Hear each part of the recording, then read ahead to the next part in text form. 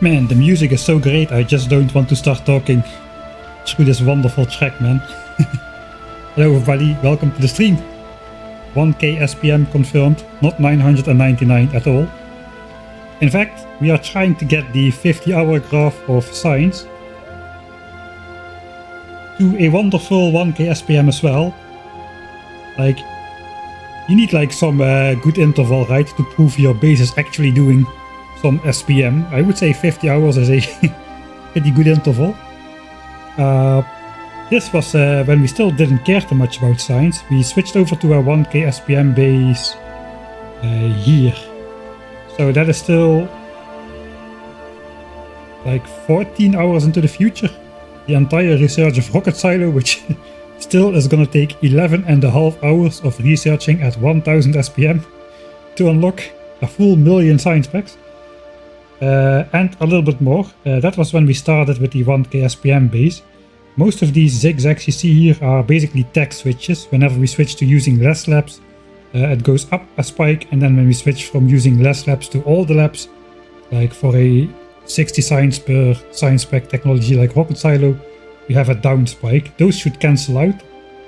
Over 50 hours that will probably be visible. So yeah, first we get rid of this dip. And then we go to the 1K and we're gonna try to get this number to 1K, which is 3 million signs over a 50-hour period. That's what we're trying to do. Today we're gonna have a pretty important project in regard to trying to make that happen. In the last stream we started preparing for rocket silo design. Rocket parts which require blue chips, low density structures and rocket fuel, as well as 50,000 space platforms for one of the designs I've got going. We mined the resources for that. We've got the bells of stuff coming into the base. It is these 5 bells, which we are going to be using for the blue chips and low density structures, and those will have to go straight through this area right here. As you can see, there's currently a lot in the way. As my blue science area used to be a lot bigger before we got the nice quality assemblers, which are faster, so we need less of them. Mainly a save on those expensive rare modules as well, but it also saves us a bunch of space. So our plan is to basically rebuild this area without interrupting science. That is going to be the big challenge. Science must keep flowing, must keep on producing at all time, and we have to somehow rebuild this stuff. I'm saying somehow, but after the last stream I spent a couple hours to just redesign this area in peace. So I made a blueprint for that, so we don't need to spend that 4 hours just theorizing without making any progress later. This is how it's going to be looking. You can see the chest area, which is currently over here, is gonna be more up here. The red chip buffer chest area. And for the rest, the bells which are now going all the way around in this area, they're just gonna turn over here and stay out of the way. And then we can see that these 5 bells, they will be able to start just flowing straight through all that. Up into this northern area here, where we then have the plan to set up all these things for the ingredients for the rockets. So that's the plan for today. We have our main priority is to get the production for these rocket parts going, because we're gonna be producing these like at 45 pieces a minute, which is like a little bit more than 1 rocket launch per minute, but we're gonna want to have like a lot more than 1 rocket launch per minute to get our space platform up and going. So we are gonna be producing those ahead of time. The sooner we can get those up, the better. And if we can already produce those things for like 10 hours or so, that will basically allow us to serial launch a metric F-ton of rockets, or an imperial F-ton, I suppose that as well. So we can quickly get our space platform up and running. The space platform, if you remember tests, where it is. think it's this one. This is our space platform. Our initial space platform is going to try to produce 8 red belts of iron, but in doing so it is rather large. This is gonna take a while, so I'm gonna read through chat a little bit. Thanks SG7 Spook for the Prime subscription for the 7 months. Time, thanks a bunch. Get up and stretch already. Oh god. Yeah, I didn't see SG. I saw the SG Hobbit's 2 million signs per minute base and they recommended as well. I didn't look at it yet. Okay, we're at the edge. We didn't look at it yet because I haven't decided yet if I want to enrich myself with post-novice knowledge. It's going to be quite a fun contrast where, yeah, I'm supposedly I'm pretty good at the base game of Factorio with the novice part and stuff, but I literally know almost nothing about the about how to do stuff on the other planets, except for the new player experience which I did. So I'm not really sure if I should try to enlighten myself before I go there for this challenge, the 1k SPM challenge, or if I should just stumble around like the noob that I am. I think I'm gonna go for the latter.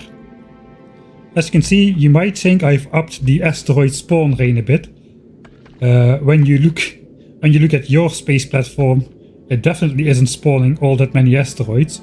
Well, turns out the number of asteroids that spawn are a function of the total perimeter of your space platform.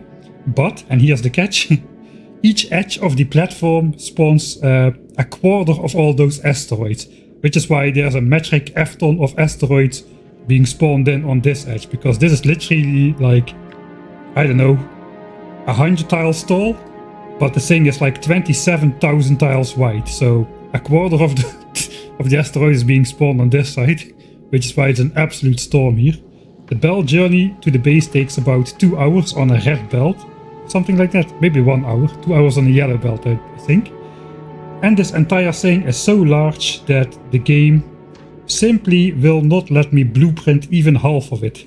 So that is the kind of metrics we are talking about here. Order to create blueprint with unreasonable size. That is the message you get.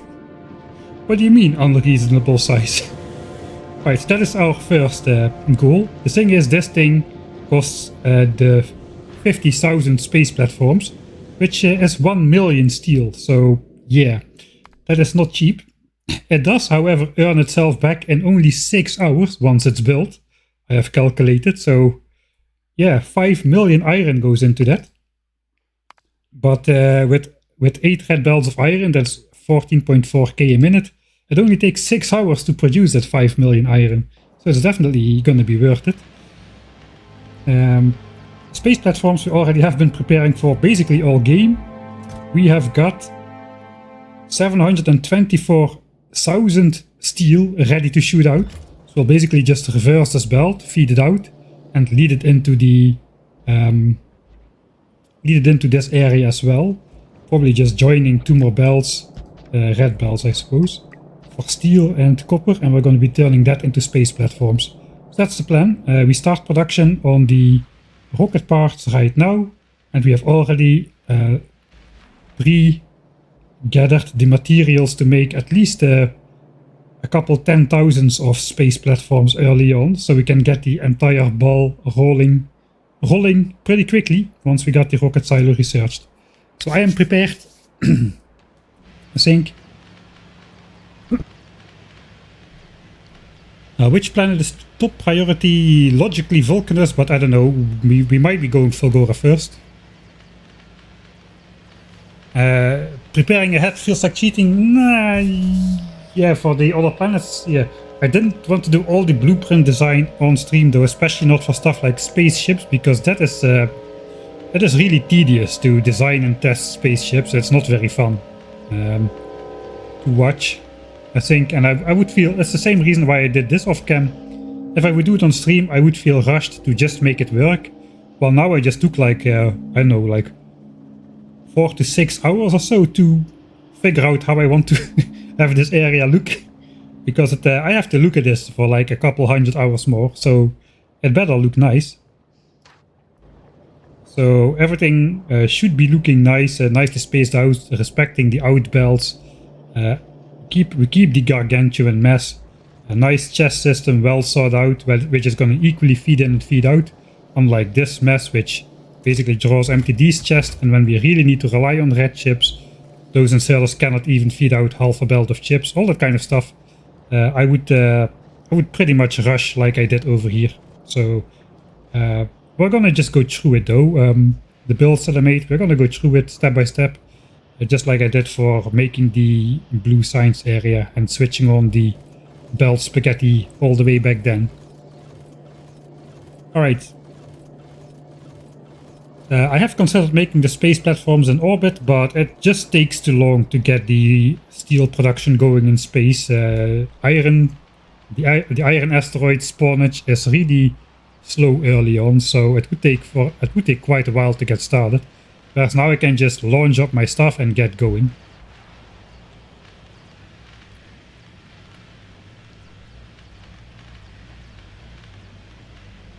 Alright, hey, Stefan Odium, Obsolete. I hope you're gonna be able to join in tomorrow a bit as well. Look on the Patreon Discord if you have missed it.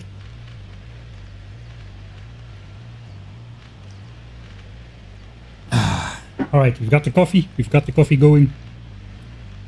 Let's actually get started. So I am in quite of a rush. Right, film saves. Yeah, film saves. The new episode is finished. This is where I've been preparing my blueprint. The new episode is finished. It's on Patreon already. It will be on YouTube next Friday, so good news for that. On schedule. Right, we're gonna go this way. We're gonna figure out how the heck are we going to rebuild blue science while it all keeps going without interrupting anything. Because I'm attached to my science graph, it's gotta stay on 1K.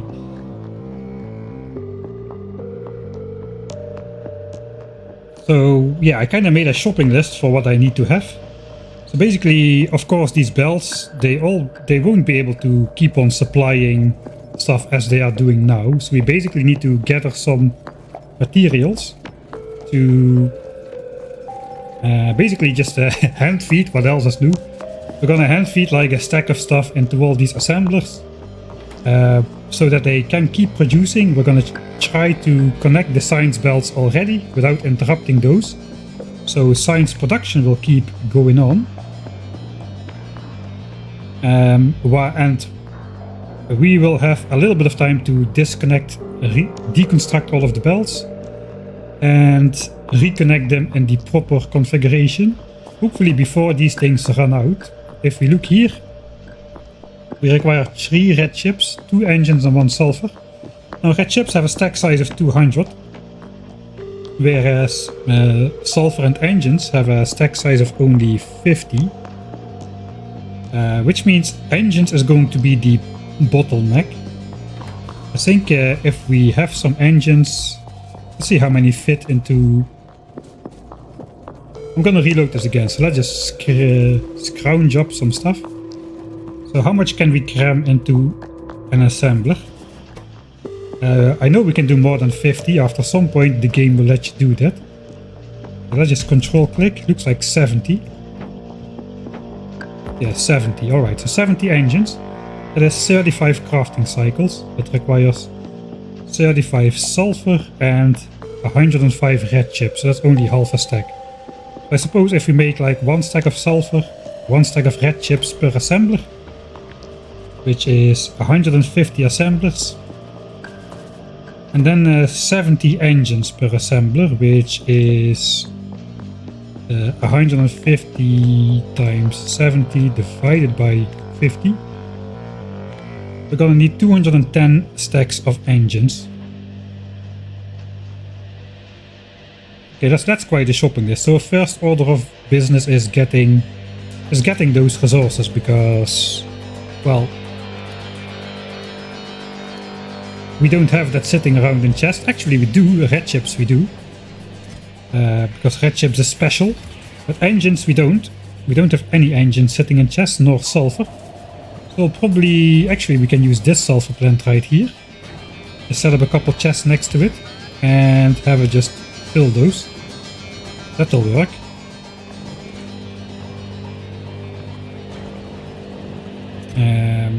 So we need 150, that is basically like 3 chests full of sulfur, something like that.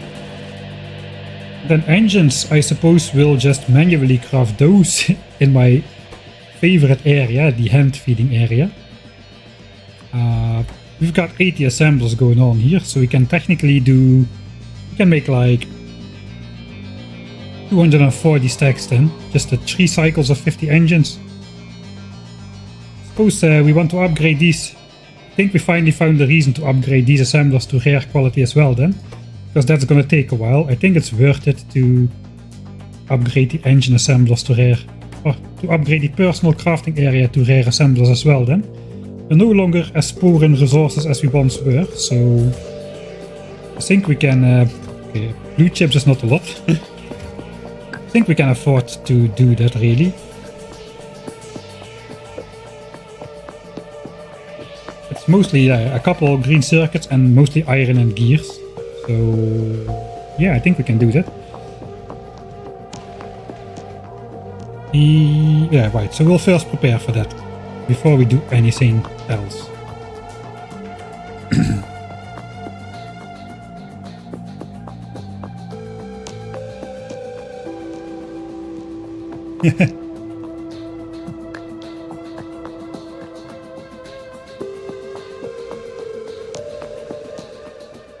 Yeah, the science cost for the rocket silo is 1 million, so the total research time is about 16 2/3 of an hour.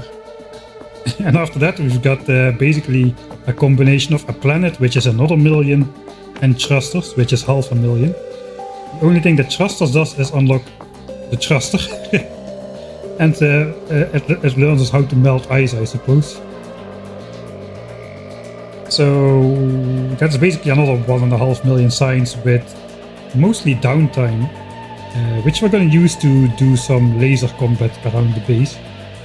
Because we're kinda close up to polluting some biters, and it's gonna be worse when I get my rocket part area built, because that's also gonna involve productivity modules and whatnot. Yeah, I don't know too why ice melting is locked behind thrusters. Actually, that means I cannot melt the ice asteroids. I can have the ice cubes, but I cannot figure out how to turn ice cubes into water until I research thrusters.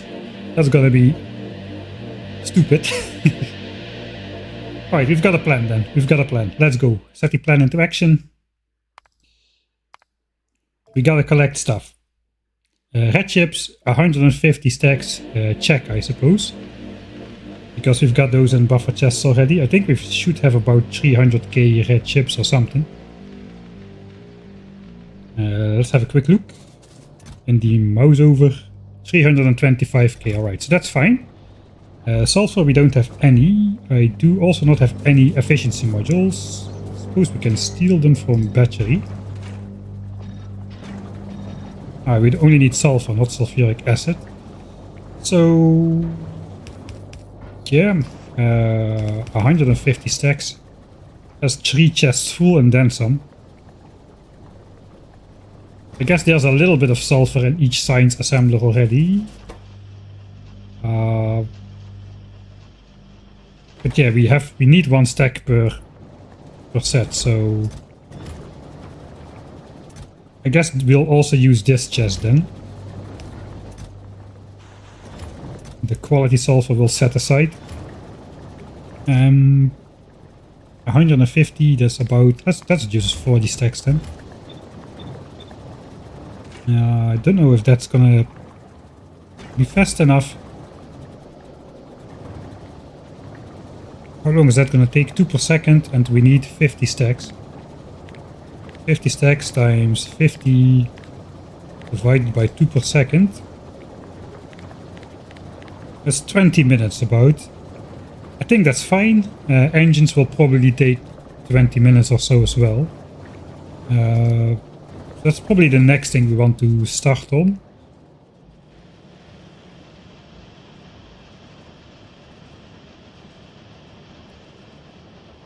Productivity level, modules level 2. I would like to get my hands on the module 2. Actually, Space Science has a ton of useful technologies behind it, like the logistics system would be great to have, 500k. All the Mark II modules, the Mark II quality module, which is double as good as the Mark I quality module, indeed better Mark II productivity modules, although the difference between quality Mark I and quality Mark II is not that great, to be honest. Speed module 2 would also be great to have for the free oil. So yeah, we'll see though. I think the unlocking the planet is gonna have priority, so I have a bunch of stuff to do after doing rocket silo stuff. Right, so then we want like 80 rare assemblers, I suppose.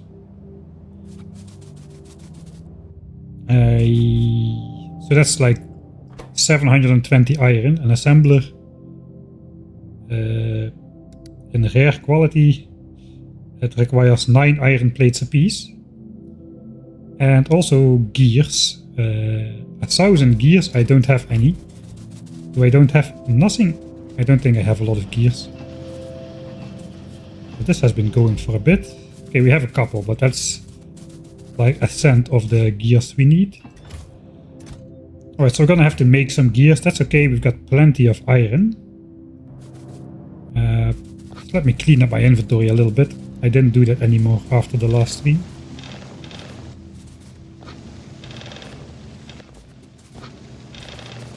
Alright. Those go in here, those go in here. I suppose pumps go in here. This goes away, this goes away. That kind of goes away. I don't need all the belts, just a couple. Don't need all the belts. Just a couple. Something like that looks okay, I suppose. Alright, inventory sorted. Thanks, hey Solarboy, thanks for these 16 months. Hope to see you tomorrow as well.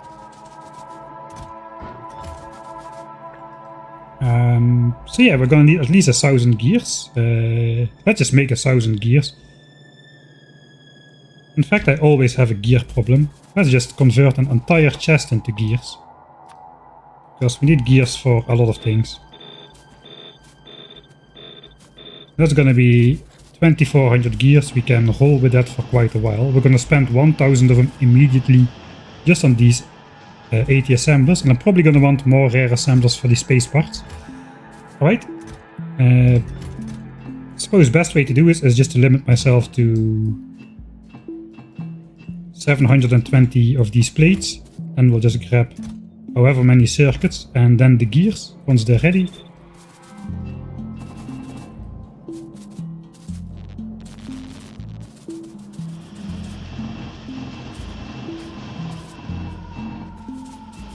Alright, and because I only inserted 720 plates, there is no way I can make more than the 80 that I'm planning to.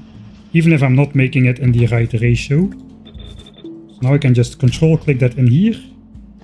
And we should have 80 assemblers. Alright, that is good. Now we need the Mark IIs. Those are going to be naturally limited because I only have 80 Mark Is in general. So that means I don't need to care how much of the rest of the stuff I put in. That's going to be good. In fact, actually, we can just take these and upgrade these immediately. Now look at that speed difference. That is 1.6 times faster. That's pretty nice.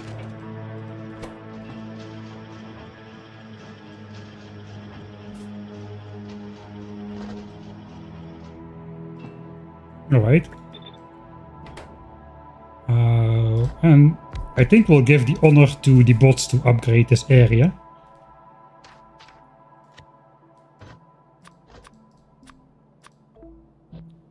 I do have my Roboport armor on, I do.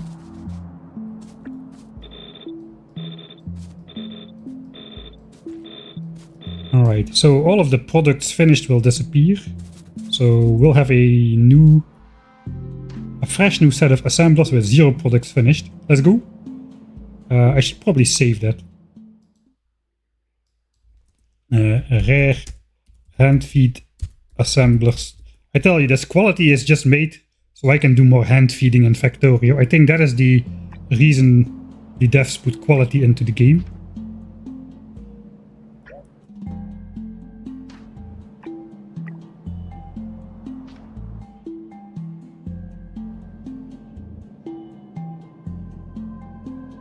Right.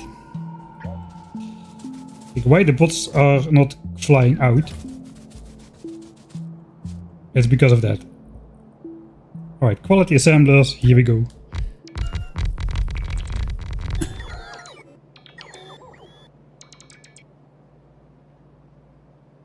Oh yeah, actually you're right.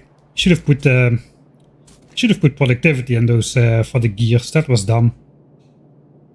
Oh well. Rare iron is infinite, even though we cannot get it at an infinite rate. Yeah, I should have put like 12% free productivity on there. I'm not gonna do that for the normal quality engines though. I just want those things to be done. So we'll go engines times 80. So we're gonna need 4K steel, 4K gears, and 8K pipes.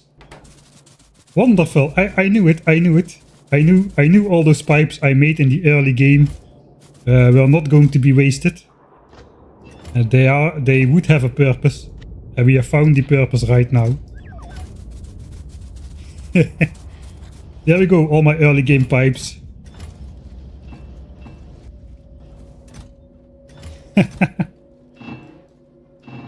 They have a functionality.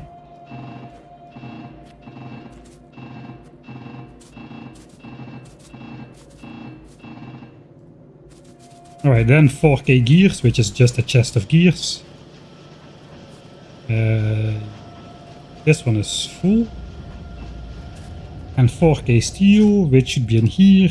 Alright, so nice when all the ratios just work out.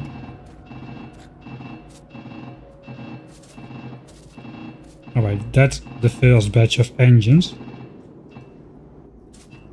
Go in.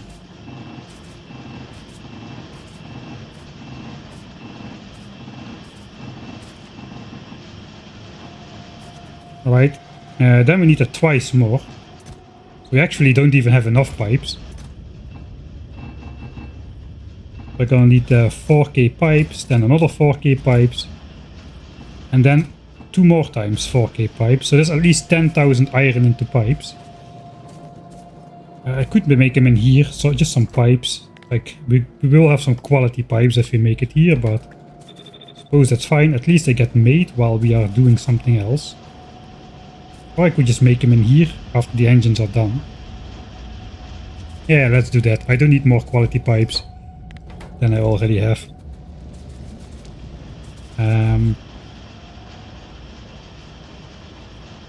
So this is gonna take like 50 cycles times 10 seconds, crafting speed 1.2, so about 7 minutes or so. So 3 times that is more than 20 minutes, so engines will take more time than sulfur. I think we can actually get going and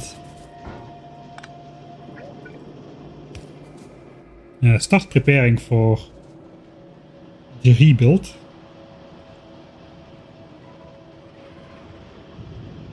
The 10K is for the 10K SPM series. That's was in Factorio 1.1 still. So the mods I currently have are these. Calculator UI, which puts the calculator on screen. The music playlist extender, which lets me play the wonderful space age music while still being a novice. Speed control, which I don't really use anymore, but in the early game that was nice to speed up the game, especially during exploration. Grid lines, which you can see in the map. Statsgi, which is this over here. And visible planets in space, which should be a part of the base game if you ask me. Yeah, that's all the mods we have. Nothing game changing, just some visual stuff, which you can also access by just pausing the game, for instance. Right.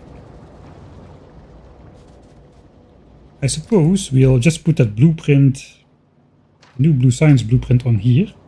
I have it locked to the grid, so it's always in the right position. Which means we can already see how the blue science is gonna go out. It's gonna go on. It should go here.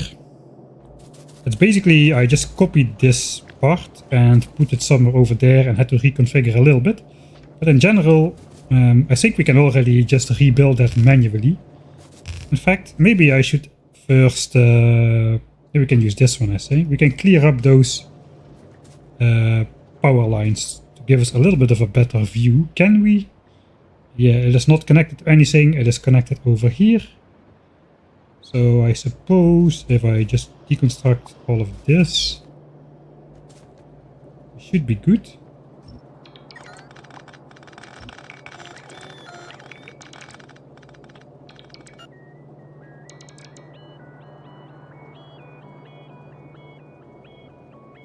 Suggestion, open the Patreon Discord for Twitch subs. I would like to, but I have no idea how I would do that.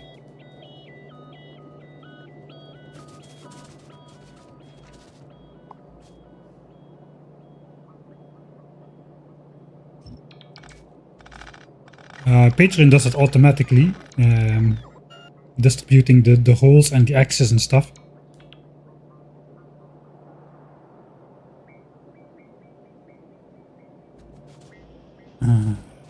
I'm not sure I can get it done before tomorrow in time. I know what you're thinking about. Twitch can do auto as well. Alright, I will have a look at that. If we can get it done before tomorrow, that would be great. Let me just open that link real quick, so I have it somewhere.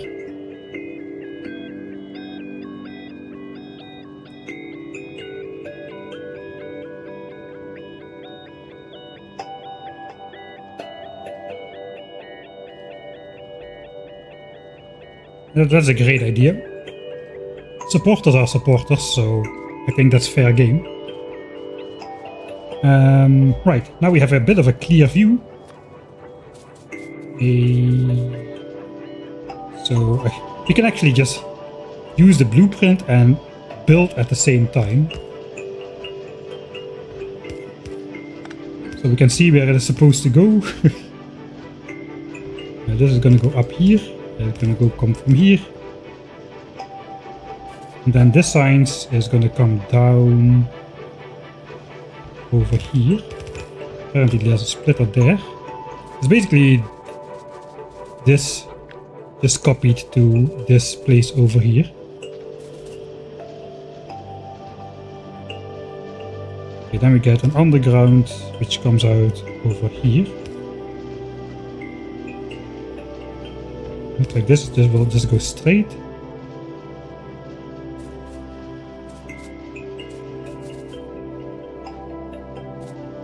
Alright, and this will go straight as well. And I think that just goes over here without any further hiccups. Yeah, this is just a straight belt, which it already is. So we can reconnect blue signs to here already. I suppose we can just do this. So that can go in here. Maybe even further, like so. And also, for now, just do this. Throw the signs back. Right. That now fits in here.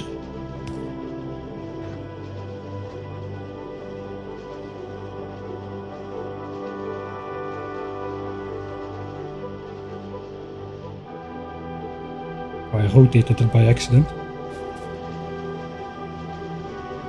Right, this one, so this one goes in here, and then the other one goes in here. I have to build it exactly like specification, or the bots will, it will get marked for deconstruction, and science flow will be interrupted. Yeah, I think we're ready to reroute blue signs then. Actually, no, we need to...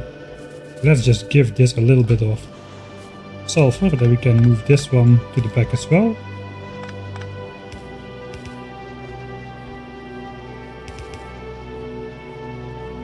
Alright, and then this belt should go down here.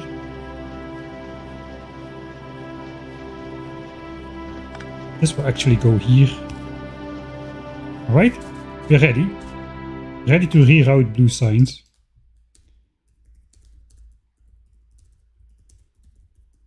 And I suppose the engines are actually close to done already.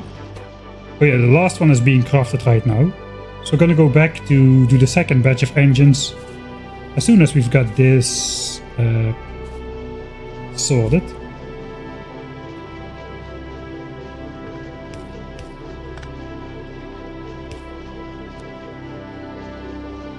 Alright, now we're ready.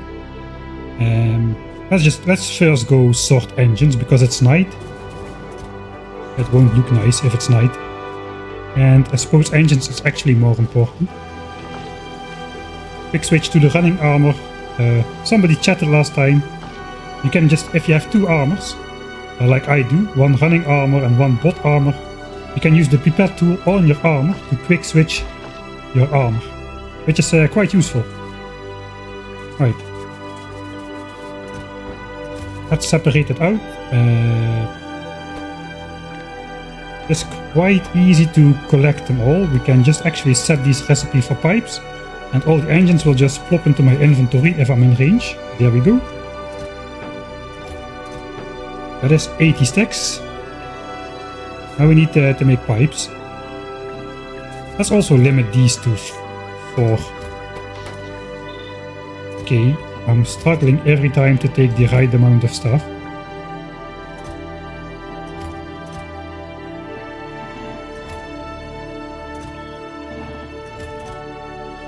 Okay, we'll start by doing this. Okay, we can take the excess iron from there.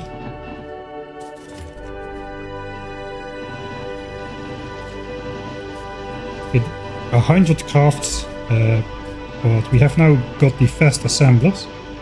That should go pretty fast as well. We also should need another chest of gears. Actually, we need 2 chests of gears, because we still need two sets of engines. And we need 2 chests of steel as well. If I'm not mistaken, I can already pick it up. And I should be able to switch the recipe without taking out the pipes. If I do this, that goes automatically from the output slot into the input slot. So output slot, if you just copy paste the recipe that uses that, it goes to the input slot instead of in your inventory. So we can do the same trick again. And we don't need to insert the pipes. All these quality of life improvements have been specifically made so I can do my hand feeding business more efficient. That is the reason. I'm convinced that is why the Factorio devs implemented all these features.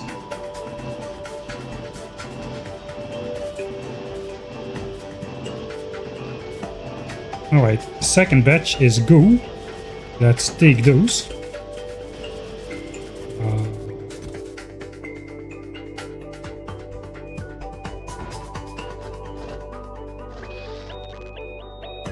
We have too many power poles now.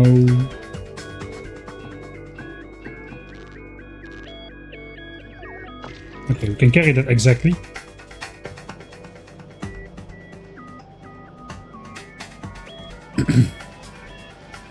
Why is Mike hand feeding tons of engines? Because we're gonna rebuild blue signs without interrupting signs production. That is the plan. So that is why we prepare to reroute blue signs now according to the new design specification.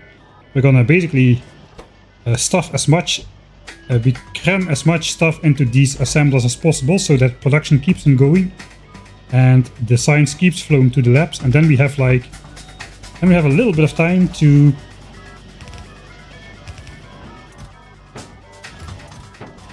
Yeah, then we have a little bit of time to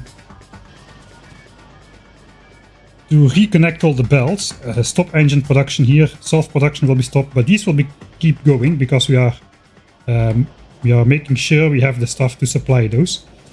Let's switch over blue signs. So I suppose just like so. This belt goes down. This belt goes down. New signs is coming out here already. So now we just have to connect it at the right moment. After all of this is gone. Let's see, no belts are backing up. Nothing is getting stuck. Those are gone. Let's put that in. All right.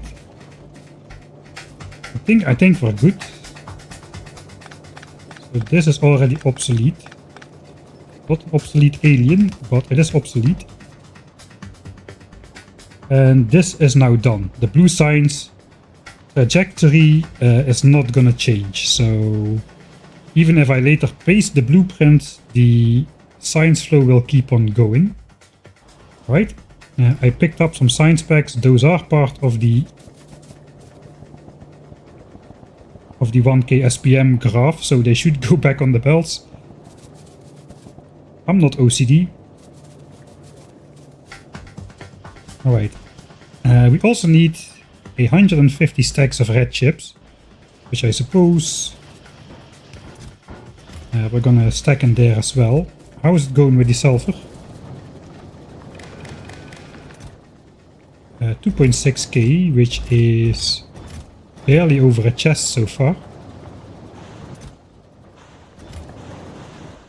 Yeah, that is not enough just quite yet. We're going to have to redistribute everything in these chests anyway, so it doesn't really matter from which chest I take, I suppose. 150 stacks is basically just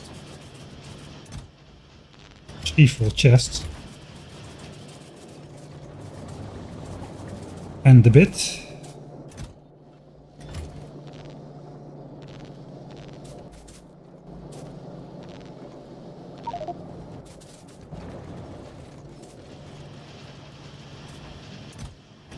Alright, this, and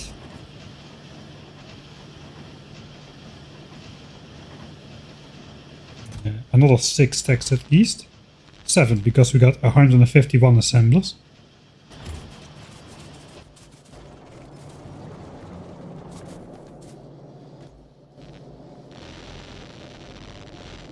Right, we're not really relying on those anyway.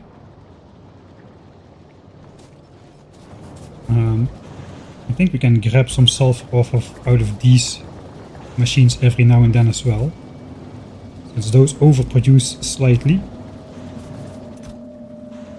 So that maybe should help us collect the sulfur we need a bit faster as well. Right. So I'm not going to be rebuilding this myself. We need to figure out a bot network to do that. Which means we should play some... I got those roboports, I never used them yet. But I made those roboports so I can use my personal construction bots. For large building projects I can charge them off the roboports instead of off my battery, which is not going to go well. So I suppose we should figure out where to place those. Let's check, the blueprint is over here. So a lot of the stuff has to be done in this area right here. We gotta deconstruct all of this and we gotta reconstruct all of this. So I probably want my roboports as close by as possible.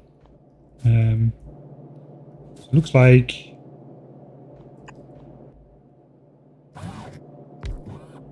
maybe starting there.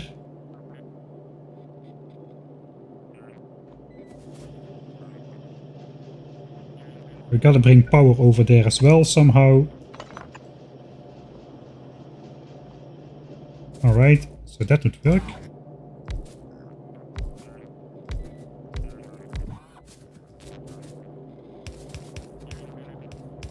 And that's 5 roboports, which are not in the way of the blueprint.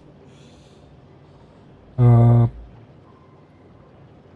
suppose another couple down here maybe. We also need to be sure that this entire area is covered. So yeah, I think we should maybe go somewhere over here. Okay, belts are gonna be there.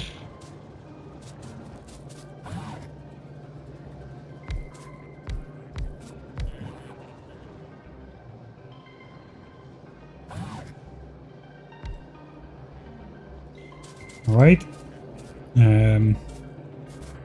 Power. Some temporary power.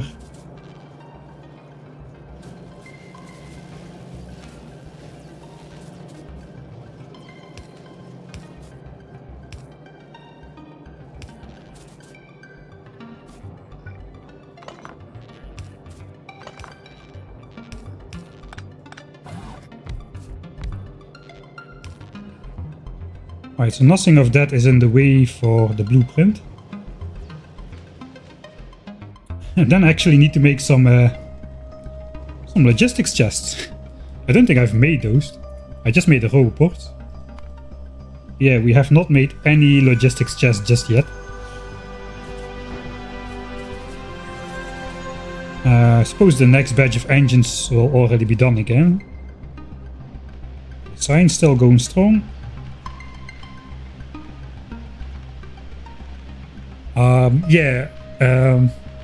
We did some more tests. There's a good discussion on the Discord as well about asteroid spawning quirks and efficient space platform designs. So it turns out smaller platforms are better for UPS at least. They're not really more cheaper to build or anything, but they are a little bit better for UPS. Still inclined to go for the big line design, as long as we can get away with it, because it just looks cool to have the giant asteroid storm at the edge. We can again switch to the last batch of pipes. Actually, we don't need that many pipes, we just need like one more chest of iron wall of pipes or something.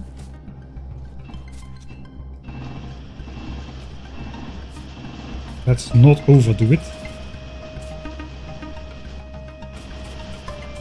So we'll just collect these manually. That's the second batch. Again, we got the steel and the gears. We need another 4K pipes. I'm making 4K in here, so these pipes are going to be left over for base building purposes.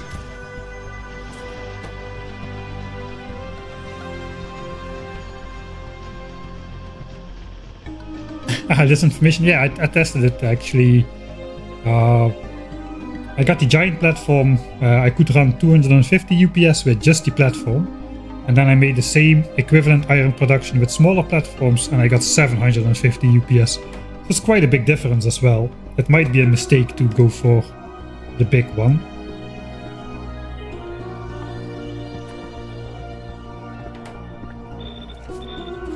Can at least prevent needing to put iron in those pipes.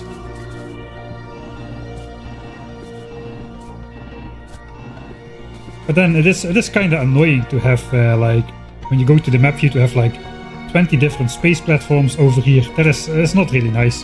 Too much clutter. So I'm still inclined to go for the suboptimal UPS design. We can always tear it down later if it starts to be a problem. And just rebuild smaller versions. A final batch of engines.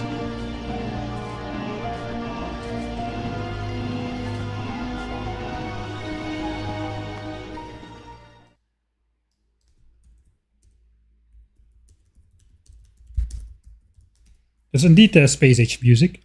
How can it be a mistake if one is cooler? Yeah, I would like to think that too. But of course, when we then have 3 other planets set up and we start to go below 60 UPS, the game starts running slower. But that's what I say, that's hundreds of hours still, so we could just do the single design for now and then just admit our mistake later. Okay, we need to take again these engines. Perfect. The inventory is exactly the right size for this. Can just buy better CPU.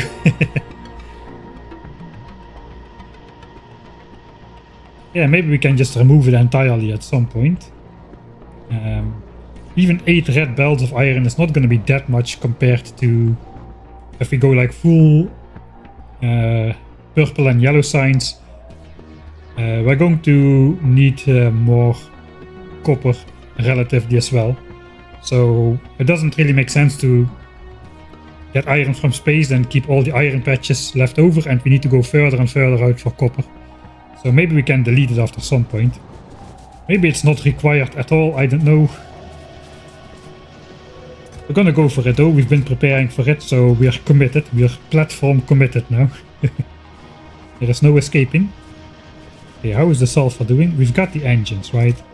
I got my 200. Yeah, we'll get this full of engines. 240 stacks. We then need 4 chests full of sulfur.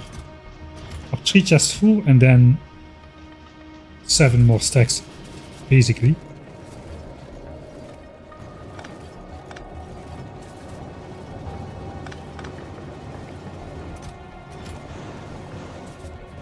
See how far we are. Sulfur is going to be the slowest, apparently.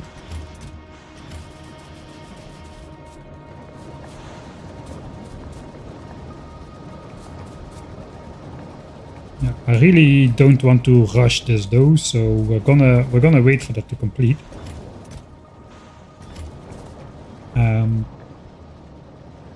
Yeah, sulfur and the last batch of engines, and then we can start to do it.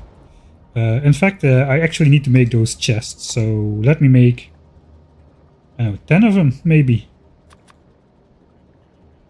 And that is where we're gonna supply the bots from. Blueprint is gonna be here. I think I'll just put the chest like right next to these roboports over here. It's not really very central though.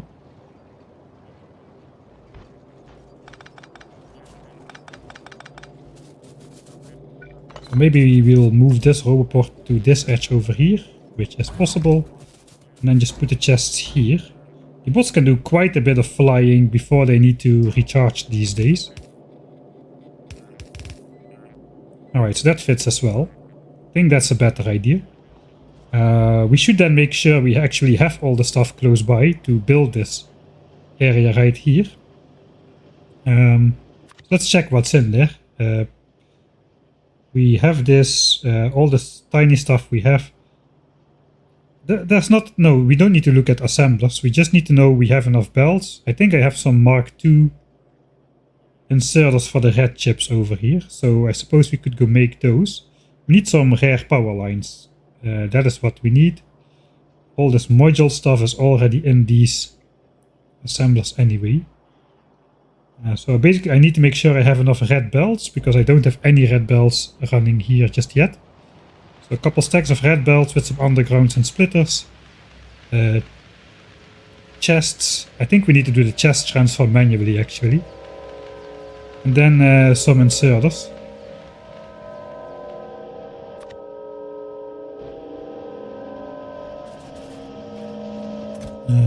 We've got these. We've got this. I forgot. Let's just take all of that. I forgot what I actually need. A little bit of this, some of these, some of these. Let's also give him some extra normal belt stuff. Let's just take all of this as well. This might be a bit overkill. Belts. It should be all about belts, really.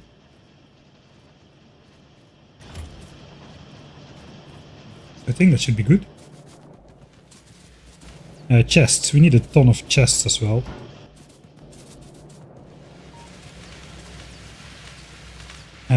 No, this is just rerouting the input belts, basically, to get them out of the way of this corridor.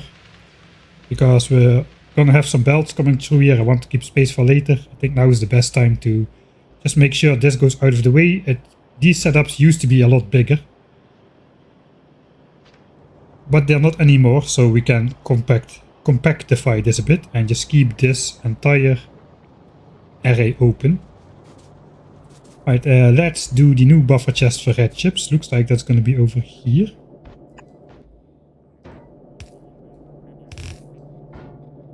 Okay, this white apparently.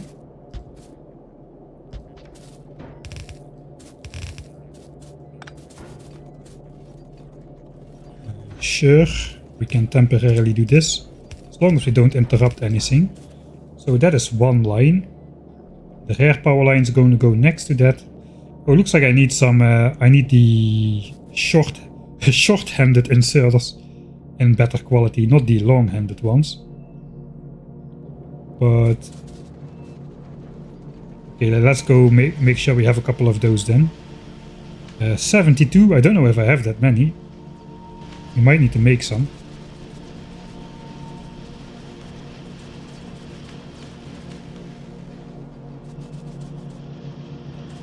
You can put the blueprints in requests, but I don't have a bot network, nor do I have logistics chests researched yet. Okay, these are almost done. Do I have those? Oh, I do. I have 100 of them, so we don't need to make them. Alright, then we're gonna do some of our favorite things, which is transferring chest inventories. You know you're watching a Michael Hendrick stream when we are manually transferring chest inventories 216 hours into the game. So let me first put my own inventory somewhere else.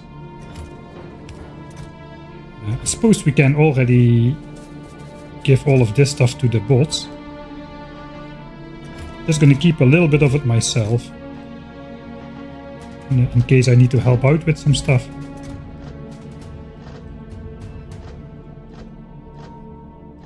Alright. Those can go. Those can go. Inserters should remain the same.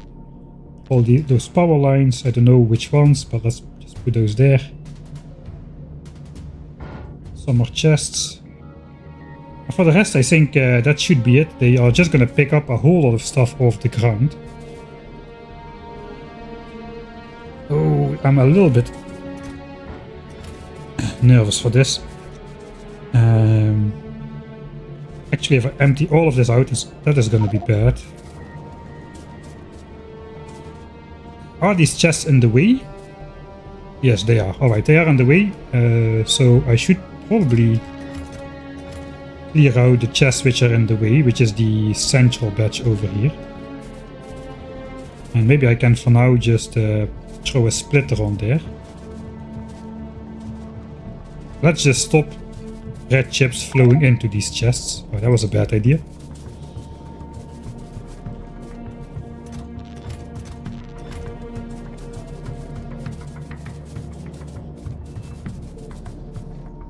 And then we can grab these splitters over here and just make sure that this can go everywhere, even though we are emptying out the central chest stuff.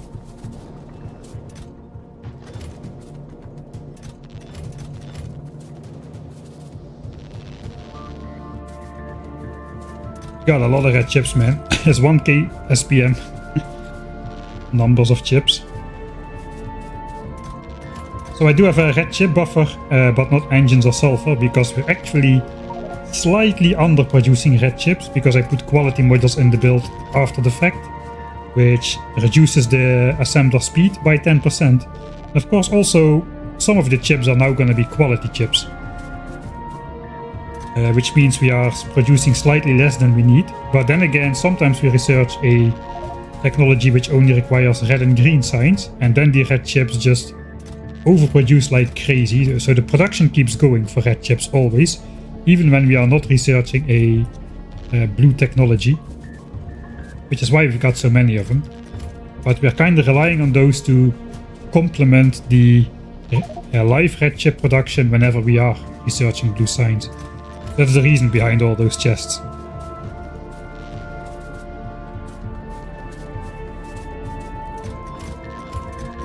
Alright.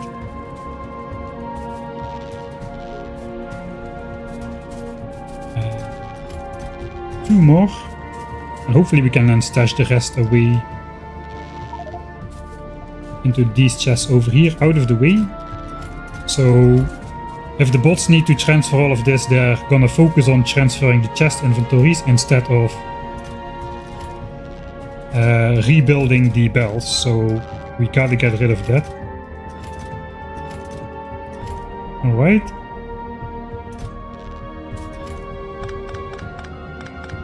Let's actually grab this. Actually, no, we should not grab this. This, we are relying on this. I said this splitter needs to be in front.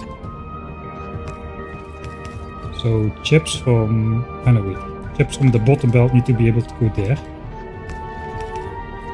So that's good. Nothing will be interrupted.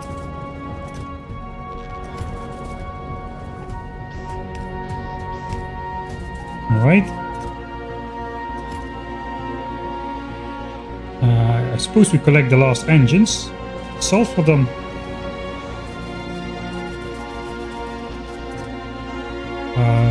Not quite yet.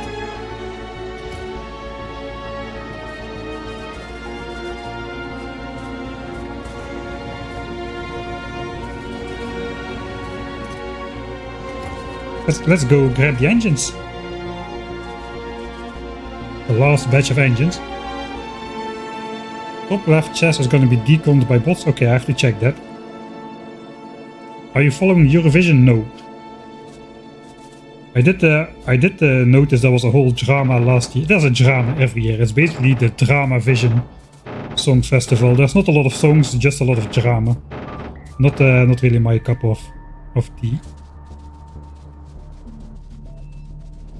The so-called apolitical, but not really, song festival.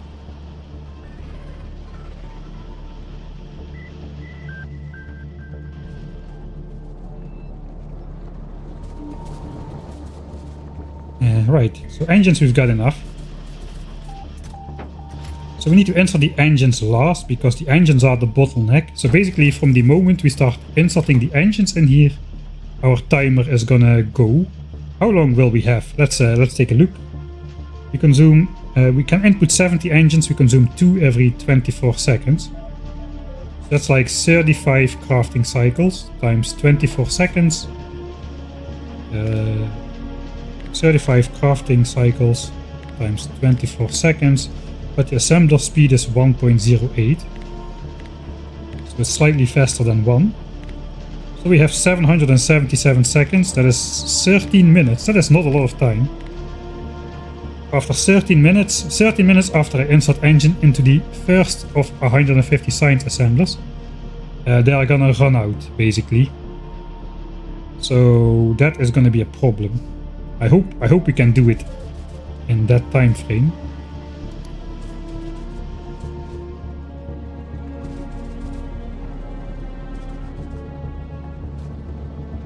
We can start with we can maybe start with inputting like half a chest of sulfur into each assembler. Oh, we might be close to having enough now. We are pretty close. Maybe let's just wait on the right moment. Let's just check some other stuff. Power might get disconnected, so maybe we should build power, or at least the part of power which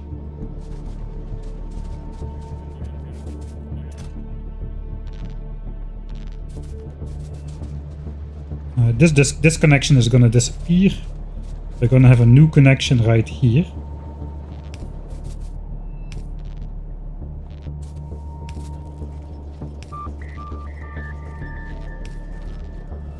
Alright, so that's gonna go like that. There's gonna be a power line here.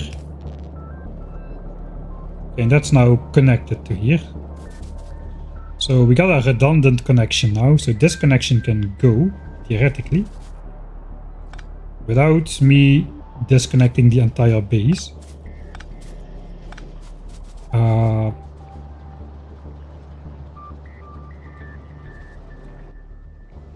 We might be able to do one more thing. I'm gonna save before this, because this might go wrong.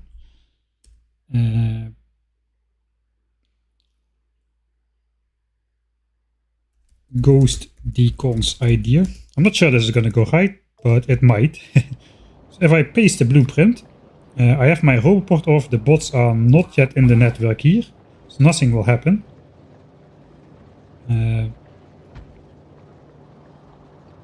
Science keeps flowing. Of course, this now all stops.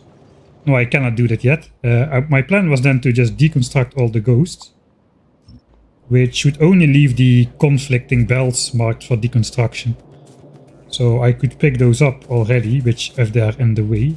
But right now that is gonna mess up my science, because we are kinda relying on this to keep flowing.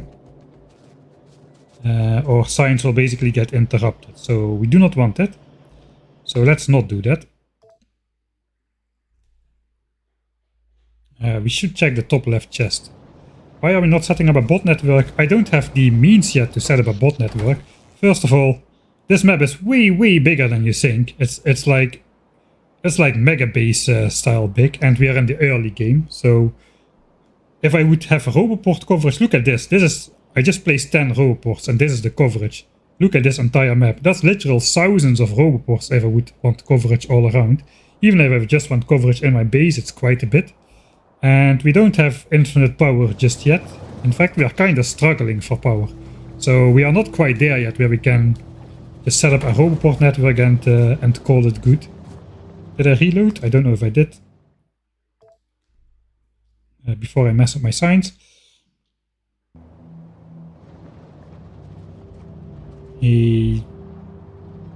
So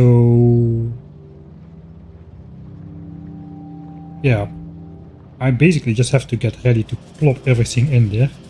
I could grab the rest of the sulfur later. We can just insert half a stack.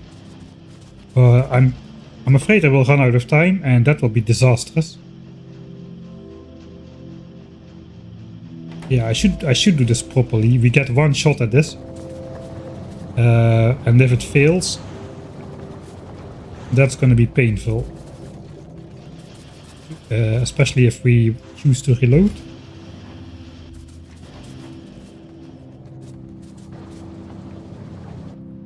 Let's just have a look around the map. Right there, pollution is really a problem. So after we set up the rocket parts, we're going to be mining more resources. We're going to be producing more pollution in the center, which will slowly add on to the existing pollution cloud. Which means that is definitely going to push out onto maybe these biters as well over the water here. These biters, those they might all get polluted. So we need to deploy our laser strategy a bit more. Just making sure the pollution will not spread onto any of the biter bases after we increase production with more productivity models for the rocket parts and whatnot. That is going to be dangerous. Also, I would like to try to laser these nests right here, so I can expand my solar farm a bit more. We've got 7.8k panels. I would like to bring that up to 12k. I think we already have that in chests. Yeah, 4.2k are sitting in chests right now. So we can do that. With 12k panels, we probably are in the position where we can switch off the steam power plant entirely. How is it going with resources?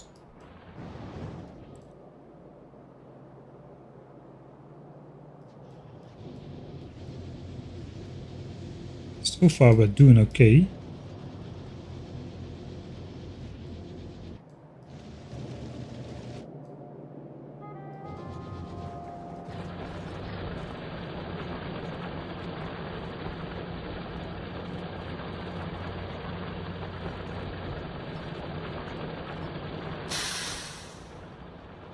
Thanks Repucci for the 5th month subscription. Yeah, the iron ore belt is inverted on purpose. I basically switched off that steel smelting area since we get surplus steel from the steel smeltery for engines, which is going to our buffer chest right here. So I don't want to smelt steel from my limited iron ore anymore here. The OG steel smeltery right there. Quality, how's quality doing? Oh yeah, I forgot actually, we have a quality problem. Is this my inventory? It is. Keep the Roboport off. Maybe just switch to the running armor. I forgot a long time ago, I forgot to complete this loop. This loop basically allows these copper plates to go into this side as well. Also, this is pretty full. Actually, no, it's not really. It's about half full. And these are not working. These have filters somehow.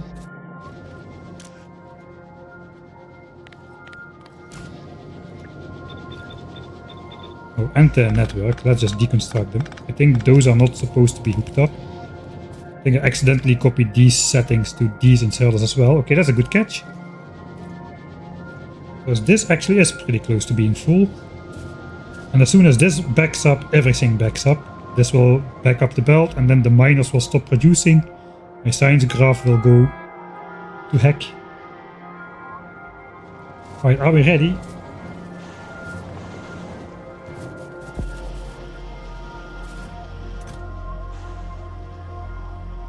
This and 6-7 more stacks, right? I think we can grab that off of here without any problem.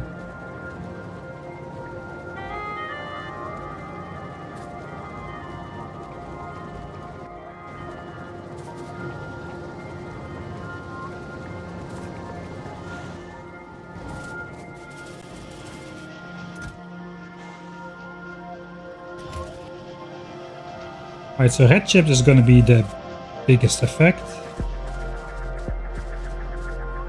I think I should switch to the slow armor. I need some precision for this task. Man, I'm nervous.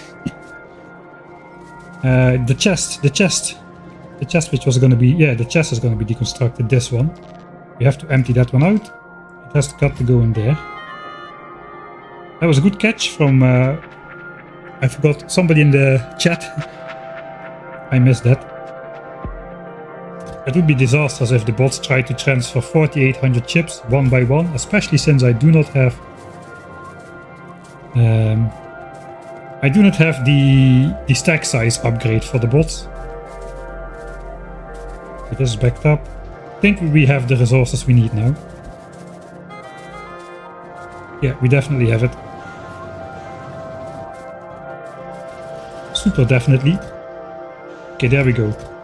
1, 2, 3, 4, 5, 6, 7. That is what we need. We're ready. We're ready. Do I keep putting sulfur in these chests?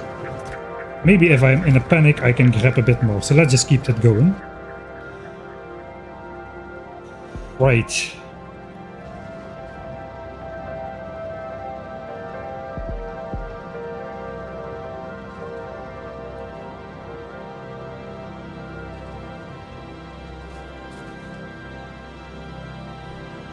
So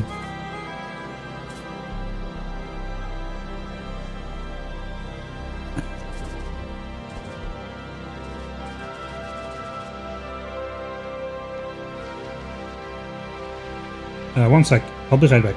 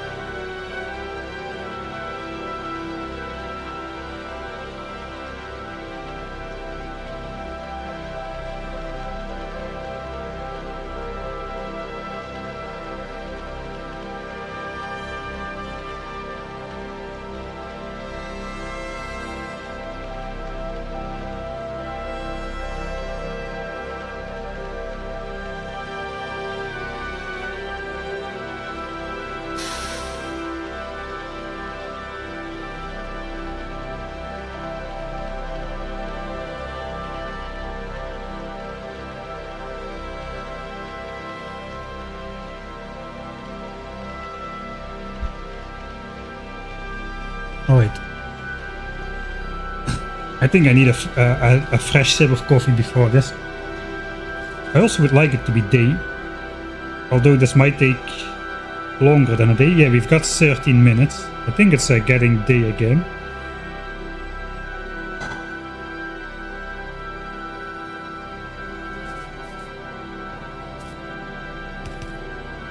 That's... I'll give the bots access manually, I think. I think we're first gonna try and deconstruct some stuff. Let's just go. I don't know how it's gonna turn out. I'm gonna save. I'm gonna save if it goes wrong. If it goes wrong, I'll reload, I think. Inventory space. Now I just want to put this stuff into the assemblers. Let's go. Let's go. Let's just give it a try. Recons live blue signs set up. No interruptions. Something like that. Whew. How long will the current research take to finish? About 10 more hours. 11 more hours. Alright. So this is more than fits in my inventory. We'll just take everything. One stack per assembler.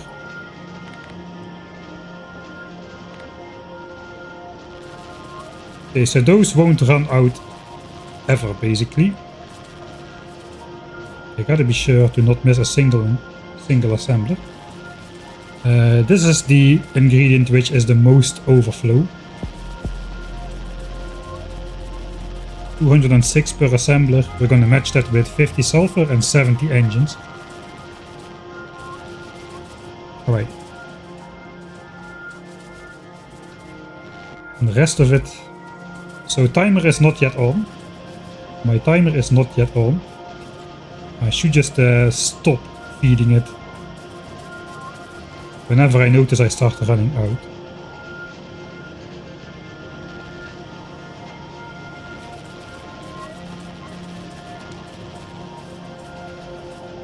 Okay, last line. And then we've got this guy, and that's all the stacks of red chips. Right, then sulfur, still not critical. Sulfur. The moment I start inputting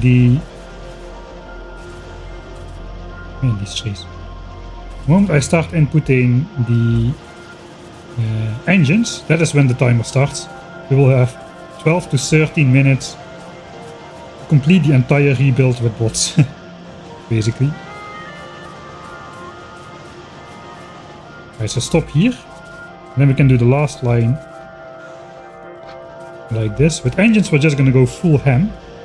We are not going to insert one stack per assembler. We're going to insert the maximum possible, which goes up to 70.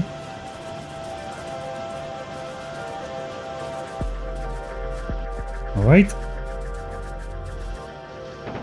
Oh man. It looks like we're going to go 3 times for this one. It is the moment. Timer, like it's a 13-minute timer. 13-minute timer start here. Let's let this go to 17. Then I know I need to finish this before 217 hours and 30 minutes exactly. Alright. Whew. Can you make the microphone louder? Very quiet. I think this music track is very loud. So let's skip to the next one.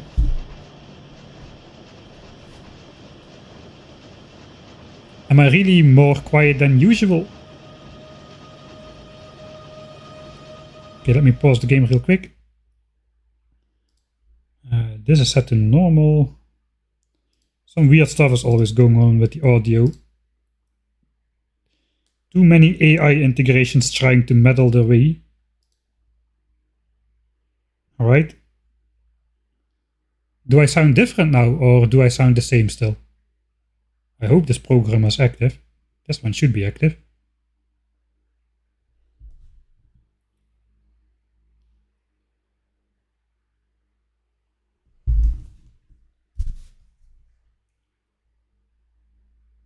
About same, about same. Most people say about same. Alright. I'm not postponing this blue sign stuff. We have 5 seconds to go until the timer starts. Let's go. 3, 2, 1. Okay. We have 13 minutes to finish this entire thing. And I'm already doing it wrong. I should be filling it to the maximum. I should be doing stuff like this. Right, grab new engines. Next line, maximum.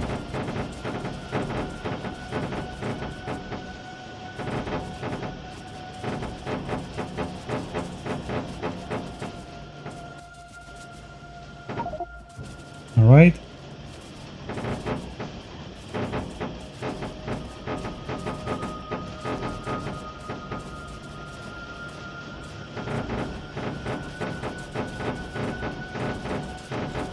Okay, I think I was not careful enough.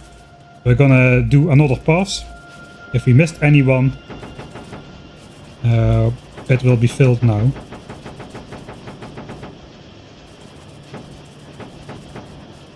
It's really important that all of these signed assemblers stay working.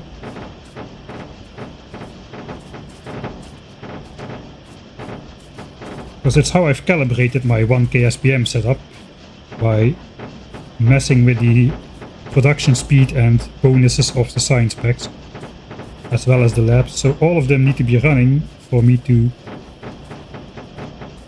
keep going. Alright, what is the next step? Perhaps I should have thought about what is the next step before I started the timer. Oh man.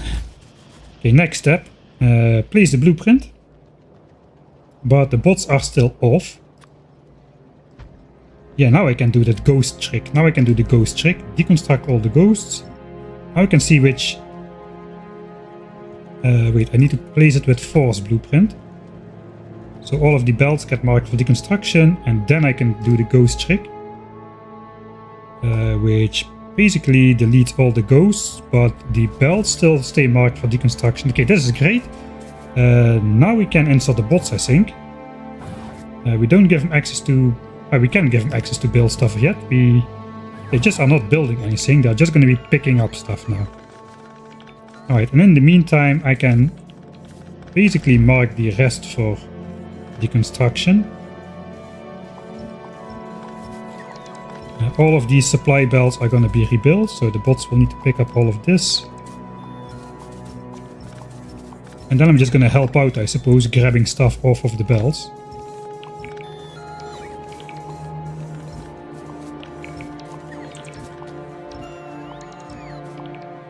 Yeah, all of this can go. Let's not go too fast. All of this can go. This can go. 13 minutes. All of this can go. This should stay on. I think this is already rebuilt. This can go. I think this is also kind of rebuilt. No, this can actually stay.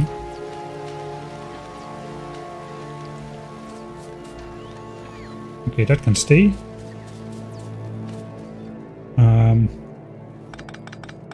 I'm just going to be picking up some stuff manually here, so stuff doesn't go onto the wrong belt.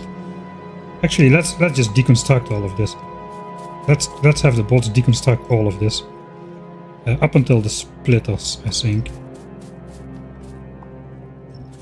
Because you can get like steel onto a red chip belt if the underground configuration changes a bit, and then we're gonna get stuck like here.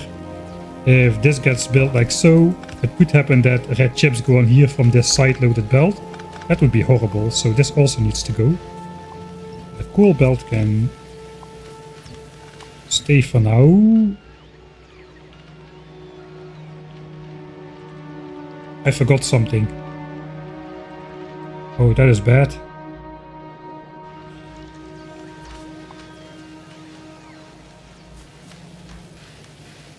This was supposed to stay. Alright. Let's start grabbing stuff. Just don't grab stuff off of the belts. That is the main culprit for the bots. We'll just gonna grab stuff off of the belts. And those undergrounds, they have a lot of stuff always, so let's take the undergrounds. Those house all the stuff which is actually hidden in the underground tiles as well. Okay, grab stuff. Why is my armor?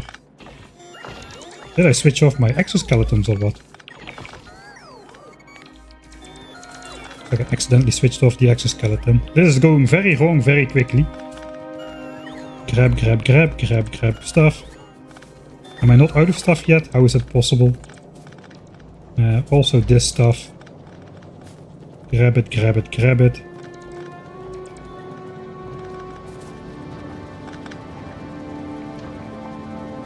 This will also be recalibrated.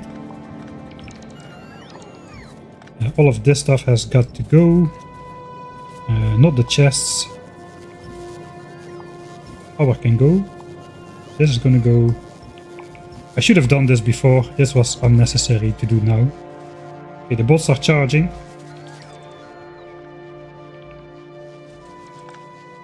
I made a mistake. Okay, I don't know if we can get through a full night on Steam.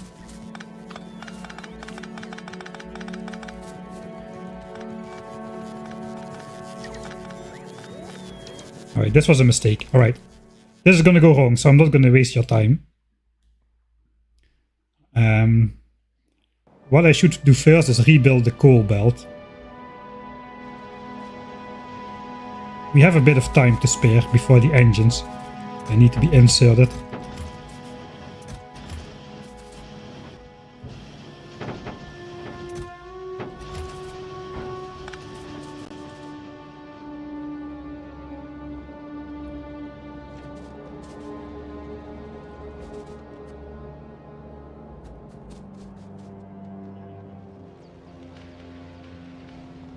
Alright, so the coal belt is gonna go here.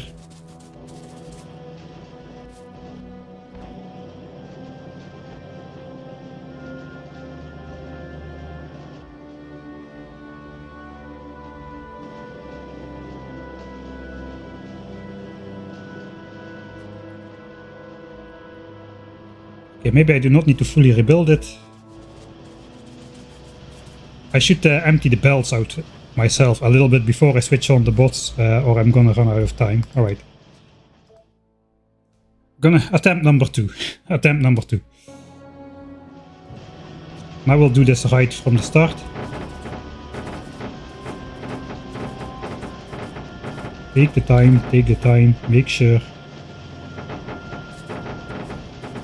each assembler at least gets filled twice.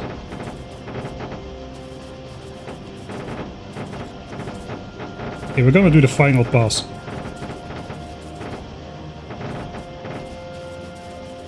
With the engines once more. The timer starts then on the final pass. Yeah, that's what I should do. Just do it. It doesn't really matter now. Just the final pass of engines, that is when the timer really starts. So if I miss a double input, that's fine.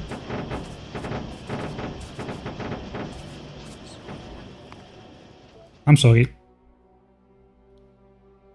It is probably even more frustrating for you to watch than for me to do. I just do it calm and collected. This is not a big deal.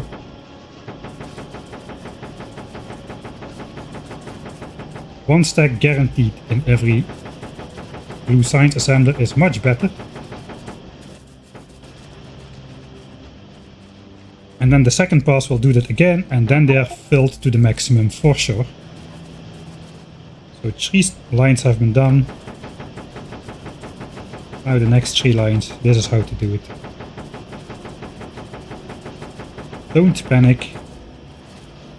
Read the Hitchhiker's Guide to the Galaxy. Bring your towel, everything will be fine. Pure cinema. I would disagree. Right. So now if I insert this, there's going to be 70 engines in there. And every single last one. And then the Now the timer has started, basically. 12 minutes to go. No moving the mouse button around. Just make sure every assembler keeps going. Every single assembler.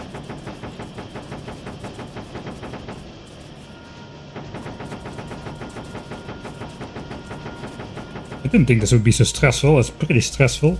We got some left over. Let's put it there. Right, here we go. Then we paste the blueprint. Plop. Then we remove the ghosts. So all the ghosts will disappear. The belts will stay active. Now I can see which belts are in the way. I can deconstruct the rest manually. So let's do that first. Before we switch on the bots, we're first gonna do that. And then we're just gonna empty the belts a bit by running over them and holding the mouse key. How did I not deconstruct those power lines? I should have made a deconstruction planner that ignores roboports and power lines. So I did not accidentally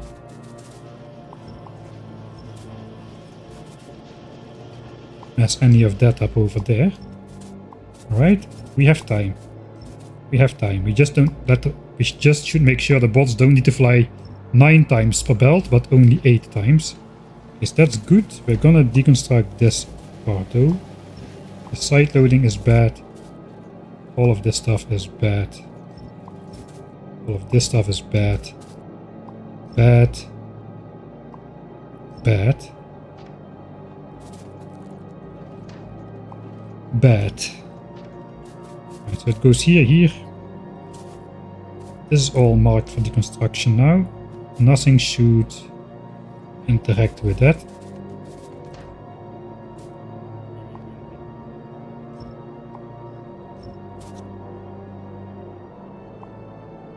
This can all go.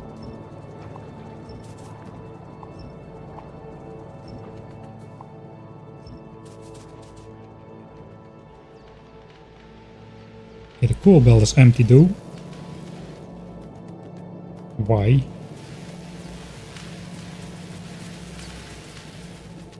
Alright, that's because of this one. I can just... I should have done that earlier. That one was marked for deconstruction. The coal is going now. So... yeah, okay. Coal keeps going until I switch on the bots. All of this goes, all of this goes.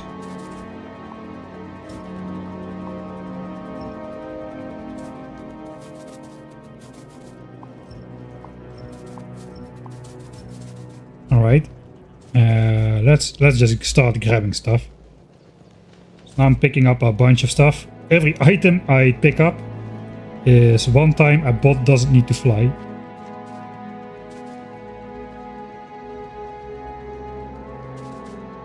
Alright, and then I think another trick I can do is unselect... what was that? Red chip chest marked for deconstruction. Yeah, only that one. Not the ones which actually contain red chips. If I unmark the undergrounds for deconstruction, I can pick those up myself. I suppose I can just pick those up myself without unmarking them. Just prioritizing that. Okay, I picked up blue signs. That is bad. Single signs back. We cannot afford it. Go back on the belt. Panic is setting in already again. No more calm, collected business. I just manually grab this a bit, so it's visually disconnected.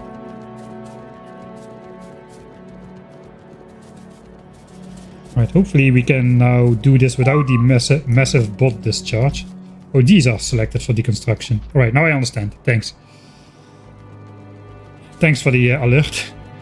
I first thought this is a bad moment for the biters to like destroy a raider outpost or something. Sometimes it happens when they expand. Alright, I picked most of that up. That is all stuff which does not need to be done by bots. Where are my bots? Did I just put them away?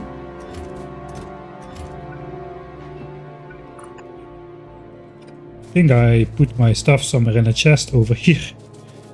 As you see, I'm very organized. It is not that chest. Looks like it was that chest. Okay, more engines. I can't carry all of this. Put away the engines and sulfur. We might pick those up later. Alright. I think we're ready. Let's make a mid-save. Not going great, I have to say. Let's try. Why is this all still full? Yes, at least it's pretty close to the bots. I thought I walked everywhere now.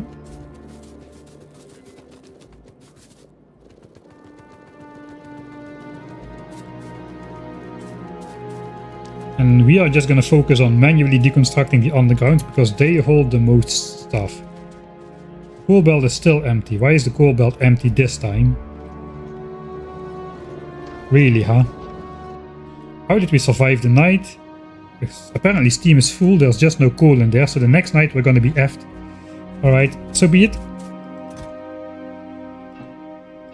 Let's throw some stuff in there.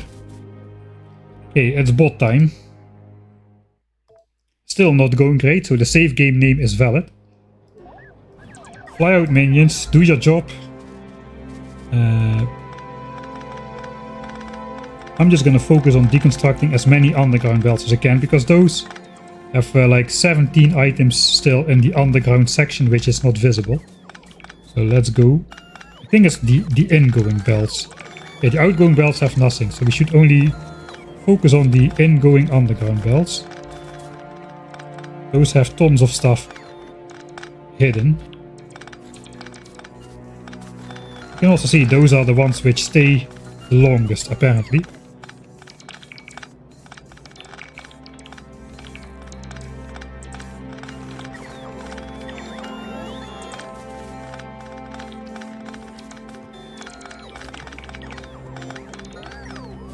Okay, grab more stuff off the belt if I see it laying around.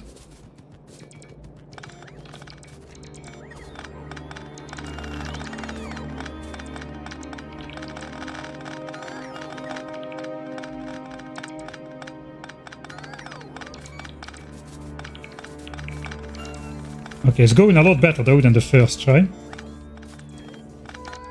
As long as I don't pick up construction bot. Yeah, it's literally only the underground belts which are staying everywhere. The entrances to the underground belts.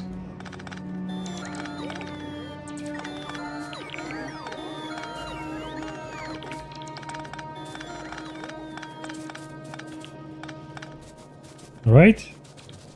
How's it going overall? Looks pretty okay. Most of it is gone.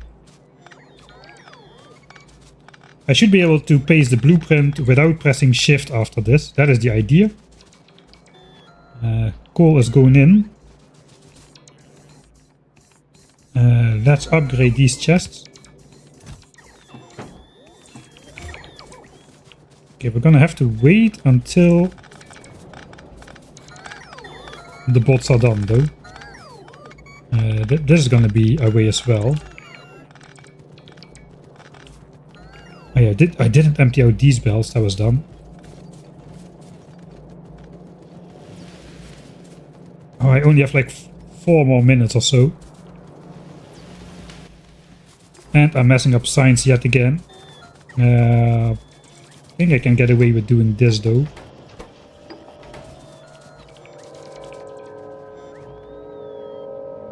How's it going? 22 engines remaining. I think we have a little bit more time than it is saying on the package. Grab the undergrounds. Grab stuff on the belts.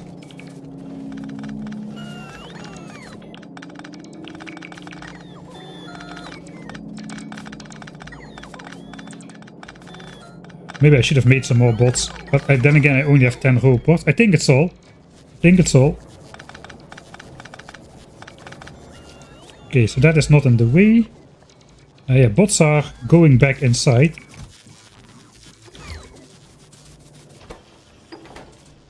Alright. Alright, 18 engines left. Yeah, 18 engines, 16 engines left. So we have only a little bit of time. I think though, deconstruct complete.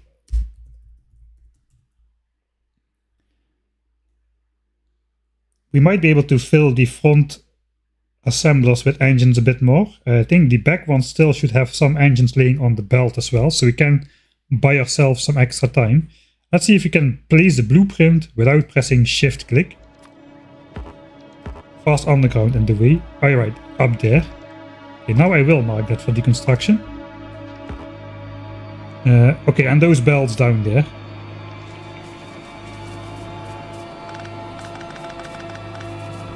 Okay, another try. Yes, okay, I placed it without pressing shift, so that is a good sign that everything should be going well. Let's try focusing on getting the coal belt back up.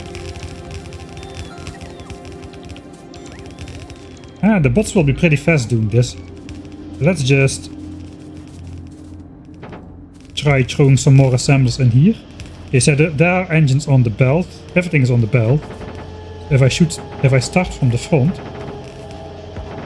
man, this music is not really encouraging. We should be able to get some extra engines in there. Science keeps going for a bit longer.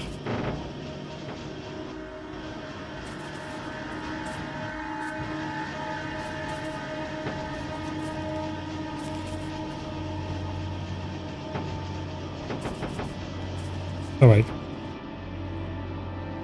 Okay, let's see if there's anything missing. Lights and efficiency models. Alright, I can live with that. Let's give him some lights.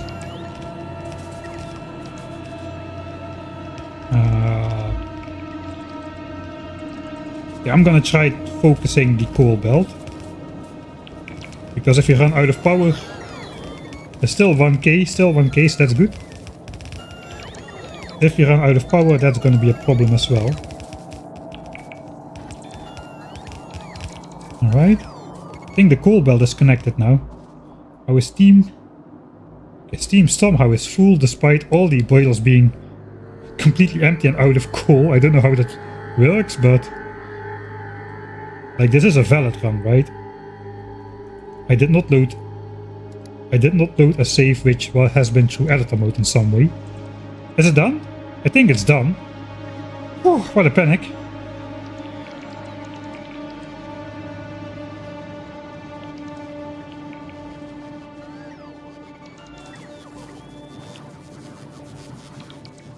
Alright.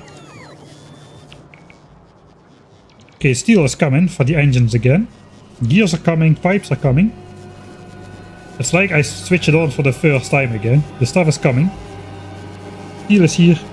Steel is getting mixed in this terrible mixer. So engines will be switching on shortly again. Yeah, this is already backfilled. Engines and red chips and sulfur. I think we did it. I think we did it without interrupting science. That is great. Yes, nice. I was pretty sure we were not gonna make it after I had 4 minutes left after the deconstruct, but it looks like we did. Now the entire red chip production is flowing into the overflow right here. Let's just pick those up, I suppose, then. So it is supposed to go here with priority, but now it's flowing here because we manually inserted red chips. All of the chips are gonna go here and they are put into these chests. Like, we have it going through a splitter, so it gets loaded equally and it gets unloaded, I suppose, equally as well, although we are not really... We don't have a balancer for these red chips right here. Alright, that was that, I think. Now we just grab the roboports again.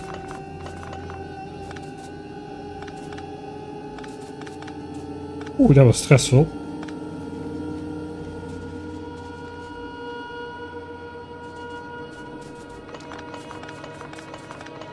And we should have our bots back, the robopods back.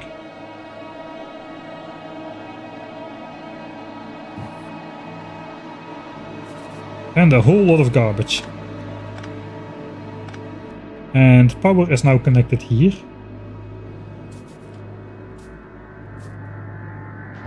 Yeah, that's probably not gonna fit, is it? Alright, let's put the base building elements away. Because that we're gonna take back to the crafting area. And we'll just focus on grabbing all the resources.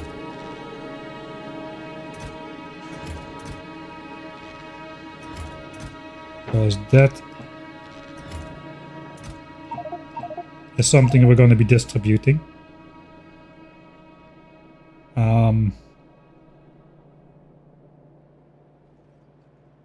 I guess we'll just throw all the engines and sirens again, the leftover ones.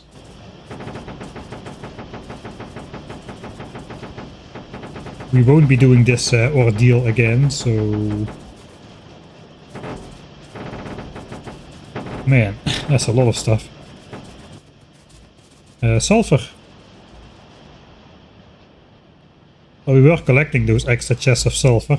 I might have a use for sulfur at some point. They do explosives and whatnot. So maybe I'll just...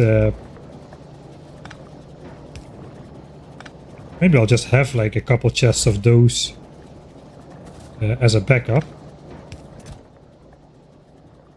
Let's throw those in there as well. I guess my bots will...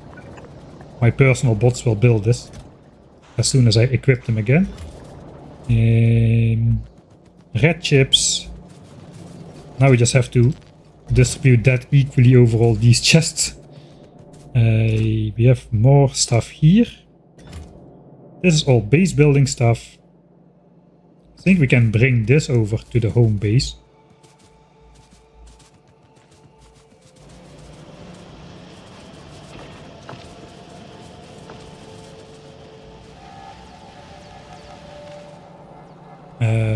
The blue science assembler without productivity modules. That is to make sure we don't exceed 1000 SPM, because I want my 1000 SPM to be 1000 SPM basically. Right, so now we still have more pipes.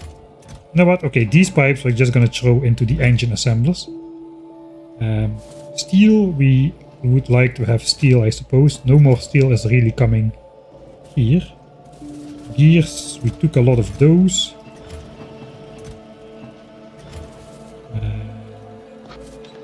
Coal. Maybe we should just bring the coal to the boilers, since we accidentally interrupted that for a while. Okay, so this is gonna go back again.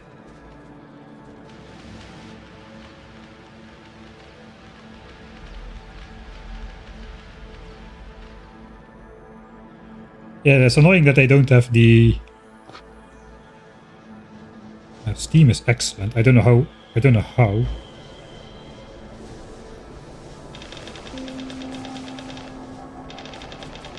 Alright, some extra cool insertion there.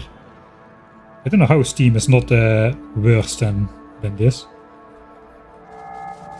I should probably save. That is true.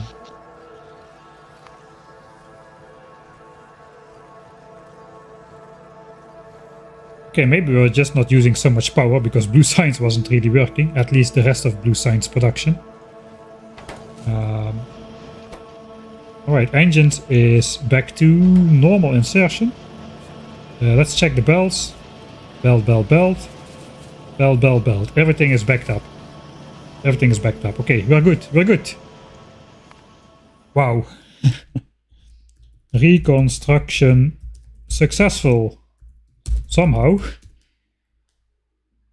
Whew. Yeah, we got the accumulator. Oh, yeah, I forgot about those. We were never in trouble. We had the accumulators already. I forgot I built those. So yeah, we were never really in trouble, I suppose. We wouldn't have been able to charge the accumulators back up during the day, but we have like a couple nights worth of power in there, I suppose.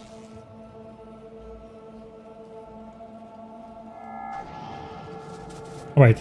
You know me always making more drama than that there really is. apparently. Right, I suppose we can plop those into the trash slots as well. We might not need this many walls on us anymore, if at all.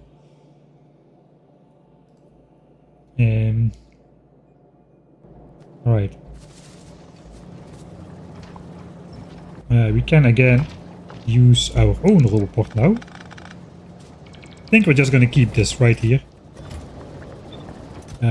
If we need sulfur for something else, we can grab it. Alright, so let's go over the new build then. Red chips just come out as the same. They go the same to blue signs as before. Overflow is now balanced, so you can see this output is balanced. We are feeding it equally, and we should have that come out equally as well. Maybe I should set fish output priorities on there. It is very important that it's only on one side of the belt, because the other side of the belt is going to be occupied by engines. So we don't want full belts of red chips. Yeah, sulfur now goes to the left, as well as these outputs for the engine, so that goes on there. Basically, this is the same. It's just copied over from the right side to fit into this corner, like it previously also fitted in a corner like so. And then I just reconnected the belts. And I fed the coal belt through here instead of going through the labs areas. That's out of the way nicely as well. I kind of like how it looks now. And we've got this entire corridor available to bring in these resources. This is now obsolete. So we can grab this entirety of coal belt which was flown through here. It is no longer connected to anything. Don't tell me the coal went on the belt. It did not go on the belt.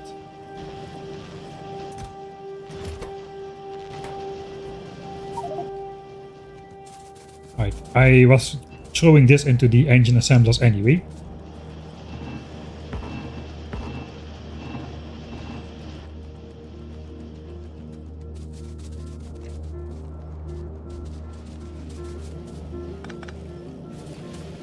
Yeah, there's a lot of coal on that belt.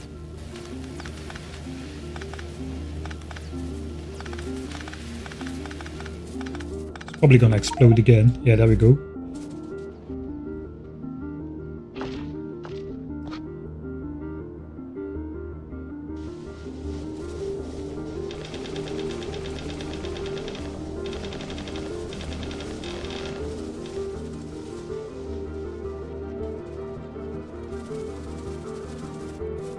Grab the grab. Alright. Last of the coal. Reconstructing is never such a difficult task, but if you want to keep production going during the reconstruction, that's a bit more tedious.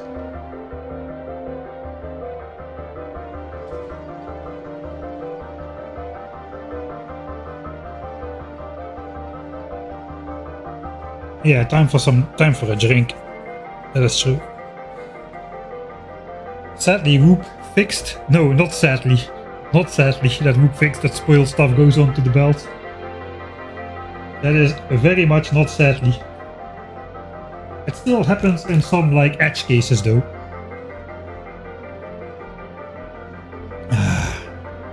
38% hype. 10 hours and 17 minutes remaining.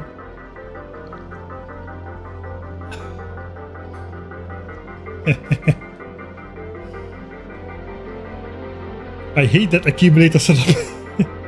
But everything is nice and square. Everything is nice and square. The square has just started to tip over a little bit. It's the square of Pisa. But everything is just like squares, like you normally build in Victorio. So nothing going on there. Alright. I've got some more chest transferring to do. I would like this to be like some sort of balance, so I suppose we're just gonna do these kind of loops. 4 per full inventory. Okay, that should be like over in no time.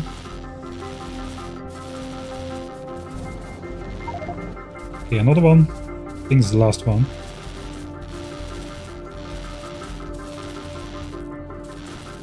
Oops. I so said 4 per filled inventory. 3.1k, 2.9. How many chests is this? 24. I think we're gonna just take a couple back to the base. Alright.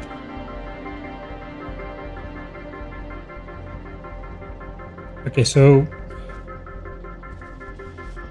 why? So I have not enough red chip production. I think just red chip consumption and production is a bit too irregular, which is why sometimes this half belt is full. And some extra escapes here to go into these overflow chests. But then we're also feeding out from the overflow chests. These inserters are moving. I think if I just upgrade the red chip area here to red belts, or at least the part which goes...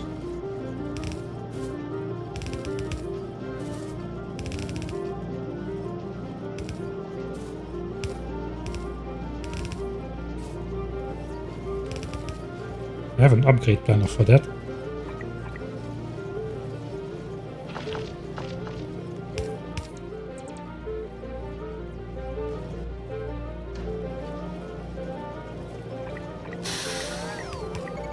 Now I can do this, the coal belt is gone.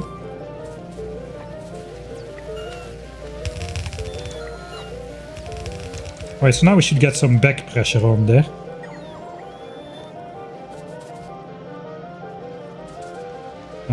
Actually no, I suppose I will upgrade the entire thing if I can. Up until these splitters.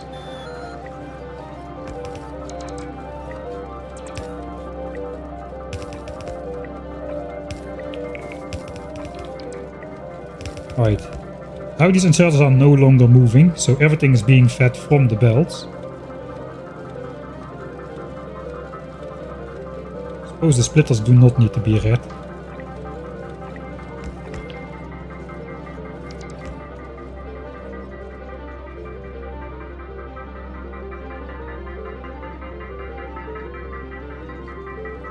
Alright, and no overflow is actually going on here now. So only if we are not researching technologies we're gonna have overflow now. That's nice. So these belts are now clean.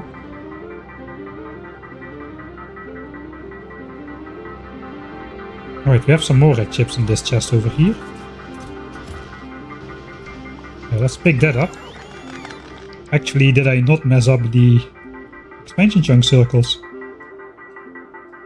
It looks like we did not mess up expansion chunk circles. Okay, that's good. What are we missing? 3 efficiency modules, really?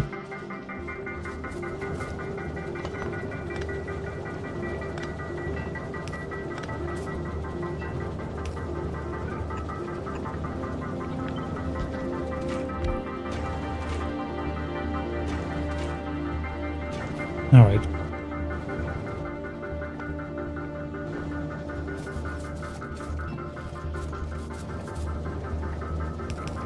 So, this is actually not active anyway, so we're fine. Why is this not being transferred? Oh, this chest is full, alright.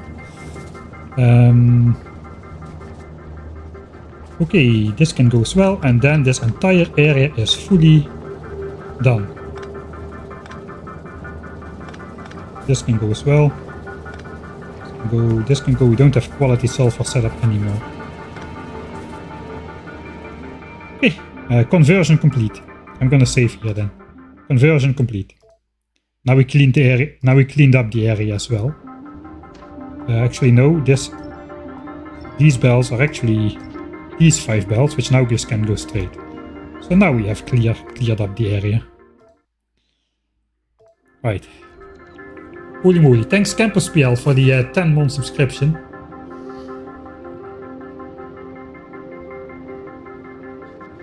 The accumulator shape is the way it is because I don't have substations basically, so I had to wrap the accumulators around the power line. The 2x2 accumulators were wrapped around the 1x1 power line, and that's how the accumulator design came to be. With substations it would all be nice squares and stuff, but as long as I don't need them, I'm not gonna deviate an hour and 40 minutes to research substation or circuit network or the car or railway or any of the other nice to have, but 1 hour and 40 minutes deviations. We have a focus, we have a goal, and the goal is to get the rocket parts up before the rocket silo research is complete. So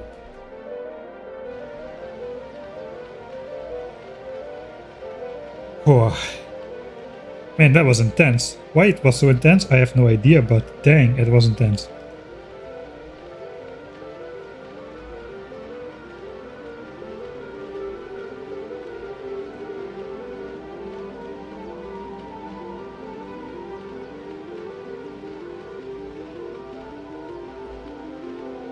Alright, I suppose we're ready to continue with the next step.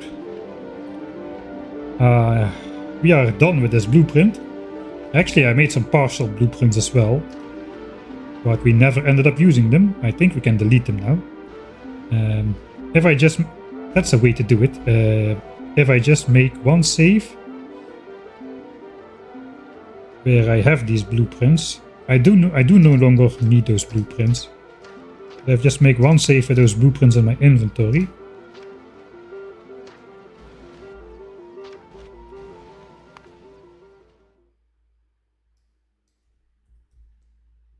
Save with blue. That's not important. Save with blue. See blueprints. And now I can just delete them. But they won't actually be gone. I still have one save game where they are in my inventory. Right.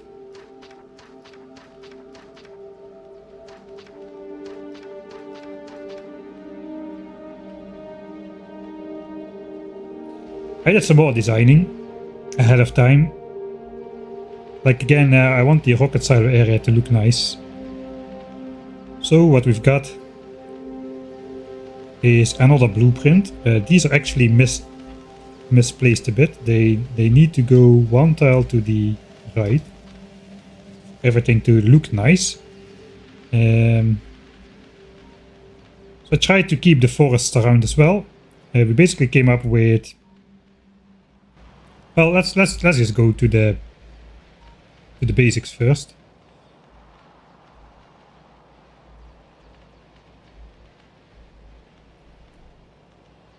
Alright, so the factorial calculator,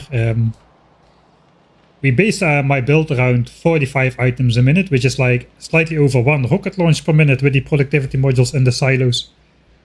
And that basically relies on 3 belts of copper and 2 belts of iron, which we got last time. So I tried to make the most out of this. Basically I put quality modules in the blue chip and low density structure assemblers, so we can accumulate some quality ingredients for those.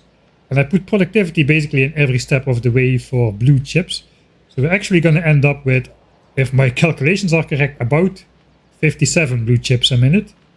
And 45, we're going to keep the 45 low density structures a minute, because that's just raw resources, steel, copper, plastics. Whereas blue chips has very many productivity modulable steps on the way, so we can make those. We can make the 2 belts of copper that are required for blue chips into more than 45 blue chips a minute by productivity moduling this. This is an old calculator though, so it does not really have the quality modules or quality productivity modules. Let's see, we're back to the game.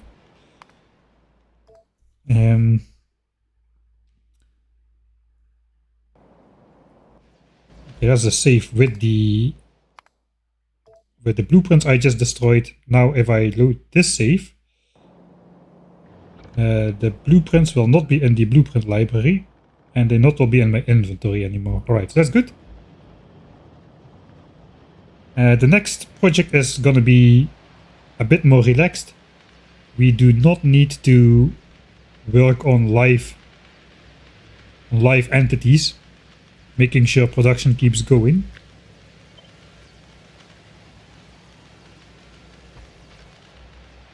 So we can just do that at a leisurely pace. We put back these. Alright.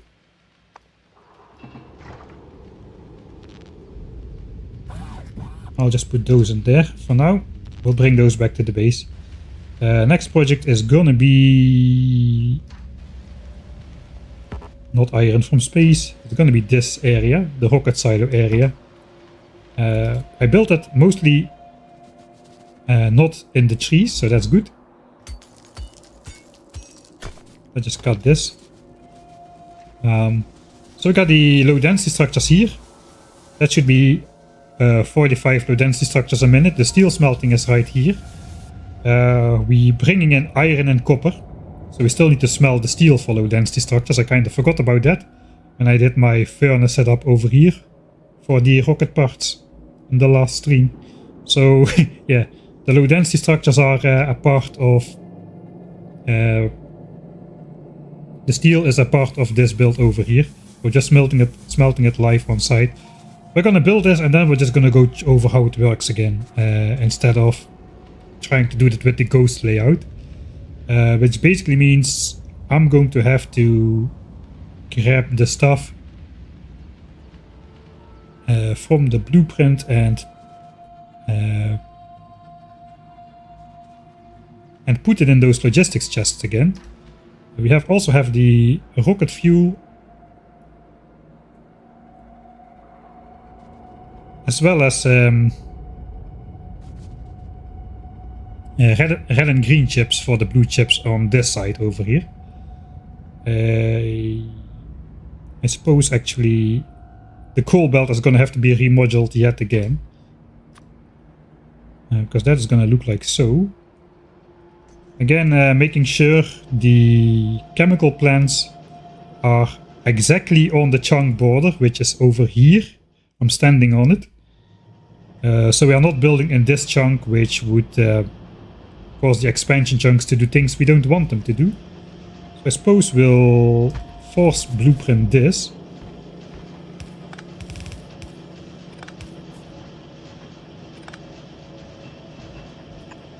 And then try to fix the coal belt as good as we can. We're gonna have undergrounds here.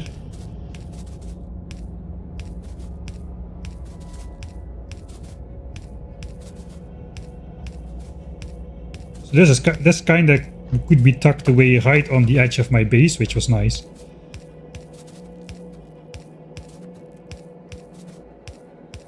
I think I overbuilt rocket fuel actually. Right, so coal continues.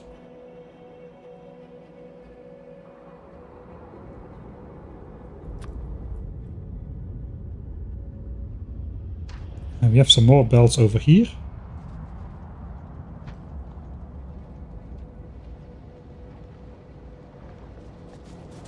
Was this all? I think I had one more.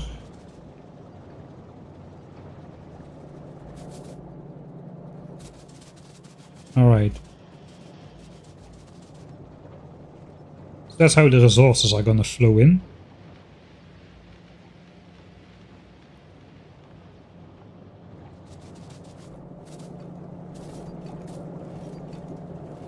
I think we'll leave that for now. Let me just place that blueprint on here. We can do this when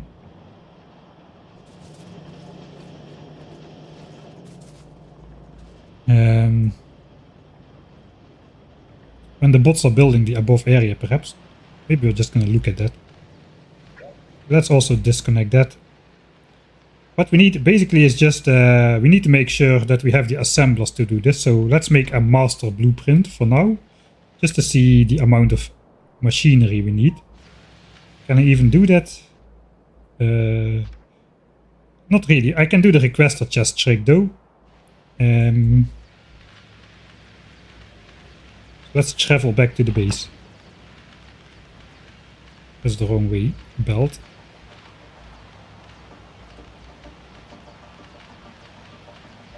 Sorry, I tapped out to read chat. I thought I was on the belt which was cooperating with me, but sadly I was not. Alright, so quality power lines can go in here.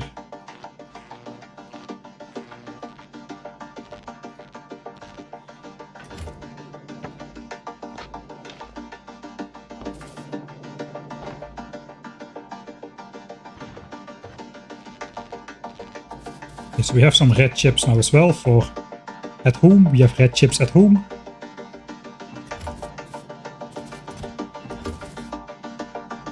Okay, all the bells go away. Someday I'll have a bot network, I promise. Someday. But it is not this day.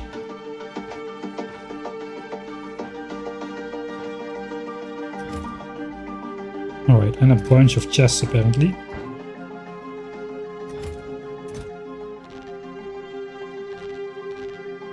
Alright. And quality inserters.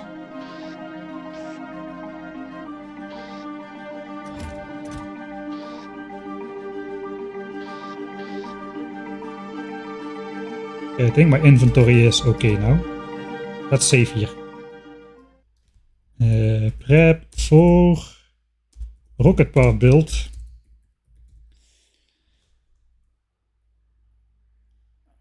What about legendary substation? Yeah, I know. Legendary though. That is like post end game. Legendary stuff is post end game. If you go to the solar system's edge, you're not gonna get beyond rare for sure. Alright.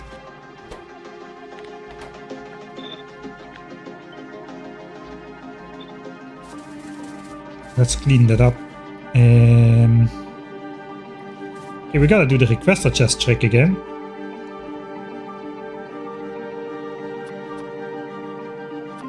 We don't have requester chest yet, so we can do the requester chest ghost trick. I need to put the blueprints on my bar though.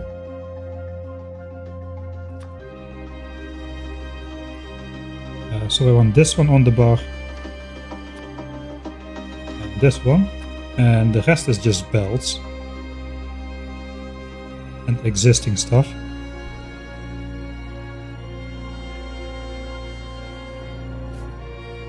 So we can just hold the blueprint and click add section, and it will add everything that is needed for that blueprint, and we can do this for the other one as well. And now this chest has all the requests in there. And we can see what kind of machinery we need to make. And what kind of modules, I suppose. Actually, this is a lot more confusing than I thought it was gonna be. Maybe we can just look at it. Alright, so space platforms. There's a big cross through the recipe because it's not researched yet, but you can apparently already have the recipe on the blueprint now. Whereas before it would just be an empty assembler. So I suppose that will automatically start up then, once we research Rocket Silo. These are normal assemblers. Because they have the cheap modules, so we don't really need to speed those up. We've got 20 assemblers here, which is the right ratio to consume a red belt worth of resources. If I calculated that right. And it's gonna produce 90 space platforms a minute, which is gonna be about the rate, slightly under the rate that the platform can expand itself out. The 13,000 tiles it needs to expand itself out, so yeah. That's gonna take a while to build. Then we got these. Those have the good quality modules inside, so we also have the good quality assembler, so we need less of the assemblers and less of the modules overall. Basically, I would need like 10 extra of these, or sorry, like 6 or 7 extra with extra modules if these assemblers were normal speed. So we're gonna go quality assemblers as well as quality modules. We need 11 quality assemblers here. Red chips as quality assemblers, That's another 10, that's 21. And we get some over here, that's 9. That's 30. That's all the assemblers here. These are also quality. Oh, this is a cursed contraption again. We'll go over that. So that's another 25, we're up to 55. And rocket fuel is normal again, we don't need it to be fast, as those have cheap modules. So 55 rare assemblers for that entire build. There is no chemical plants in there. There are, but those are also normal quality. So basically just 55 rare assemblers. I did not need this trick at all.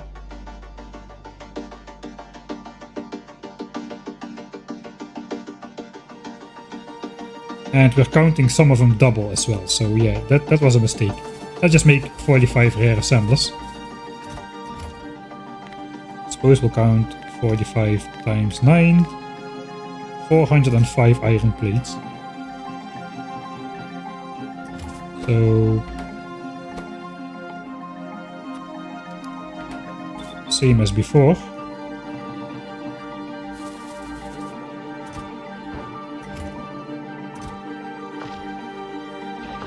Running armor is really too fast to go around the base like that.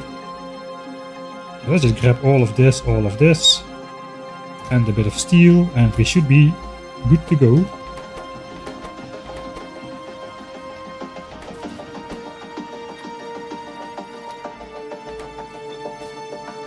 Those are done. Half in here, half in here.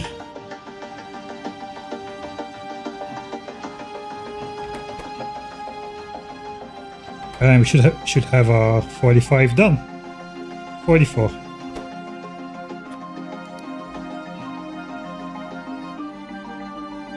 Okay, we got 9 plates left over. That's the reason why. It was a mistake. There we go. 45. Right. Go away. Rare resources.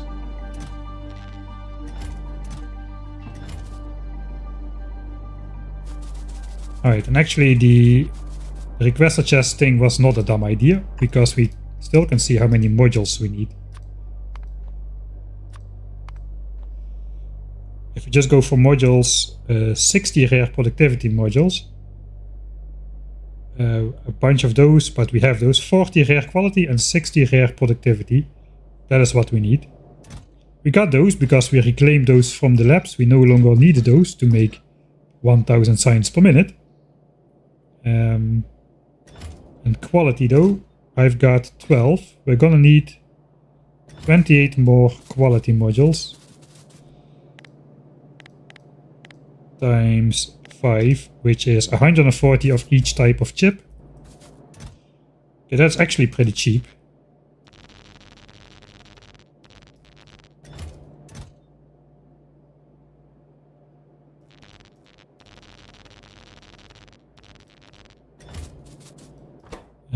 Rare quality module. I think we can just let that run in 3 assemblers. If I select them for deconstruction,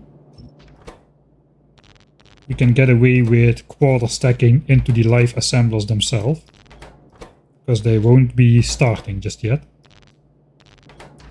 Okay, there we go.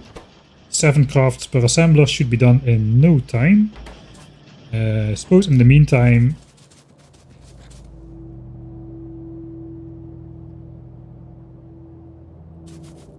let's kind of look at the numbers required. We've got about 1k red belts, about 1k yellow belts. 400 inserters. Alright, so let's take more than the belts we think we need.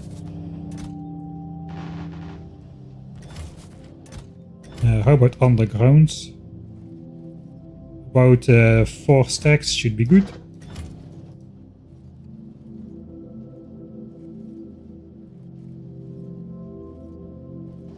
I don't even see a lot of yellows. A stack of splitters should do. Power lines. Like 6 stacks. Just preparing again for the requester chests. For the bot chests, I mean.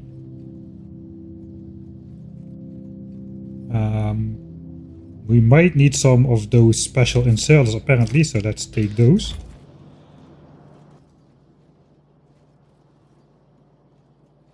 And a whole bunch of chests, I forgot about those.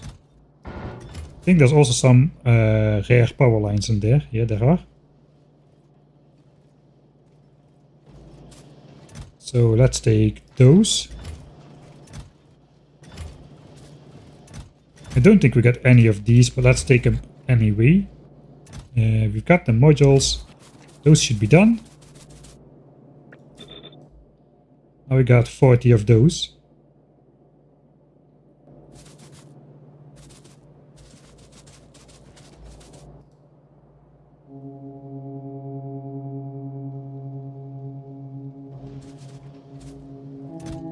Alright.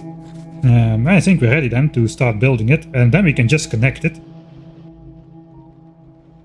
I probably am forgetting some stuff, but I can pick that up later.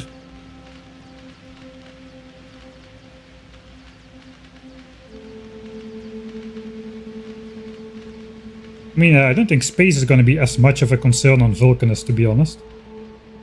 I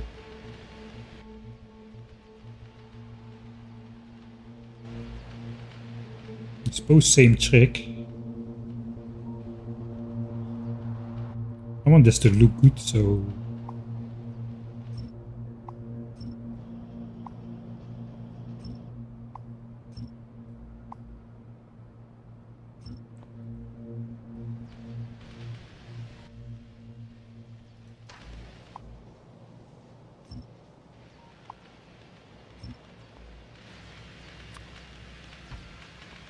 I'm just gonna build this part first because I can zoom in and it will look nice. This is my base, so that's fine.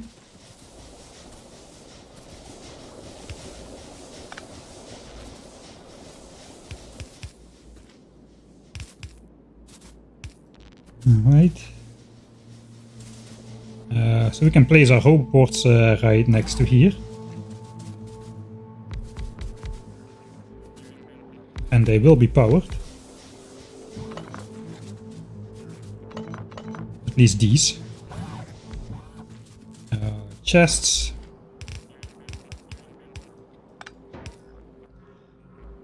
And then we'll just drop all the stuff.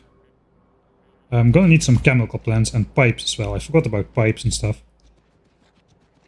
Probably I should just take my regular inventory and drop it in here as well. I got a bit of everything in there. Where are the inserters actually? That's a great question.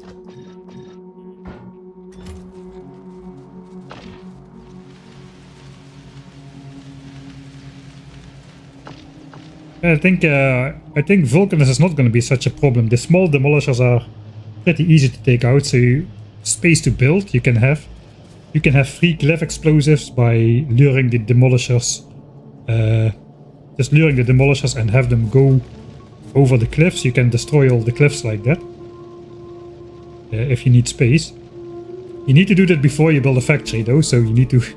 Probably is a good idea to do that up front.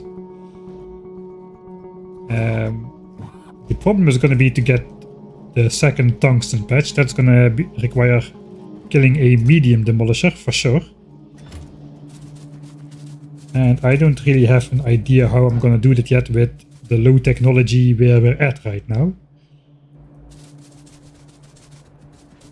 Okay, let's check the amount of inserters. About 300-400 of those. So we can finally get rid of that chest. And all of these, is that going to be enough? 314. That's going to be almost exactly enough.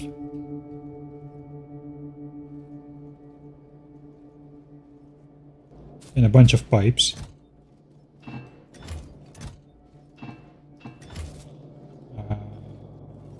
I don't think we have fluid tanks, a couple chemical plants.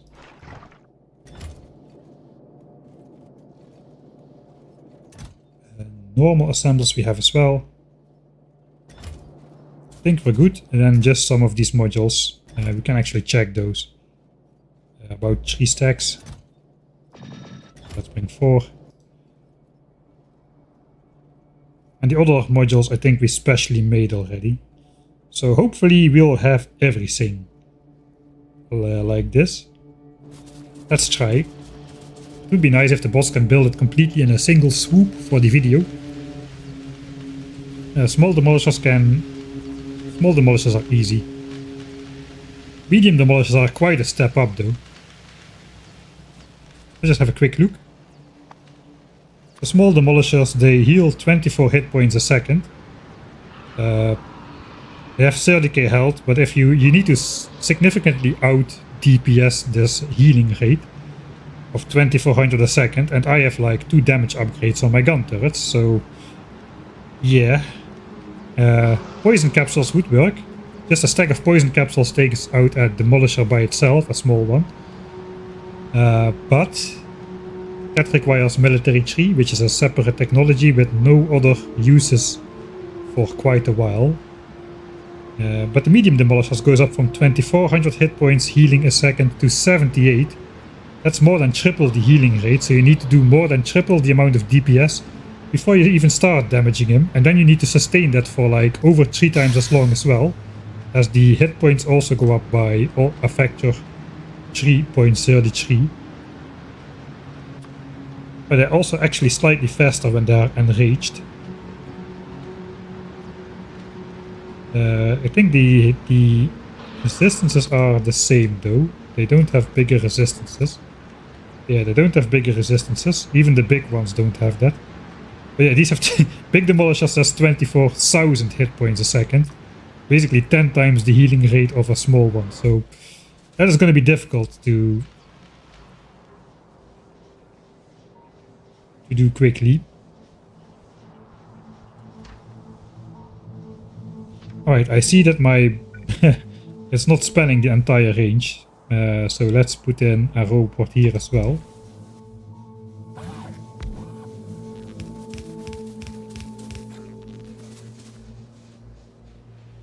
Okay, now we're covering the entire build area.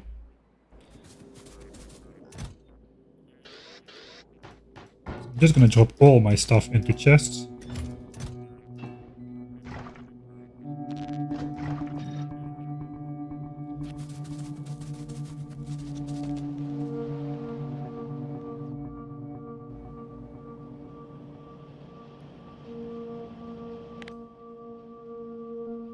Oh, I got a new tab here, logistics network, apparently. Alright, fine.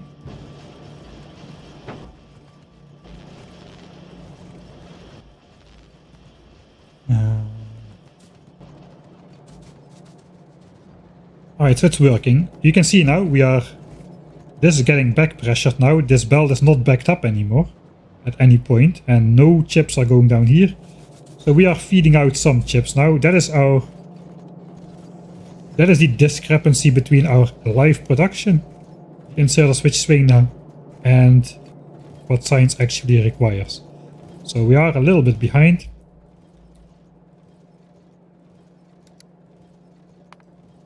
We are doing about 1.2k advanced circuits per hour. This was the science remodeling time, I suppose.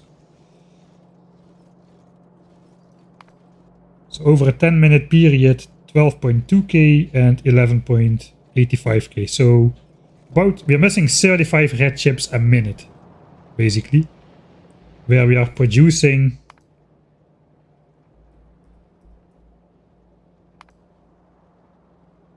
1.2k a minute, so slightly under. Alright, it's getting day again, so now we can build it. Let's switch off the grid lines for once. Alright, scenic, location. I think we can just throw the bots in the air. If we switch to the other armor, at least. Let's try. Rocket part area.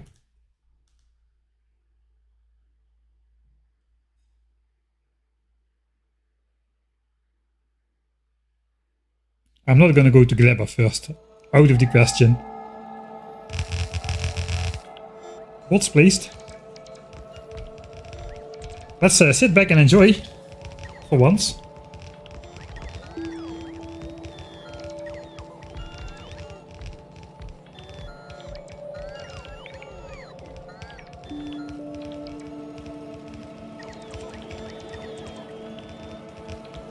Oh hey Teledan, did you end up building that giant spaceship from the blueprint?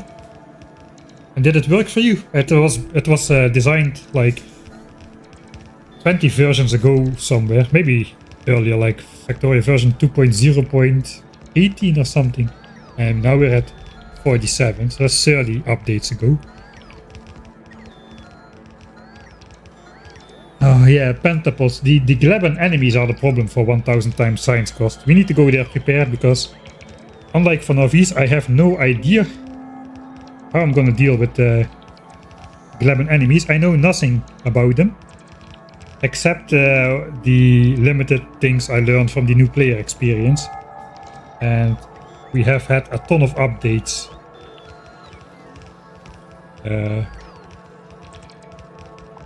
Between the new player experience and now.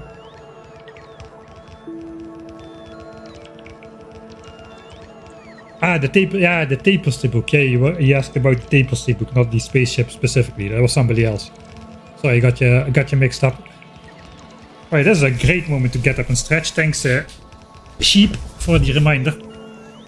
I'm gonna sound a little bit distant for a couple minutes. Some light.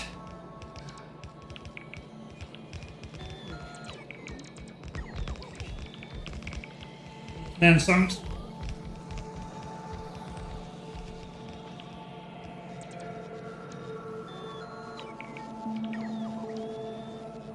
The ship you use does get locked up from the crushers if you have asteroid production. Yeah, I had 0 levels of asteroid production. That's sort of like a mini challenge, I suppose.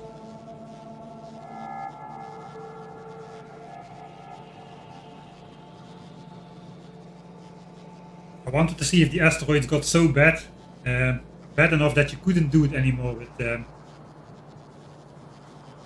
without asteroid productivity.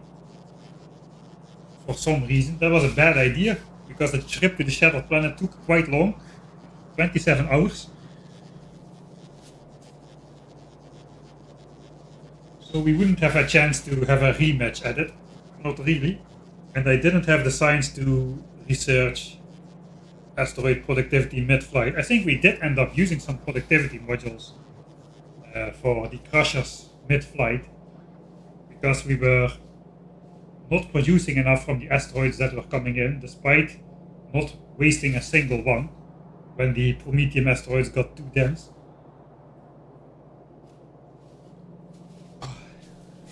Right, build complete. So good to have bots. You can just click build, go do something else, and when you're back, it is finished. So we are not quite ready to connect everything. Thank you, bots. Let's grab it again. Plop, plop, plop, plop, plop, plop, plop. Plop. Bots back. I think this area is a little bit different as well.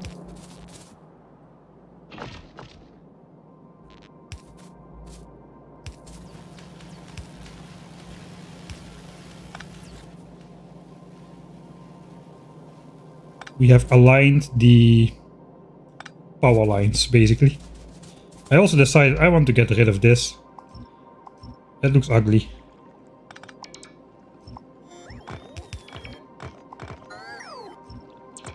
Ben the fish shall be set free. Swim, Ben the fish.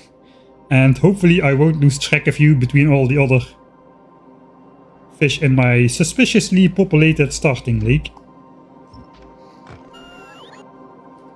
What do quality robots do? I think they charge bots slightly faster.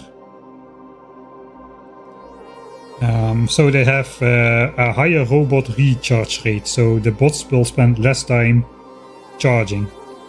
They are not as good as the quality personal robots though, as those also those get not only a higher recharge rate, but they get more charge ports. So a normal quality charges 2 bots at 1 megawatt, while the rare ones I've got do 4 bots at 1.6 megawatts, which is actually better than a standard Mark II roboport, which only has a recharge range of 1 megawatt for 4 bots.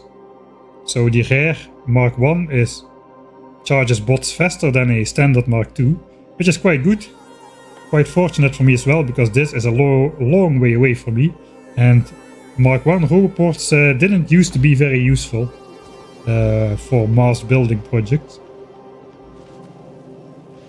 Alright, let's connect this.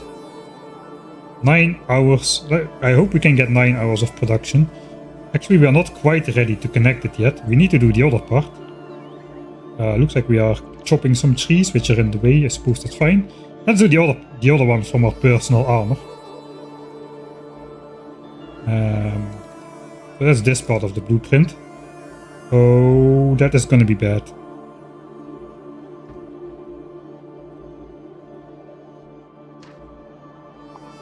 Let's do it in sections. Chop. Chop. Chop.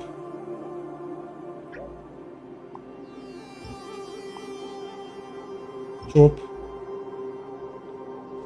We'll first do this part in one go. That's gonna drain my battery. It's fine though.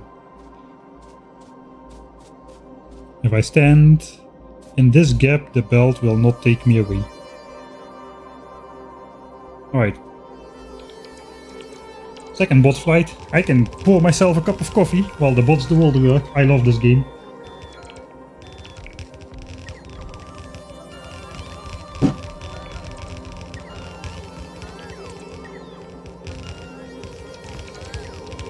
Yeah, we could definitely use the tree seeding in the late game to keep the starter base, to absorb pollution for the starter base, or for the novice base.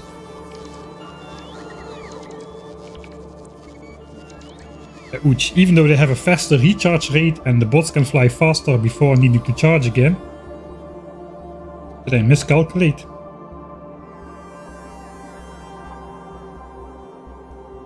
I miscalculated.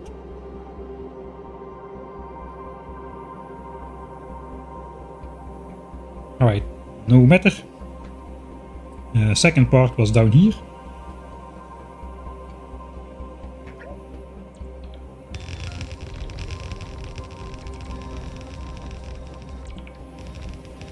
Even though they charge faster and fly further, they still charge the same amount per distance flown.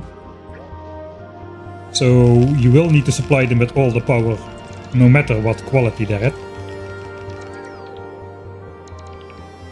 Except if they fly under a certain distance, they won't charge up at all, so that's nice. Alright, that was that side, I forgot about that.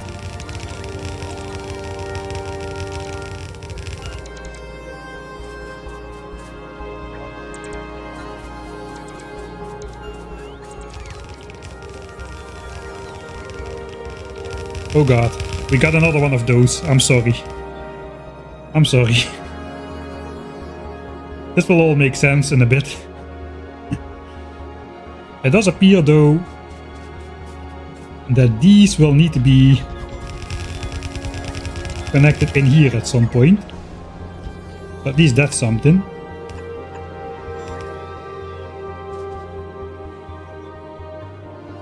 And then we've got some mystery belts coming in. So maybe this is not yet to be constructed. Alright, so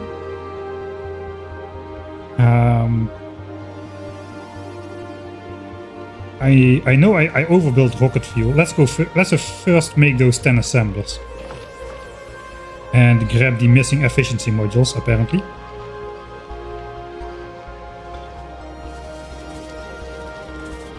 I don't think I grabbed none of those actually. We need those for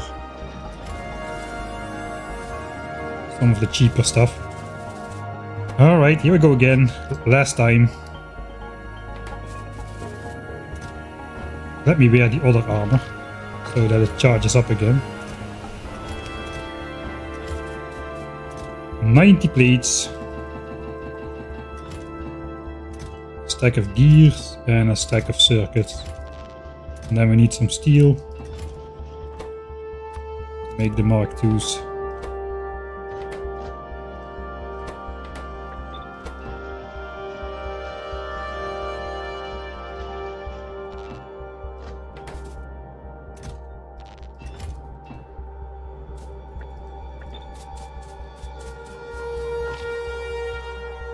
Okay, the robots are almost full, so we should get the power in our legs back any moment now.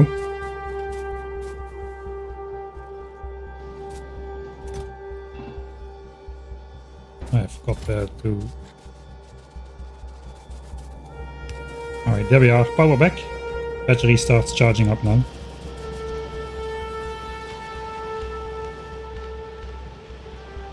Still 1K.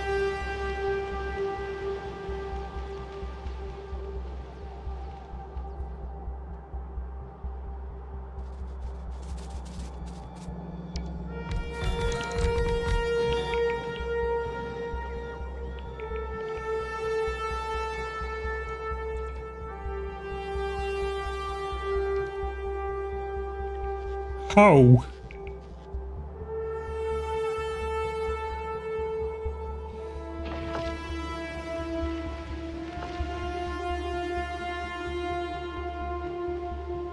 Life sucks. That's how.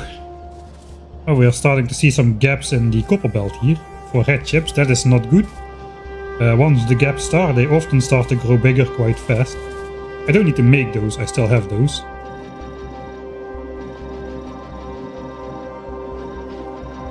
And then I still have 40 for the rocket silos once we have those.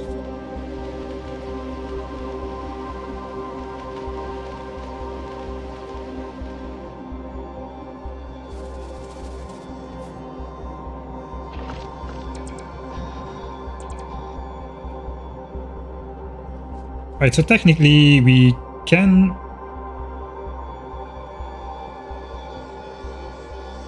let's grab the last belt part here as well. This one.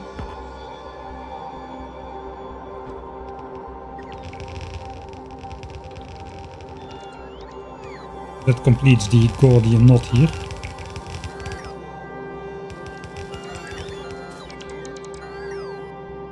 Right, no energy was taken from my robots for that action, that's nice. We can start off blue chips and low density structures now. Because while rocket fuel...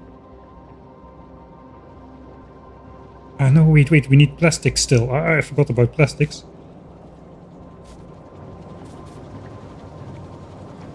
We've got sulfuric acid for blue chips though. We just need to get that onto the belt. Do I have another one over here? I do.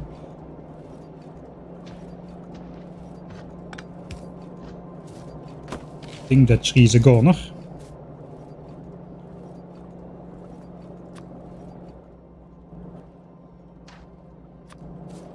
Alright, this will have to manually build out a bit.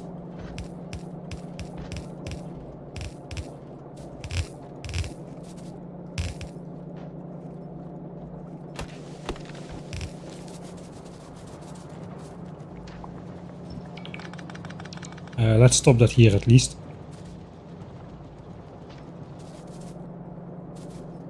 We're gonna have another belt for light oil coming.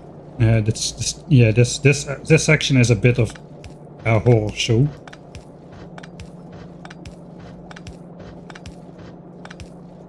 We're gonna need a steel belt to come right earlier. I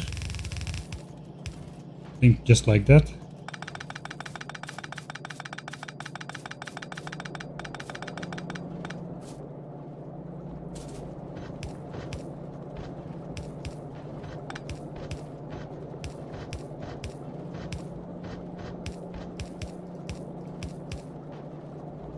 And then this one needs another one because this pipe needs to go through somehow. And another one because the pipe still needs to go through somehow. And another one.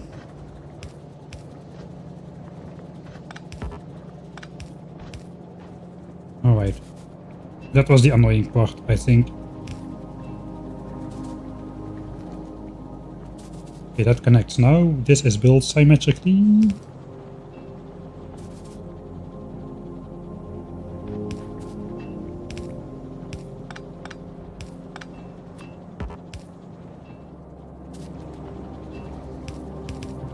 Okay, so that's sulfuric acid for blue chips. I think it already is connected. Yeah, there is sulfuric acid in the blue chip machines. Now we're just missing the rocket silos, but that's fine. We can build those after 9.5 more hours.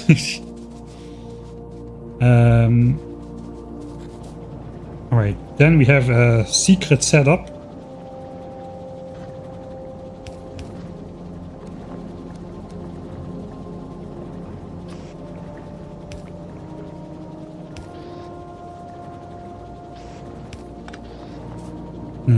Some say it's horrible, but it works. Now we actually have automated sulfuric acid. We've got this temporary sulfur thing, which we used to make sulfuric acid earlier. The temporary is no longer temporary. Now it's a part of a factory. All is connected. And even iron is automated. I'm just stealing it from the blue chip belt. Actually, no, I'm not stealing it. It was calculated to come from the blue chip belt. So that's good. And then we need plastics for low density structures. Let me just have a look at this. Alright, so this is going to be steel and copper cable. In the end, we're going to use the walking belt. The walking belt is kind of obsolete. We've got a running armor now, so if I wear that, I won't even know on which belt I'm walking. So we can basically, those are just going to go both this way. And we're going to bring out the copper cable and steel from these chests over here. We are up to 750k steel, so that's great. I think copper is just going to fill up completely before we are going to need that. That's going to be these two belts. And then this belt is going to be plastics for low density structures. So before we do anything, we're first going to make that extra plastics. It just needs to be a little bit. Did I make blueprints for everything? Oh no, I made blueprints for here.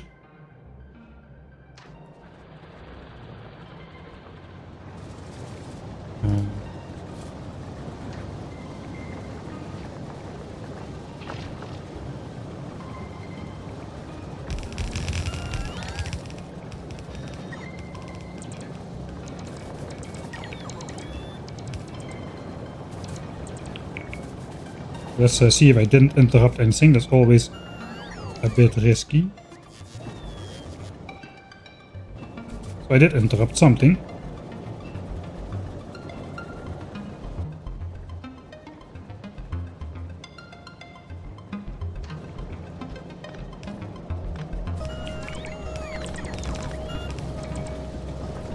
Alright, so basically I'm just borrowing a bit of this coal.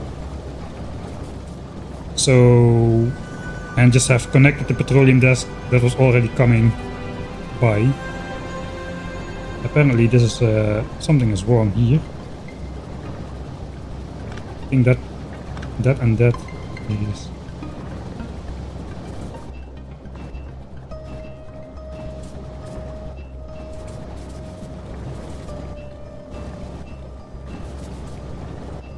Yeah, I think that's now everything is okay. Yeah, we got plastics for low density structures. That's the last part of it. Alright. I gotta say, I don't really like that I designed this off cam now that I'm actually building it. So I think I won't do that anymore.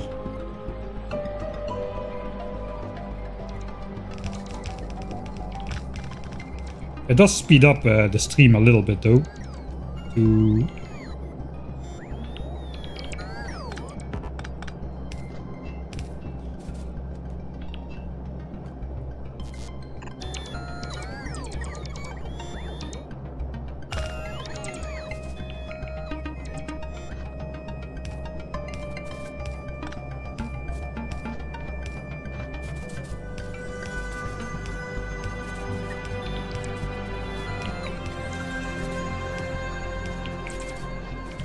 oh god, there goes my battery again. Yeah, I don't know. I never really did that before, so I did a little bit of mining off cam. That kind of meme, but yeah, I don't think I'll do that again.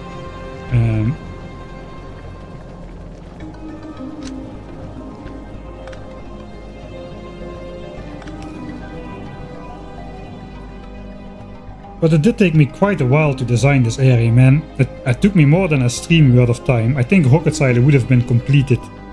I designed it in editor mode, just to see it flow. So maybe I could have done it on stream. I don't know, what do you guys think? Do you like see me like design all this stuff too, even if it's tedious and takes forever?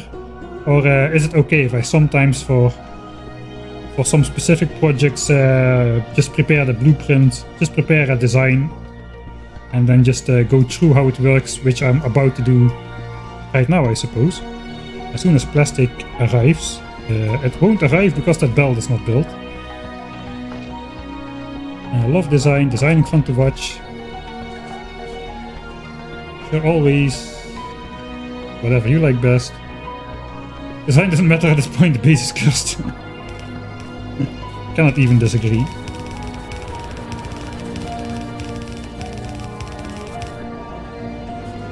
Just it was especially with the productivity ratios for blue chips, it was just growing out of control a little bit.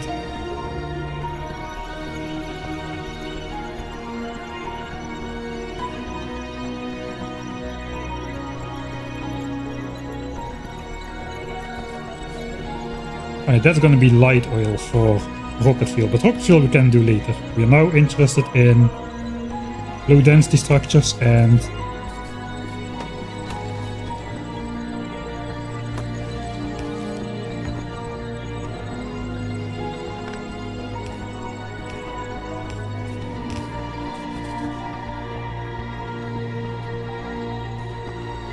low density structures and blue chips, that are the first priorities really.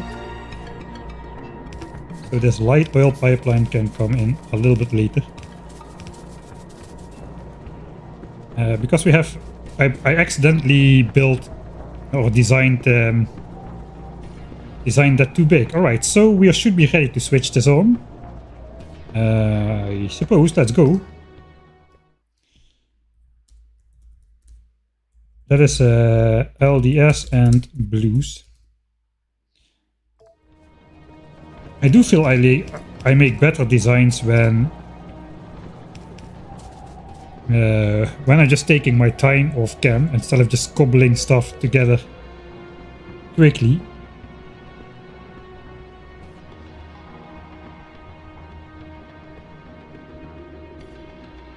Weaving pipes with bells is insanity. Turns out you can do a quadruple belt weave if you just make one of the belts be pipes.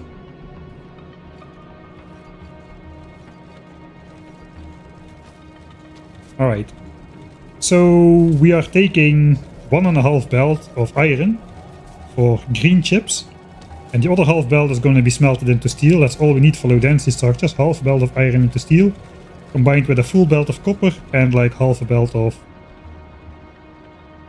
or like a quarter of a belt of plastic, something like that. I think a quarter of a belt of plastics. And I now realize there is something wrong with these things.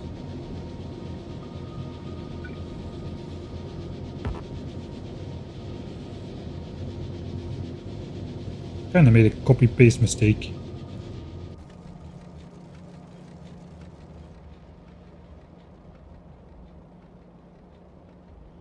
Alright. So here we go, and this is some cursed pasta. We've got the copper cable assemblers. This is a standard ratio. There's nothing out of the ordinary here, right? Except there are a few too many inserters. Also they are red inserters instead of blue ones.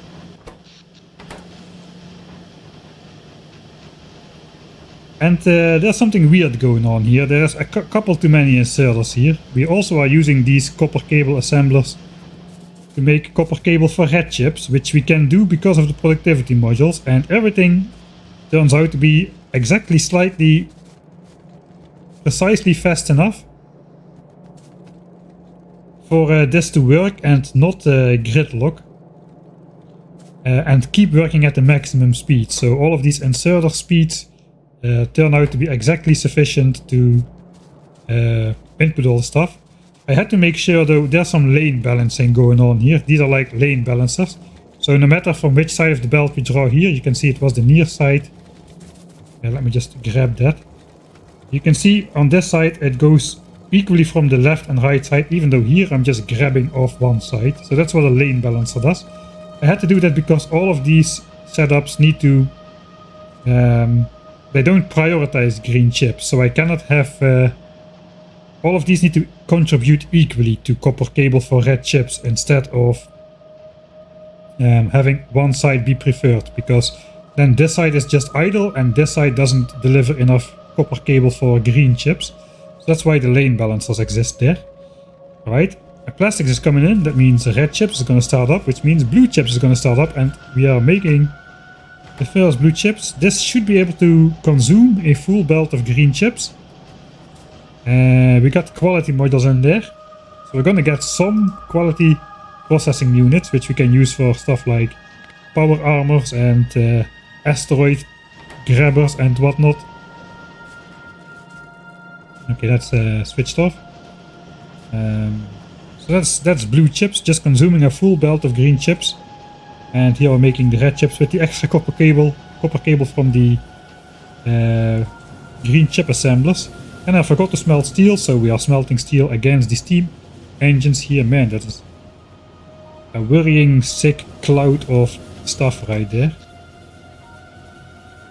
We are kind of pressing upon the limits of our base here with 468 megawatts. So we're smelting this on site. We need exactly a little bit more than one steel furnace per assembler, so we got 12 of those with 11 low density structure assemblers, which turn out to be the right amount to consume a full belt of copper, which is what this build is based around. So we will be producing 45 low density structures a second, except we're gonna be having a little bit less because we have 3.2% quality. So it's actually, we're gonna be producing 43.5 low density structures. But we're gonna have some quality ones again for making better asteroid collectors, for example, which we need a couple of, so that is good. Then we have some buffer chests, because, well, this is gonna keep on producing. We've started it up more than 9 hours before rocket silo is complete, so this is this can hold like enough for like 9 hours of production. I think like 40k low density structures or something. 2.4k a chest, so yeah, almost 40k low density structures can fit in here. We're not gonna produce that many, I don't think. 43.5 times, yeah, that's per minute, so times, let's say 10 hours, because we probably will need a little bit of time to get the rocket silos up and running. Times 60 equals, yeah, we're gonna be producing 26,000 low density structures before we have access to rocket silos, and slightly more blue chips.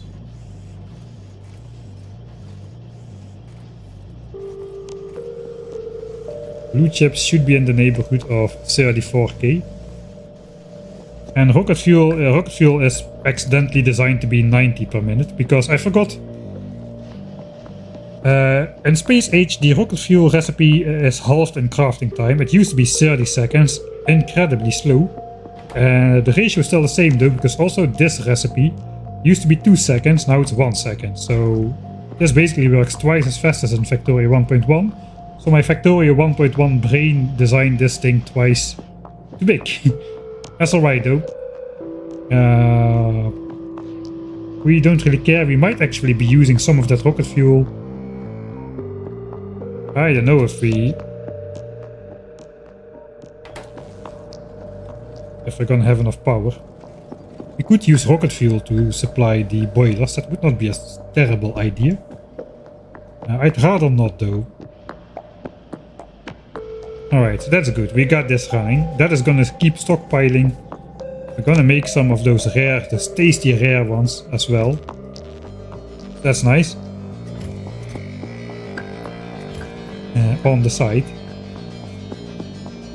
Yeah, I'm not gonna do this designing off cam anymore. We'll do space science.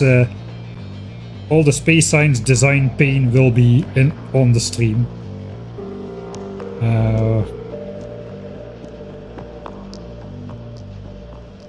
Yeah, then again, like the iron platform, I definitely did not want to design that on stream. That was a major pain in the behind. Just to test as well. Because designing in space, especially at that size, just doesn't really work very well. Even in editor mode, it's a pain. I cannot imagine what it will be to actually build that soon. But I guess we're gonna find out.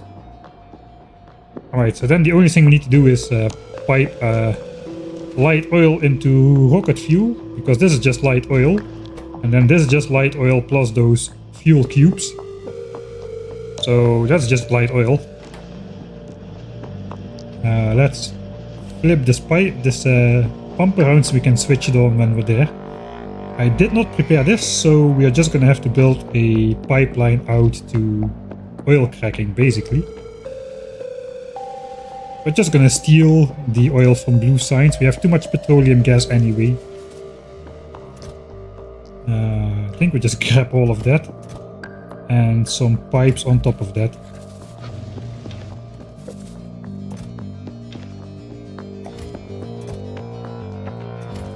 Okay, let me clean up a little bit. We're not gonna need any of this, I don't think. Power lines, no. Underground pipes, yes. Normal pipes, yes. We need those plus iron to make more if we run out. So let's grab that. We don't need to set up anything new.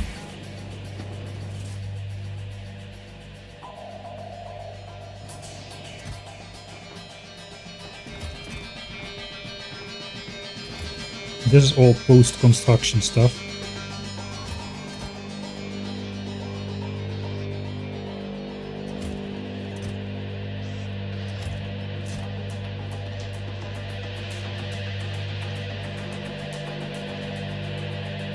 Alright. I think we're good to go.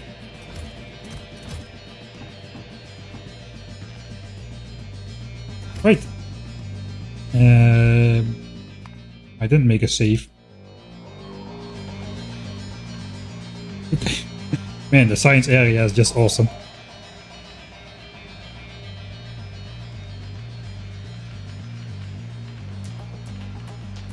I have a long line of assembling machines. Is there a way I can make them all same without individually clicking each one? Yeah, you can even do it remotely. Basically, you can just shift right click on assembler and then shift left click on the ones you want to make that same recipe. You can even just copy this and go on map view and just mass copy assembler recipes like this, so it's quite useful. Or just like unselect the recipes. So shift right click and shift left click.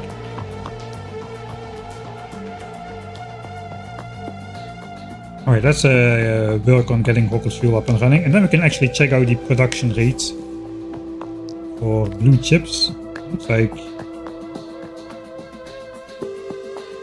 yeah, we need a little bit more time for that. How is low density structures?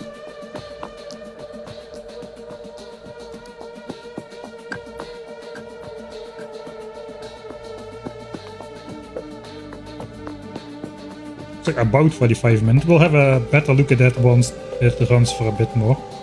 Right, so where am I going to go with my pipe? We need to go over here. Let's just check pollution.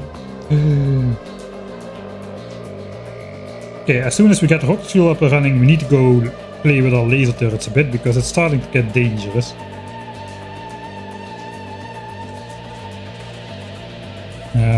We want to go... I wanted to switch off pollution. We want to go over here basically. What I want to do...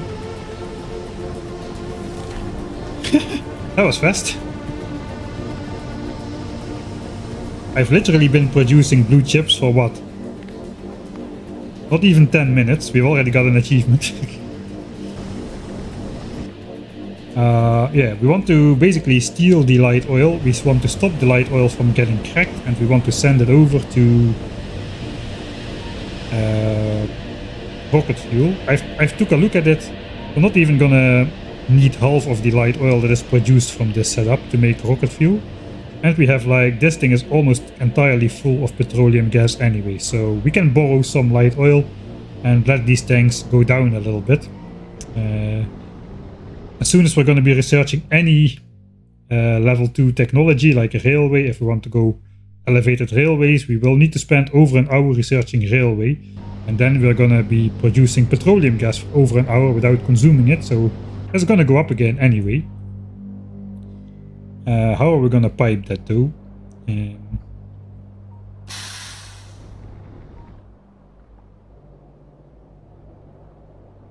got oil here, oil there. It would be nice to have a double line maybe here.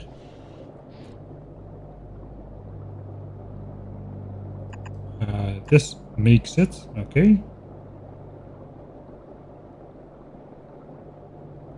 Yeah, maybe we just come out here. I think we can go through somehow to the other side, over here. Thanks Bird Point for the Prime subscription. Always good to see people pickpocketing Jeff Bezos like that. Can we go through this base though? Maybe we need to go out a bit further. We can actually use this line for light oil then. That would be funny. Yeah, let's do that. We'll go out to here then. And we can have the light oil flow through the biter base blocking pipes. I'm not going to make the same mistake again with the underground, which automatically, as for your convenience, deconstruct the pipes in between, just like it works with yellow belts. Because that will set free the biters. I'm just going to draw a pipe through there this time. Right, so we're up on this vertical. We missed that base.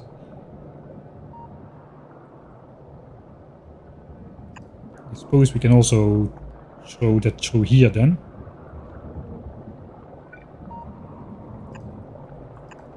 So pipe that up.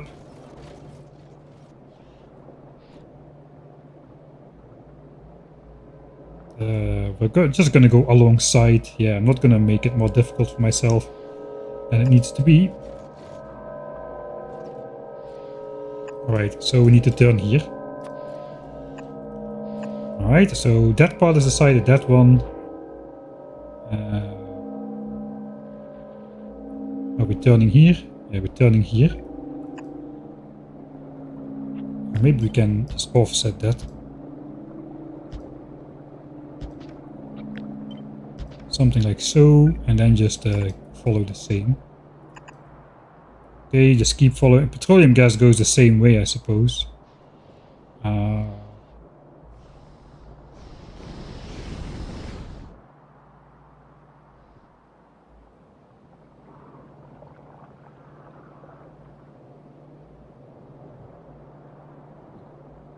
Where is my pipe? My pipe is above petroleum here.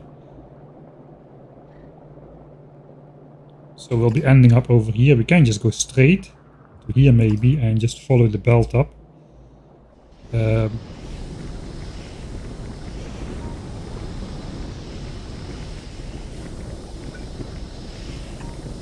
we probably want to connect this to go around and connect to there as well somehow.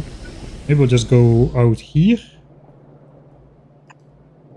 and then into this corner and then just go down the belt to here. Should we keep a space? I think we'll keep a space because petroleum gas has one space as well. Coming out from here.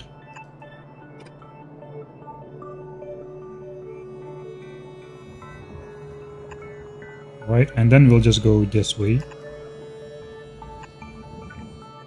We'll hit this pipe over here. Okay, that is decided then. Then we just need the last part. The last part we go up here. Up here, up here, up here. I think we're already almost there.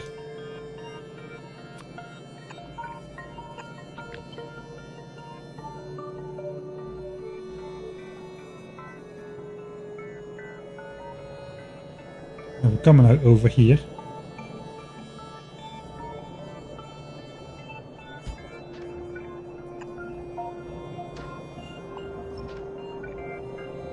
That's one tile too far. I think we can just do this then.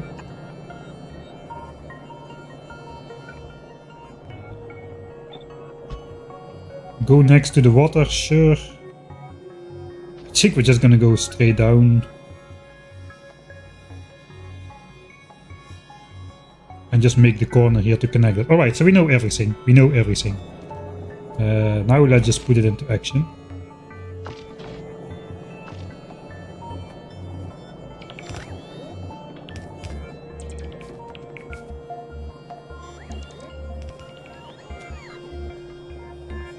And maybe we'll start at the advanced oil stuff.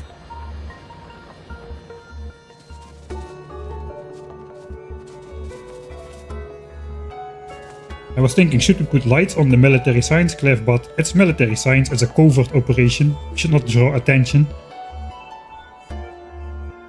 There goes, that is my challenge failed, no turret defense. Those decorative turrets have one magazine each in them.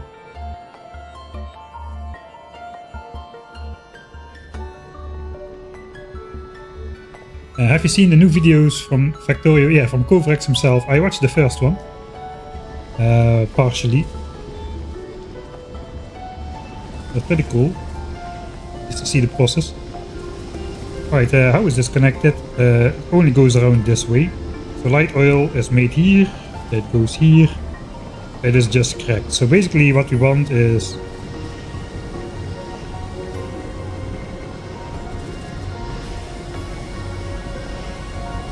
we want the fluid tank so we can measure the level.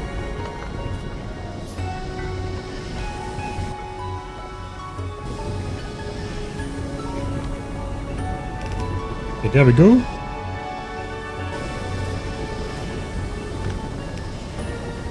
Oh, and then we basically want the pump. And then we just tell this pump to only pump stuff to cracking if this thing is full enough. But we're gonna need one more over here as well.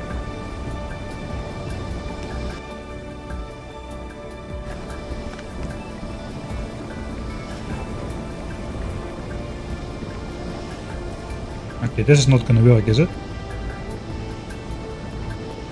It is, because now we can connect this over here as well. Then the loop is complete, everything is connected to the tank.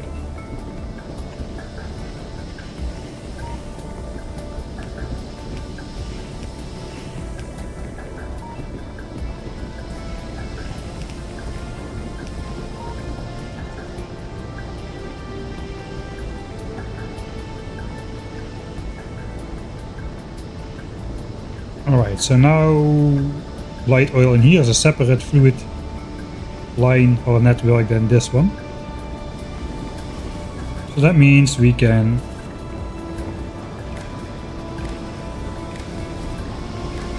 hook up the pumps to some wire, connect that to the tank, we read the tank. There we go, second achievement. 1k per hour. How long have we been producing blue chips now? About, let's say 18 minutes. Alright, that's good. About 55 a minute. Plus quality, so yeah, 57 a minute. Ish. And we'll have a close look at that once we're back. This now reached the light oil level, you can see that. If we tell this to only pump fluid in there if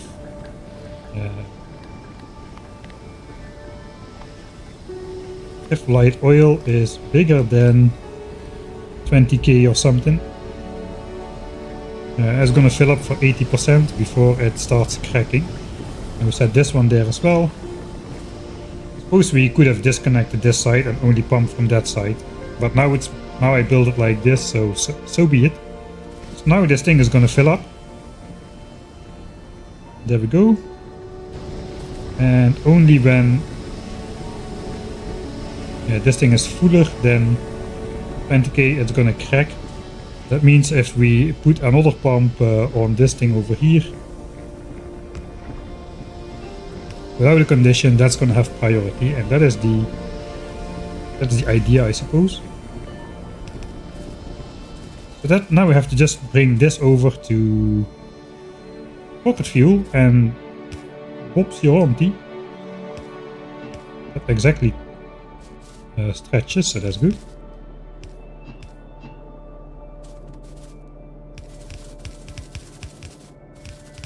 Now we can see if rocket fuel is no longer... Oh, I gotta be careful running into the biter bases like that. If rocket fuel is no longer visible on here, we are either too far or something else is going on.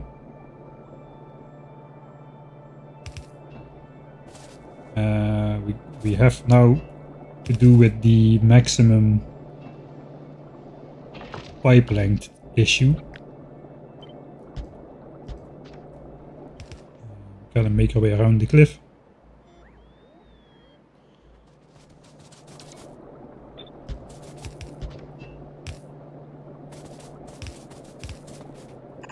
I think here I'll just match petroleum gas just for the looks of it.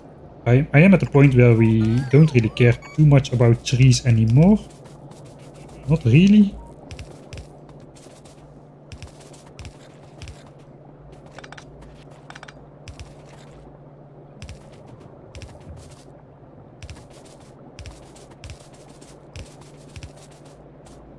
So I also matched up the other pipes on the other side, so looks like we're doing this. Alright, let's place a pump somewhere where it's not symmetric yet then.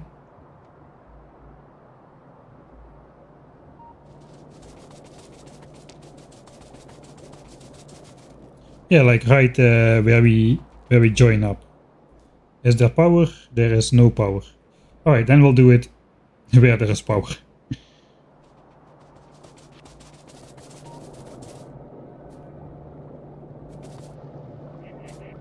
And do an extra one right in the middle.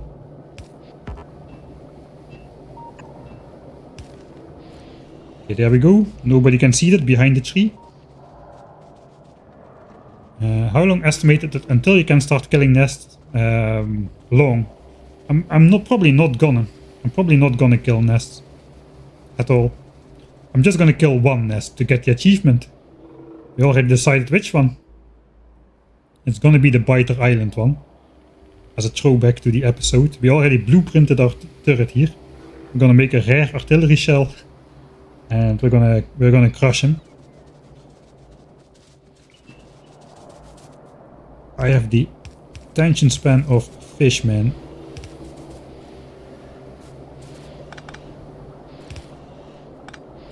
It looks like we'll put another pump here then. That kind of fits.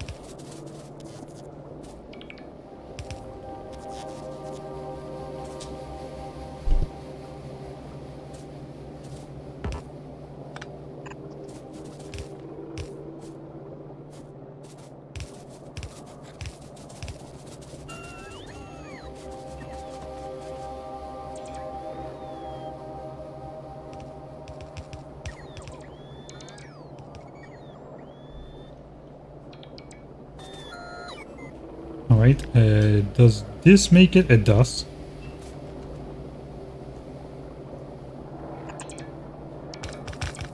This doesn't. But then let's just throw another pump in there, I suppose. For if we need to go that distance anyway. Don't think I'm gonna... Yeah, we're gonna match this. We gotta be a bit careful here. Now we just want to connect to the first pipe. What do we? I think it should not take the pipes if not all of them are connected. Maybe I should have saved before I tried it out, but oh well. Oh. Right, there is no route through here.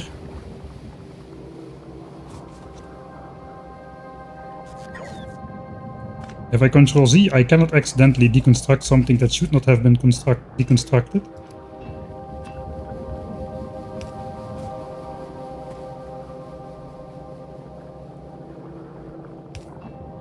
Playing with fire here.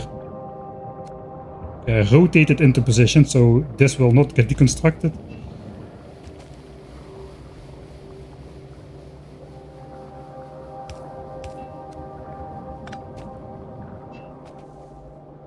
Okay, we survived. This biter base has a lot of fluids going through it already.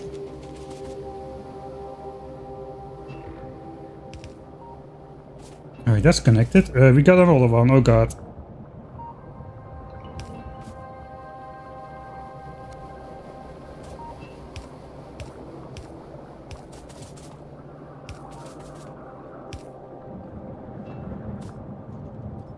I think we gotta go out here again.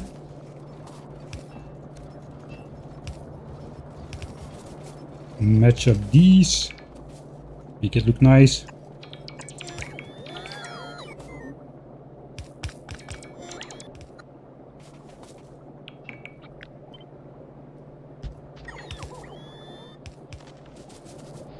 Alright.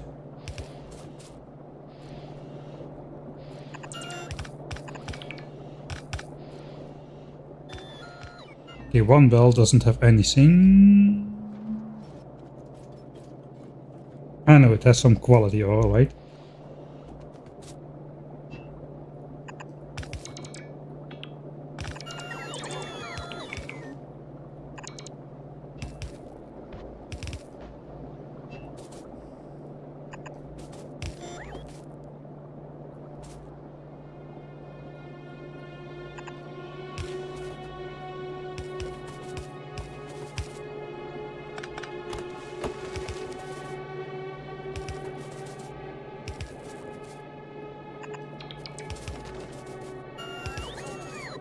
Okay, now we're close to the base, so it's gotta look nice.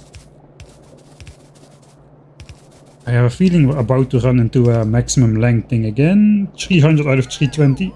Yeah, we're not gonna make it.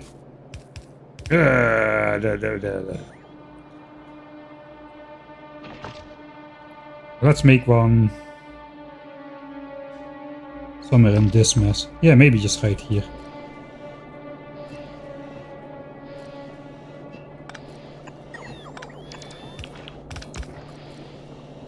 Alright, that's good. 238, alright, so we can go a bit higher.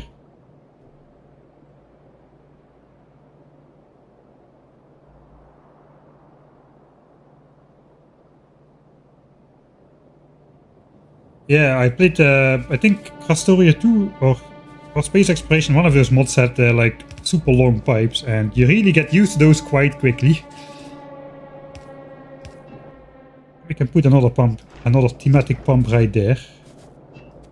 Just need to make sure it's connected.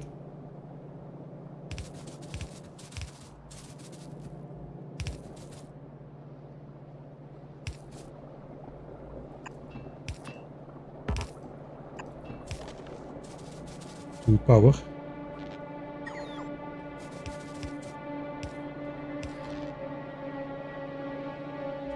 Okay.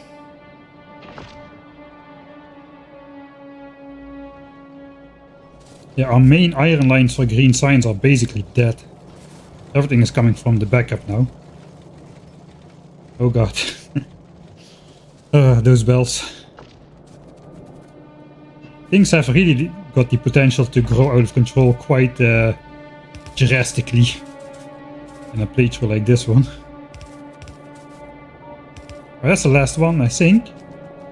That is the entirety of light oil connected.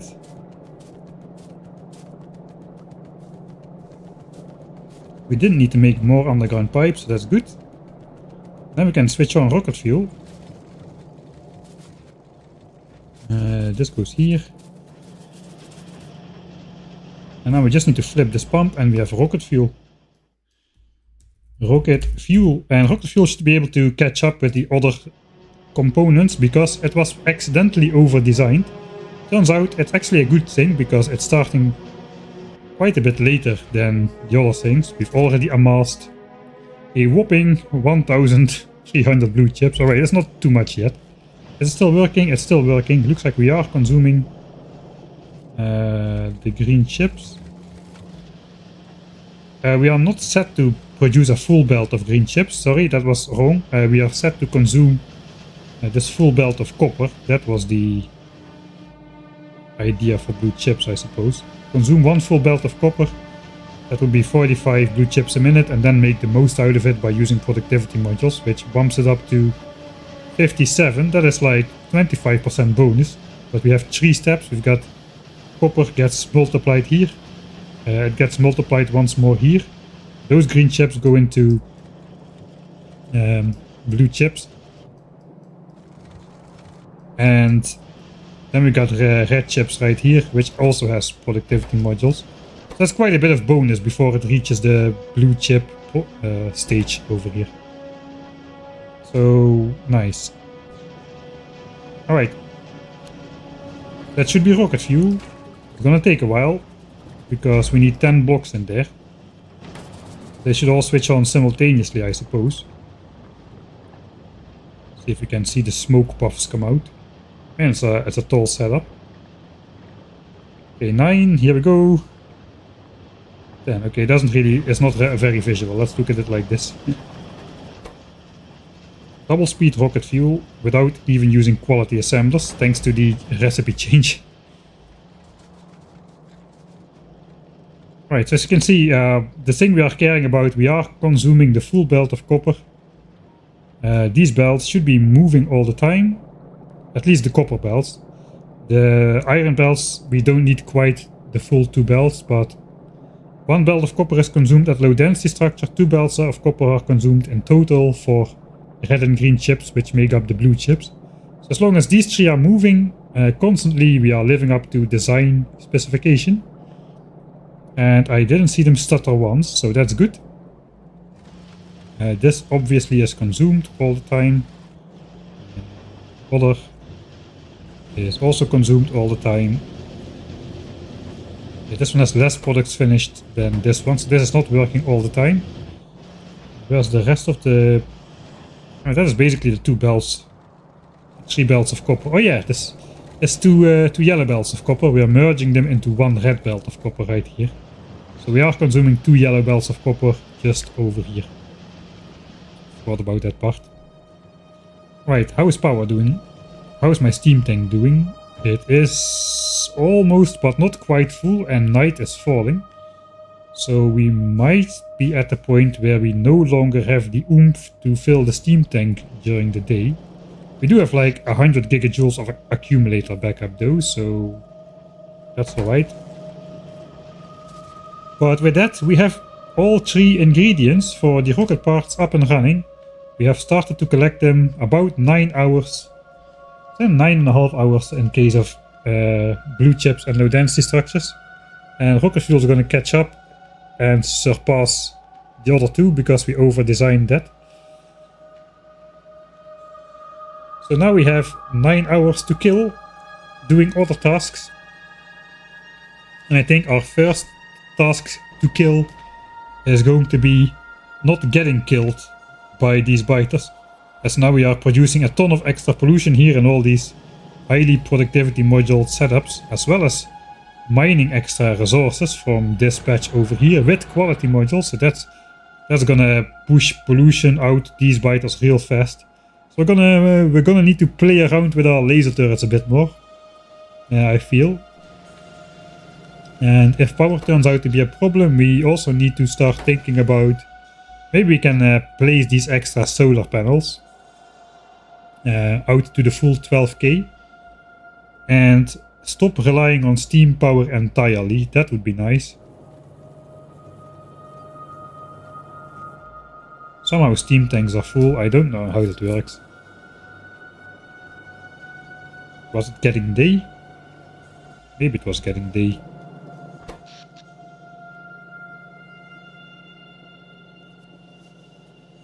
Yeah, maybe it was getting day. The steam tanks are full. Just during the night they empty out a bit and then they fill up quite quickly again. Something like that probably. Alright. I think we're done with this area for now. This is gonna just fill up chests for 9.5 hours or something, or 9 hours still, until we get our hands on these shiny rocket silos.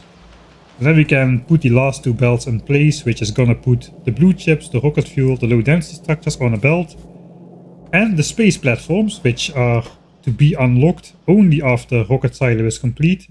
Will be unlocked, so we can still collect steel for like 8.5 more hours or so. before we switch around the belt and lead out those resources to the space platform assemblers.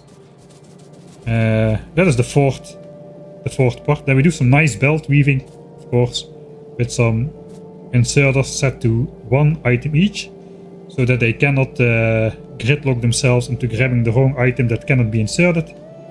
And that should basically, without a logistics network, at least automate the building of the space platforms without these structures on top.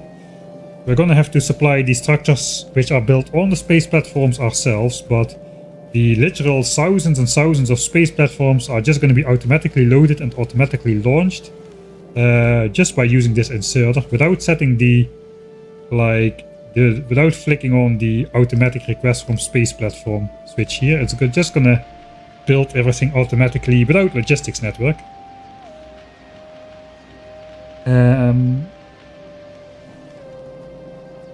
Alright, still just a tiny bit of undersupply in copper there, so I'm not worried yet. I think we need to hurry up though. I am way more worried about those biters. So I'm gonna just empty out my inventory.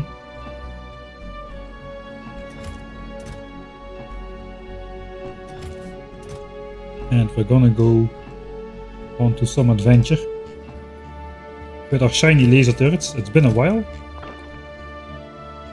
It looks about right, I would say. I'm even going to... Yeah, let's prepare for laser turrets.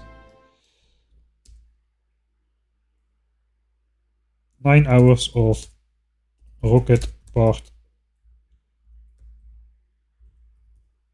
production. Like pre-rocket part production, that was the entire thing. Pre-rocket part production. Switched on.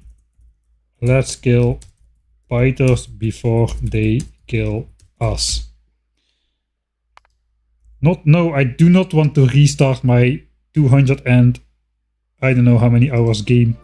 I just want to resume, thank you. Right.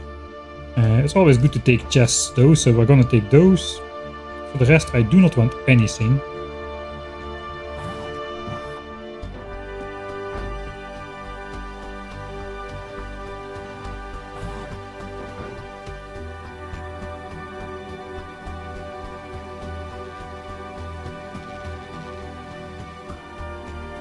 Alright, so I'm gonna throw my inventory in here. This is my base building inventory. We're now gonna switch to assaulting inventory. I'm even going to clear this up. Raiders, let's take raiders. This will have honors by default now. Walls as well. So we do not need maybe landfill as well. Repair packs as well. Okay, maybe we are gonna... Maybe we don't have that much to leave behind, but all of this we definitely will not need.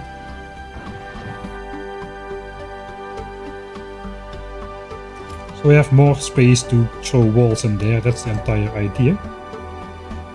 Right, let's go grab our military supplies over at the military science cliff.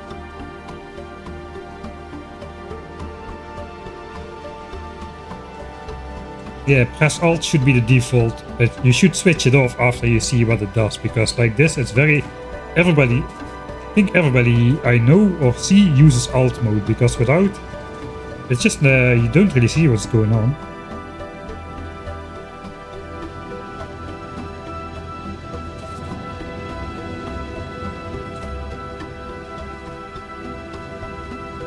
Why is this one not grabbing anything?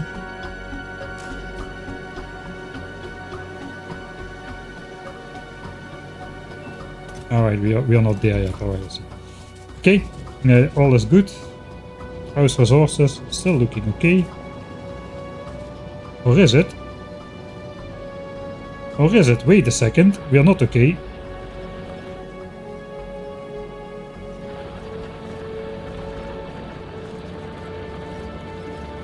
We are producing too much quality copper. Look at that. Quality copper is backed up. That's a problem. Probably a problem which I can quickly solve before we go. Yeah, we are producing 1.3k quality copper ore and only smelting 1k. So if I use quality smelteries, this should go up to a maximum capacity of 1.6, which is more than 1.3. I suppose if we make 4 quality smelters real quick, we should be good to go.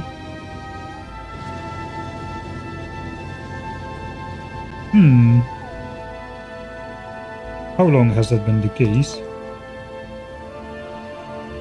I know how long that's been the case. It's been the case since we switched on this new area over here, which consumes 3 belts of extra copper, all which mine quality copper as well. We might actually be producing more quality copper ore than iron ore at this point in time. Not quite yet, but it's close. It is close. They're right on the same level now. Alright, I can quickly upgrade that. What we need is, of course, some quality ingredients then. Not too many.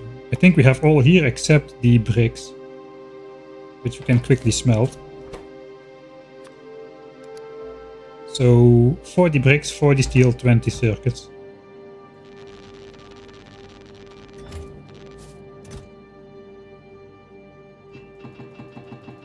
Uh, 40 bricks is basically 80 rare stone.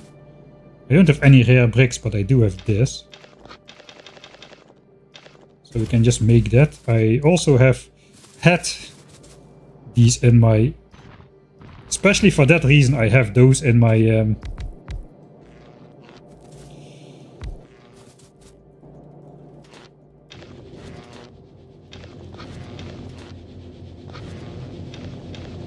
I had those in my trash slots, especially for this reason. The one time in a blue moon that I needed them, and that one time turns out to be exactly when I stashed them in a chest to go on a military assault.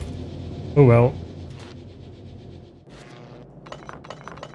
Alright, good to have them anyway, I suppose.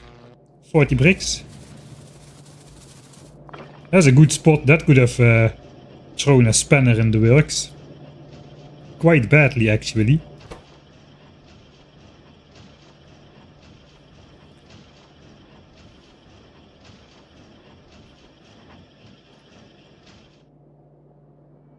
Does the mod with Space Age music on Norvis? Yes, that does disable your achievements on Steam. I don't know actually if it disables achievements on Steam, but it does count like a modded game as soon as you add any mod. Even if it doesn't change anything in the game. Like using this stats view already is a modded game.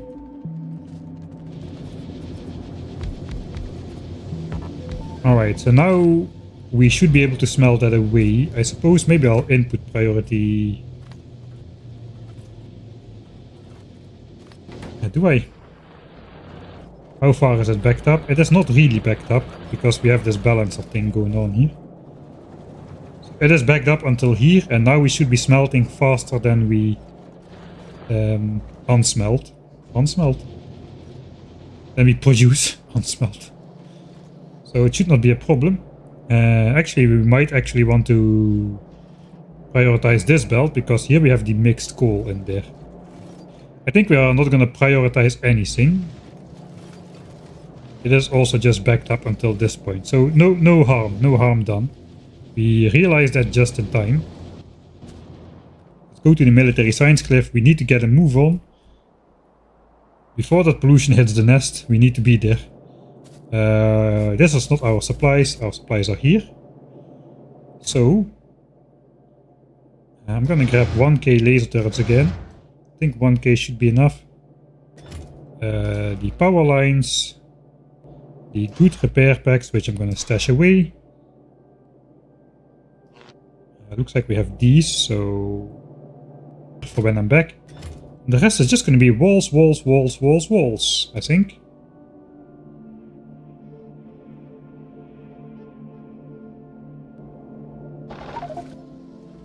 Throw some more in there.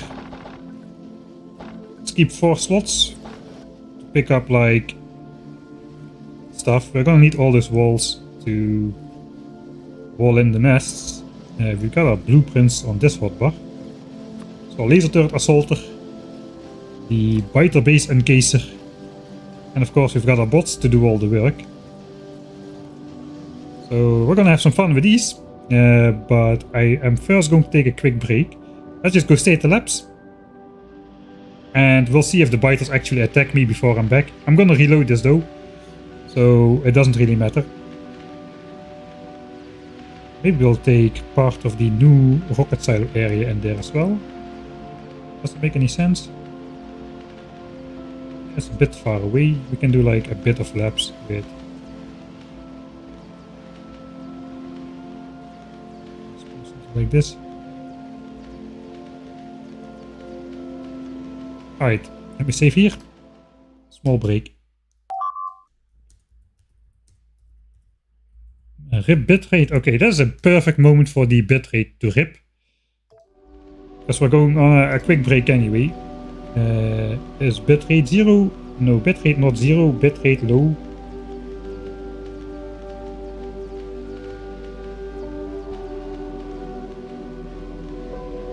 I suppose I could not have asked for a better timing if it was to happen.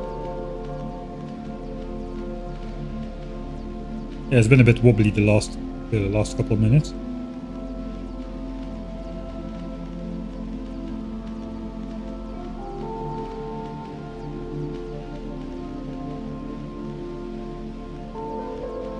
Alright, enjoy the nice gleba track. Hopefully when I'm back the bitrate is back up. I'm gonna have a quick bite. I'll be back in 5 to 10 minutes about.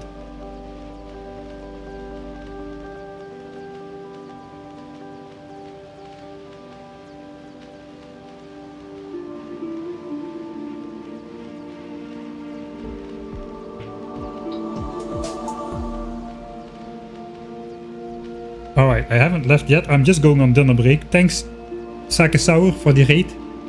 Just wanted to mention still. I'm about to. Yeah, I'm going on a quick break for 5 to 10 minutes. I'll be back soon.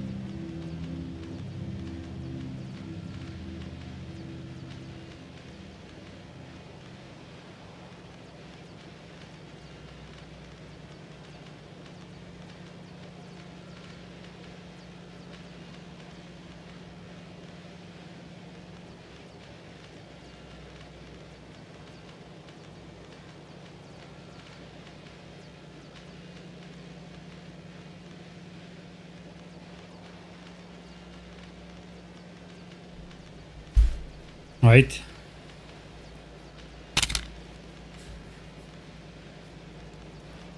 Bitrate looking okay again.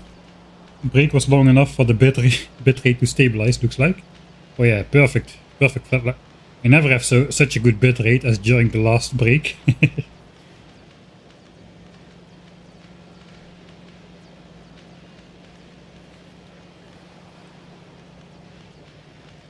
Alright, let's have a look. Oh yeah, right. We were researching rocket silo. It'll only take another 8.5 hours to complete. And we were going to not die by giving these biters some brick houses, right? They need this looks like this is not a solid structure. It doesn't pass any official tests or whatever. So we need to fortify their bases a bit by adding some proper walls, you know, so they can better stay inside, right? Something like that. Should be not too hard. This is actually where I did my test fights to... not here, but here. I think I took on this nest as a test fight with the current level of laser damage we've got now, which is damage upgrade 1, shooting speed 2. We're gonna research more of those levels, I think, after rocket silo is complete. Because there will be a small gap before we can research the next useful technology. We first need to send a space platform, starter pack up, that is not a big deal. We need to build an asteroid collector, that is not a big deal. But then we need to automate 1 KSPM space science. And I'm probably gonna do iron from space before space science. So we have some time to waste anyway. So we're gonna be researching some more levels of damage and shooting speed for the laser turrets, so we can also hopefully, and that we didn't test, take on like these gargantuan nests with behemoth worms, which have 80% laser resistance and an effective 15,000 hit points because of it. And the lasers do 20 damage per shot before upgrade, so 750 shots per behemoth worm, and they don't come alone, so yeah. Some upgrades would be nice to help out with that.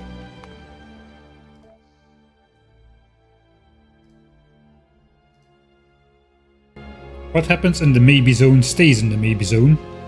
And they also heal, yeah, they also heal. Right. We have the running armor. Where are we gonna go? We need to have power for the laser turret, so I suppose we're starting in this corner.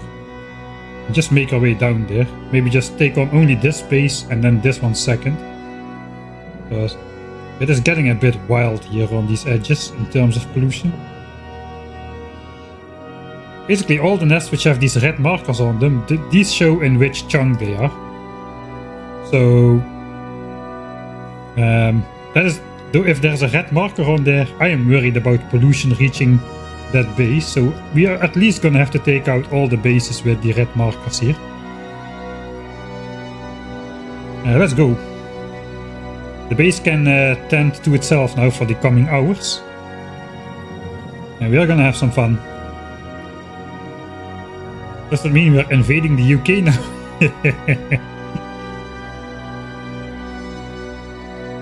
The UK is not the only country with a colonial history.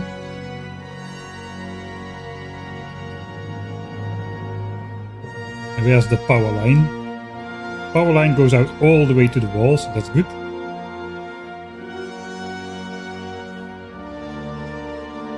Make a laser zoo. We want a laser zoo.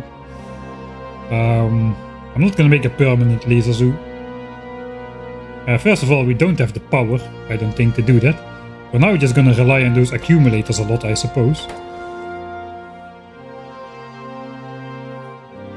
I definitely do not want to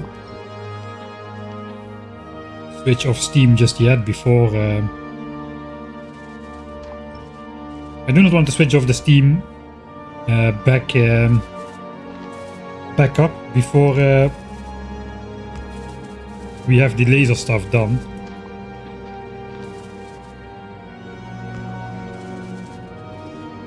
Right, I might need more of these power lines. We're gonna have to go out a pretty big distance.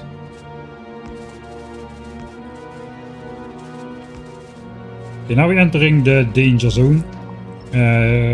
So I should probably be a little bit on my toes. And let's do this nest first. Just to get back in the game. It's not too big.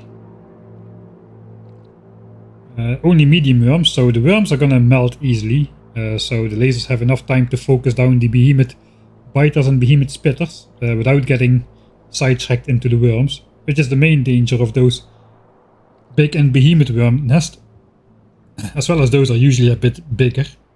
We're gonna keep the repair packs into our trash slots as much as we can, so the bots don't have access to those. We might be picking up a bunch of stone and stuff. So let's give our inventory a little bit of space. And yeah, how does this work again? I have the blueprint here. It's getting night. I suppose that could be a good test to see if the accumulators will do something. How does this work again? First of all, we need the other armor. Switch off the roboport. Find a good angle of attack. It's not really important with this base too much. Suppose we could come in like somewhere here, so that should be the first. Okay, it's gonna be night, so it's gonna be a good laser show at least. I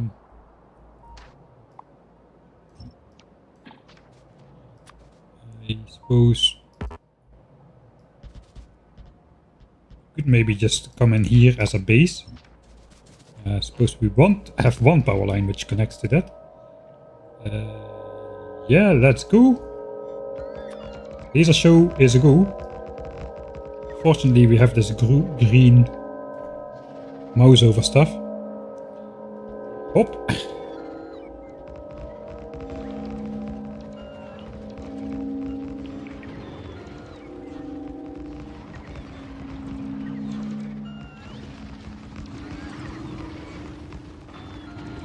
Alright.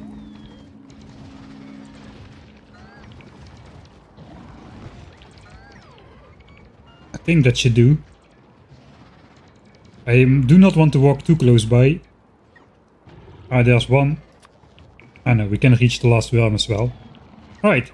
No bots died. No laser turrets died yet. That was a small nest though. You can see as a behemoth spitter or biter spawns, just how many lasers are shooting at it. Especially the biters, they take quite a while to take down. Holy moly. House power. Okay, we are using accumulator power, though not a lot. Yeah, steam is just maxed out, it is night. So we are catching the spikes with the accumulators. We're not really depleting him as much just yet, so I suppose that is okay. But yeah, actually we're gonna be doing the first bit of battle on the steam tanks alone. Those are basically just gonna run out. This is our first accumulator bank really, it's not in the stats overview. This is just not gonna fill up to 25k anymore, and at some point after it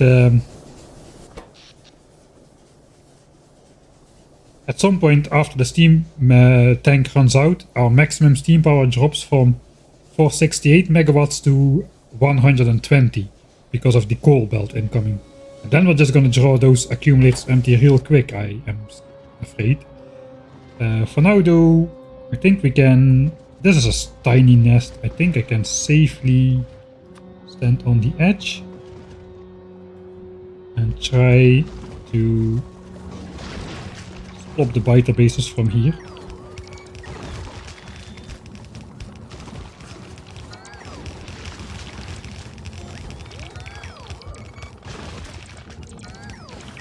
But I have to super force place the blueprint.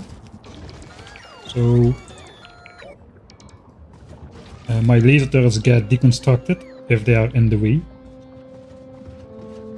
Or I will have a very nasty surprise.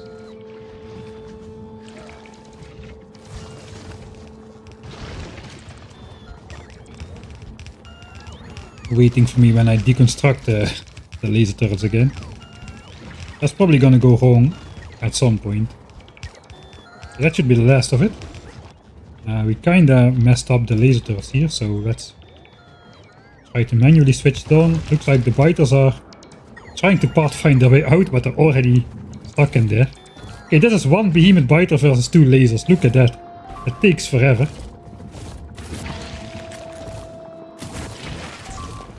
Okay, now it's gonna get maybe a bit more close by. No?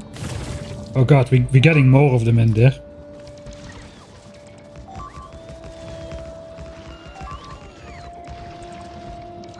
Let's try to regain the momentum here. So yeah, the only reason we are not dying to these behemoth turrets is because we've got a ridiculous amount of laser turrets at the same time. I think we can do the repair thing. Repair the walls at the same time. I have to be so careful, there's acid there. That will instantly kill me. I'm just running in like a madman again. Now let's slowly pull back out of the war zone.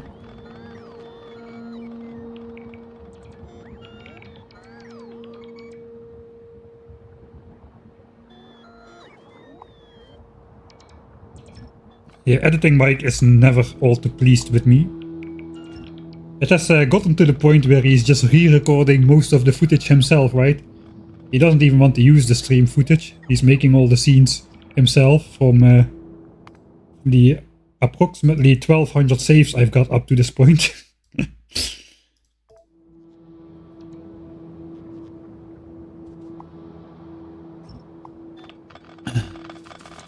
Alright, I already repaired everything.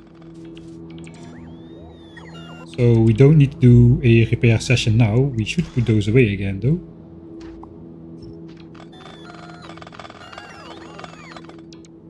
And now we will find out if I left enough slots empty. We picked up 3 stacks of coal and stone. Okay, it looks like it fits. Okay, that was nest 1. That was quite easy. We do want to focus this area first though, so let's not get distracted by other nests.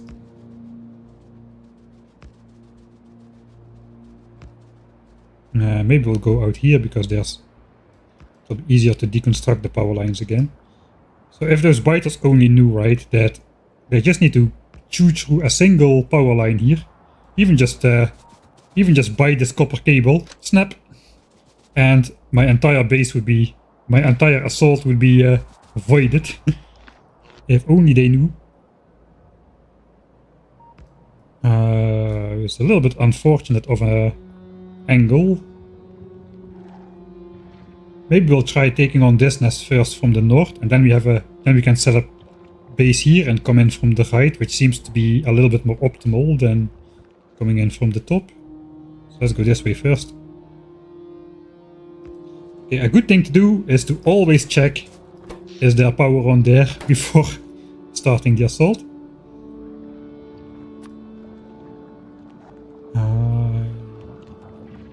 Don't really think there's like a favorite part. I think I'll just start.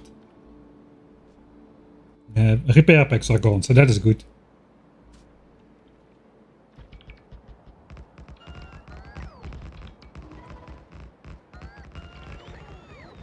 Okay, biters are triggered.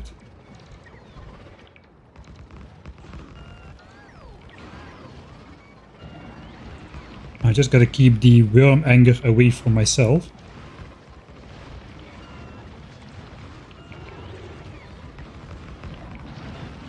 Okay, all the worms are in the north here, so I suppose that is okay. I think we'll try to go around this nest a bit. There's one worm there in the back.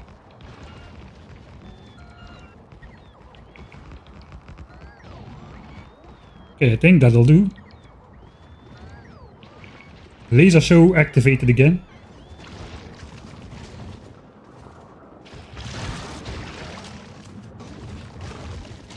You can see the difference, right? Between the big biters, they get like insta-zapped. And the big biters, they are whoop, zap and they're gone. The behemoths really take some oomph.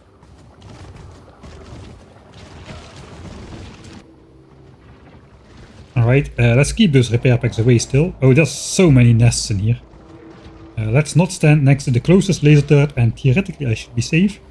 I think we're gonna go chunk by chunk to keep track of which ones we already did.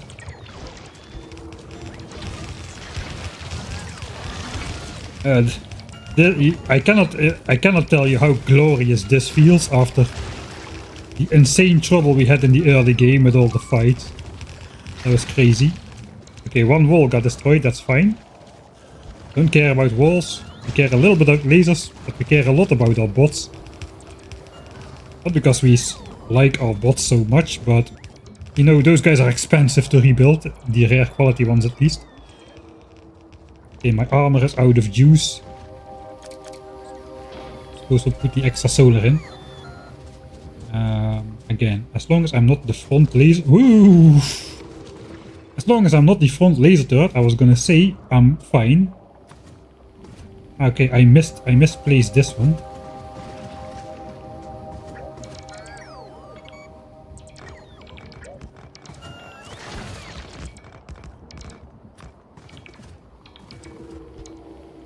That was why that guy spawned on my face.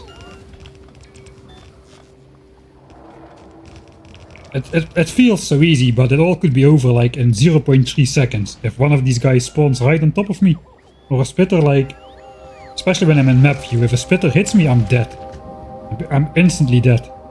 If a behemoth spitter shoots me, those guys do so much damage. I have no shields. I have just an empty power armor, which does offer some protection against spitters. But... You know my reflexes. I will not be fast enough.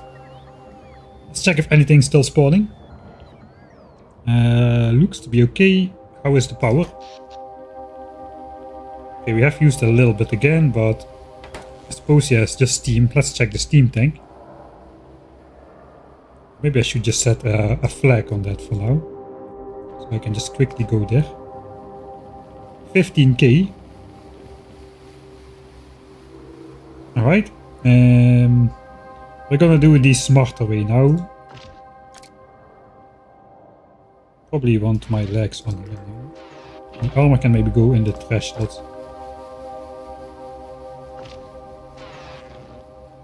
Alright.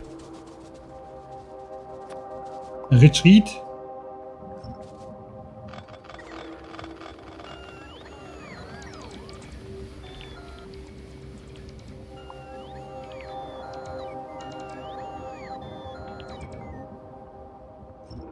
I'm gonna try to do that without spending any juice from the bots, just the free recharge. I suppose actually I could leave this up for now. Yeah, let's leave that up for now. Okay, engage repair packs. We can use this as the wave to come in, the front wave. Alright, wait for the bots to come back before we throw out the repair packs again. Man, that power, that is such a bad connection pattern, man. I guess big power poles are not really meant to be used as substations.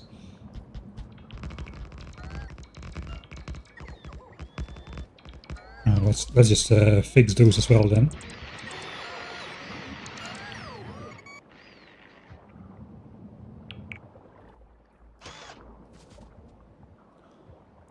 Yeah, basically, this is a bit of a too long front, I think. We won't be using those back laser turrets much.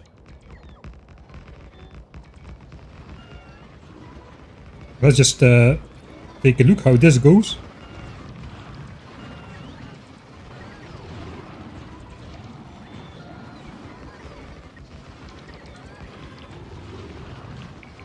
There's some sneaky dudes in the back there as well. That was medium worm split, so that's not too much of a problem. He's shooting at me. Gotta wait for my bots to come back. Okay, the north worms are dead already, so that's good. No losses still, somehow. I gotta find a better way to avoid the spit though. So far I haven't walked... That is behemoth spit. Let's just have a look. How fast does it kill me?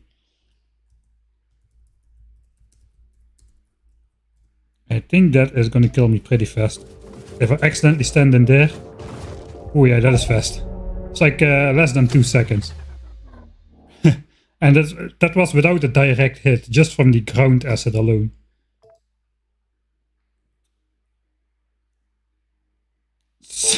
It can really go very wrong very quickly. So again, let's stand away a bit.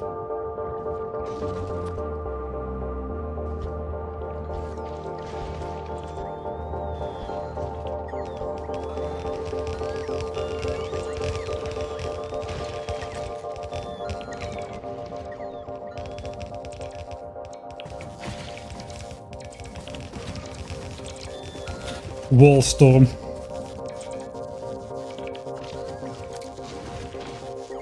When I'm walling up, I probably should take off the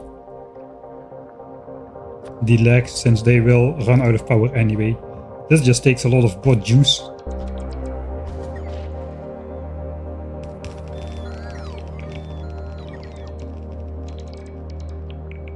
Alright. That should be the end of it.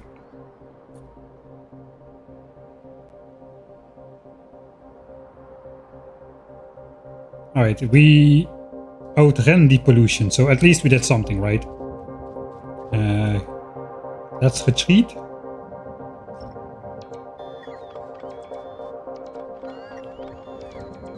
%, yeah. 50% done, only 8 hours and 20 minutes remaining, guys. Look at that. 501k done. Holy moly.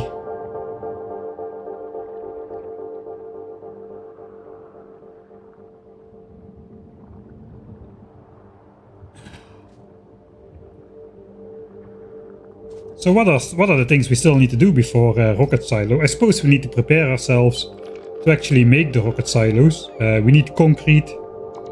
I didn't prepare any concrete yet. I want at least 10 rocket silos. I want 11 rocket silos, really. I want one for myself. So I can use that for my personal business. I'm gonna roll for a rare one. With a little bit of luck, we can get one uncommon or even one rare rocket silo for our personal use, and just use the other 10 as standard ones. I'm not gonna craft a rare rocket silo with blue chips. That is too expensive.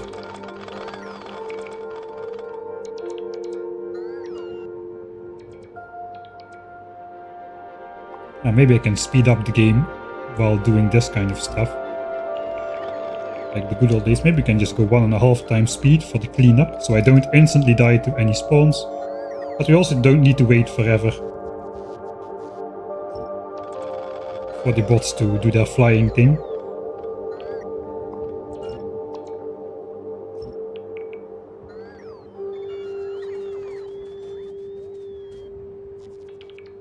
Alright, how many damaged ones do we have? About 54.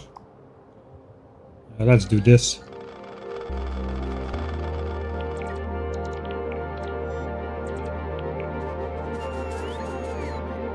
And then we can do the automatic repair check. First deconstruct. Then we don't have inventory space, then reconstruct. And that will put all the damaged ones out there.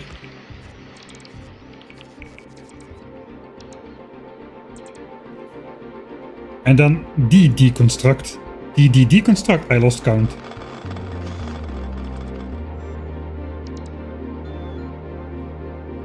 Alright, so yeah, we can get rid of these markers. We are no longer worried about pollution reaching this biter base.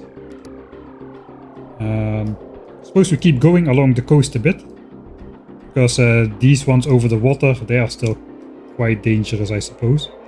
We don't really want to get into big worm territory just yet. I think that's a bit scary.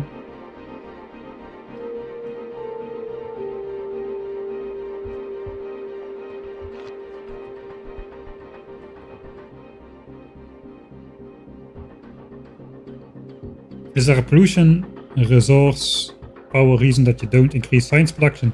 Yeah, did you see my pollution cloud? It was really like literally pressing against the edge of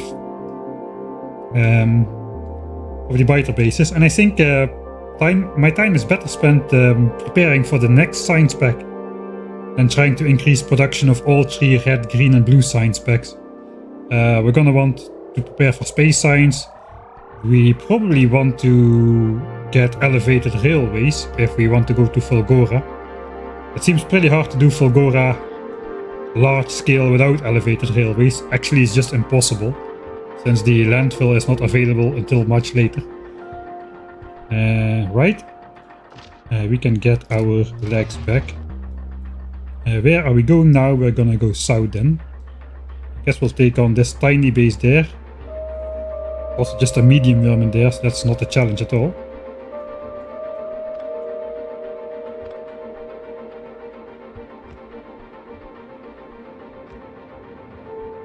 Yeah, some Dutch dude did it with bots, but that was just a normal playthrough. Yeah, where I could just hide on one island, and that was good enough.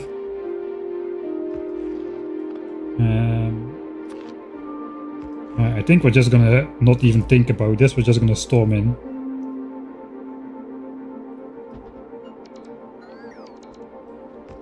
I didn't do the check. Okay, power is connected. That could have been bad. Small worms, man. This was a very early game expansion that happened. Alright, I already wanted to deconstruct the laser turrets, forgetting about the wall of the nest step.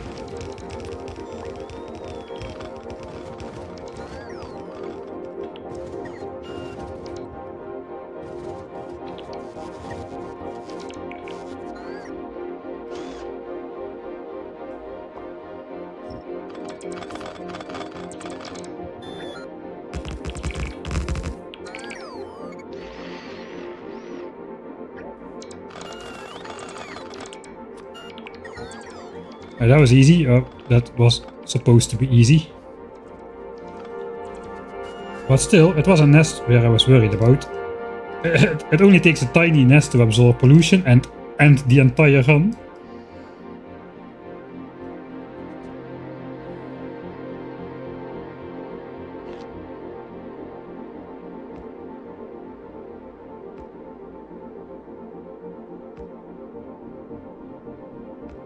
Looks like the next one is here. That one might be a problem, actually. Let's place a radar so I can see something. Okay, that one, it might be a bit hard to reach that one with laser turrets from the outside. Looks like we're gonna have to put something on the back here somehow. And maybe just in the middle right here. Space 1, where the power line fits, and a couple laser turrets, and that should do the job.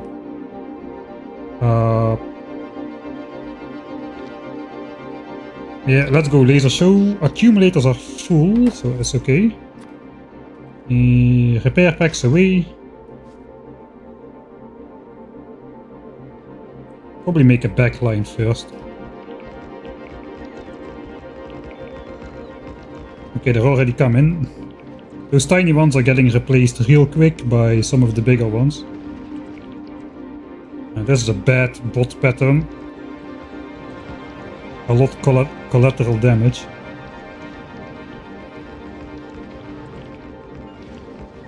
Okay, just go around, just go around.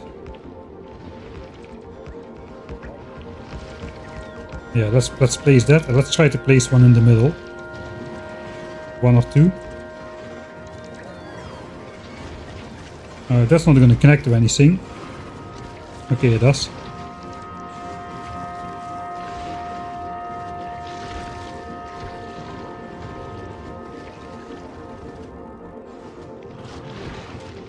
Alright, those laser turrets are toast.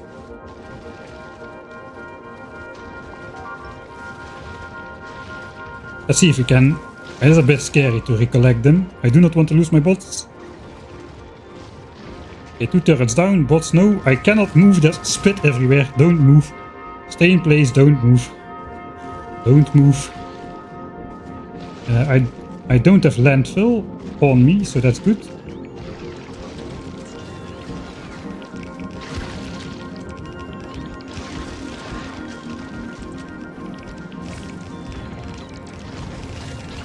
I'm standing right on a spitter base. If that spitter spawns, it could target me straight away.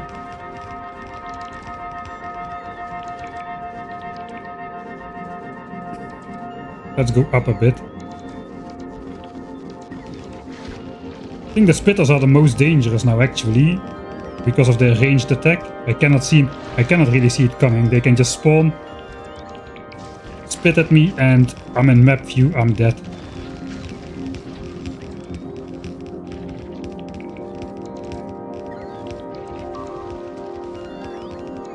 Oh yeah, now this is the problem, I suppose. Right, how am I gonna solve that?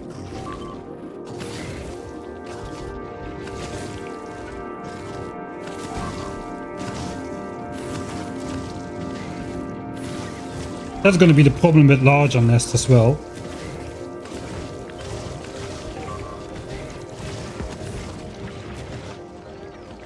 They will outspawn me.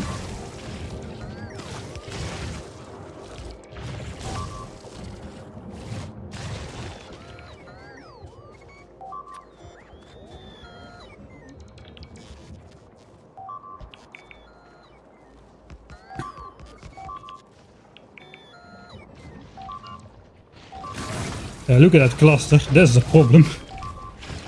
I don't do the damage fast enough here. Why is this not connected to anything?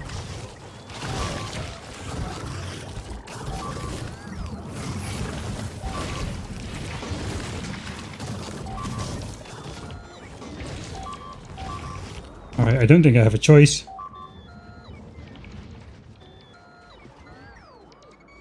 Okay, we're just losing walls though. It's mostly walls.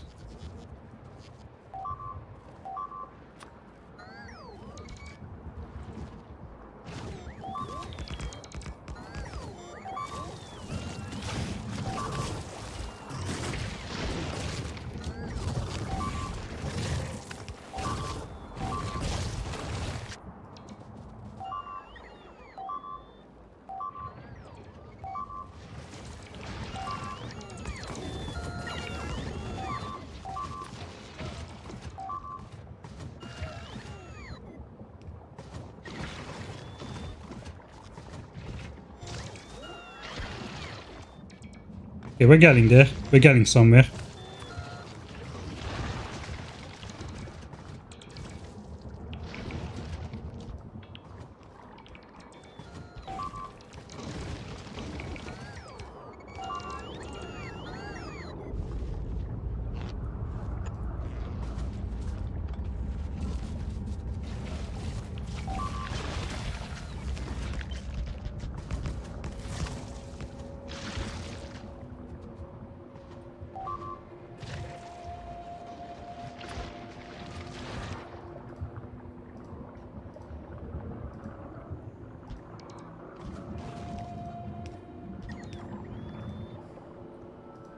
We might have done it. Oh, that was hard. That was not easy. We're not done yet. A single behemoth biter could again start a cascade of destroyed walls and unleashing more and more enemies.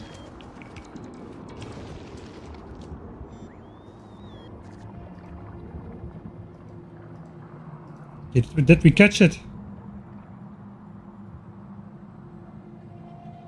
Ooh, that was intense.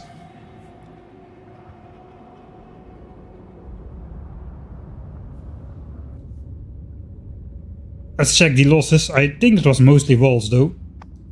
So we're good. 3 turrets, 57 walls. We lost the power line, sad. Alright, that's okay. We've got the ghost stuff on here as well. Let's go back in steps. I don't know how to do this. There is no good way to do this.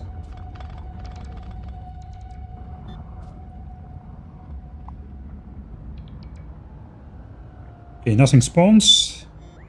Let's take back the other corner.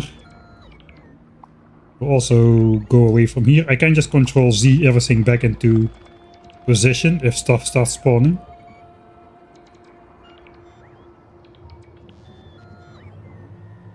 Okay, it looks like we did it.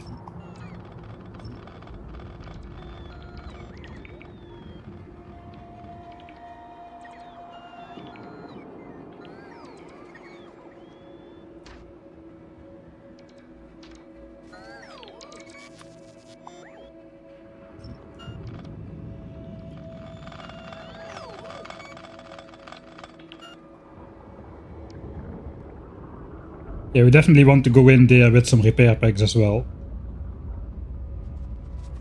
Now it should be safe to walk here, I hope.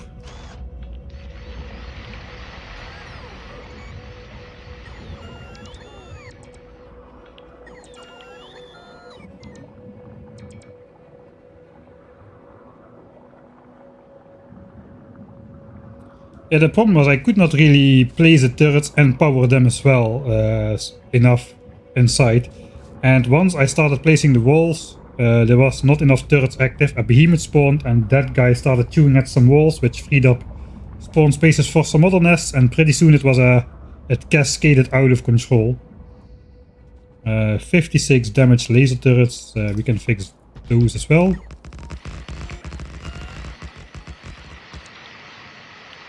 That's probably not even all of them.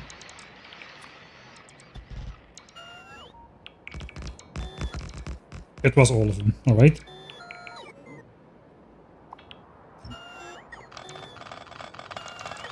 I think I just want this blueprint on hotkey 2 actually, instead of just clicking it every time. Alright, another nest. No more worries, pollution can spread in those guys, no problem. So we might actually eventually be able to do more SPM, although of course we also still need purple and yellow signs, which together are about 4 to 5 times as much resources as we are already pulling into the base. So maybe 1k SPM is gonna be fine. We go now to this base. Oh yeah, this is a great track.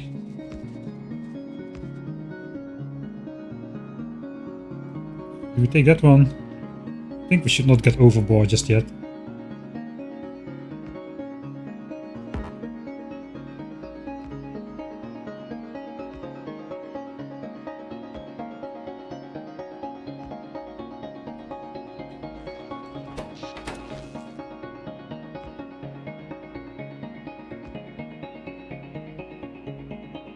Okay, there they are.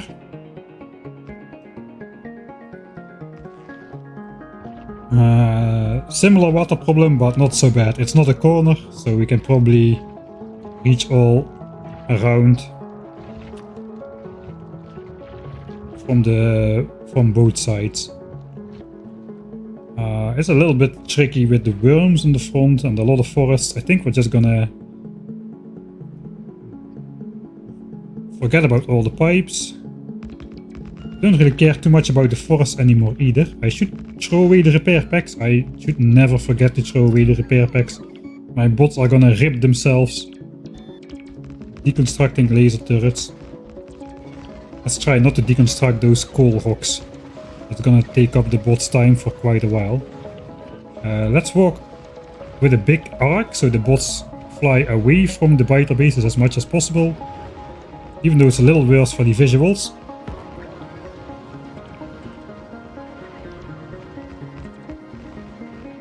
Alright, wait for the bots to come back, then we go around.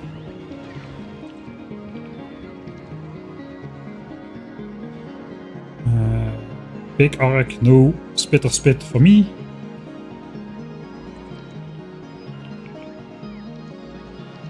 Forests be damned. The time that we wanted to save every tree is behind us now. Connect! There's a million power lines, just connect to one that is part of an existing network. Why is there no check for that? Holy moly.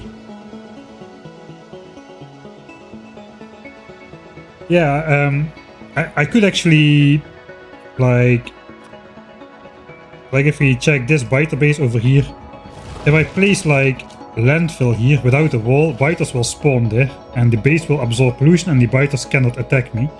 But that does in some way mess with the expansion mechanics, and then suddenly the biters, basically my magic anti-expansion wall crumbles and they ignore the expansion restrictions. If that happens somehow, we've had that happen with that biter island up here before, which is why we have deemed it to die by artillery shell to get this achievement. The one biter base that's gonna get destroyed is this one. Because those called up on those guys to make an expansion like here or something, like almost double the normal range they could go. Maybe I should not talk about that while while I am busy walling up a base. Some strategic insights say that that's probably not the best idea.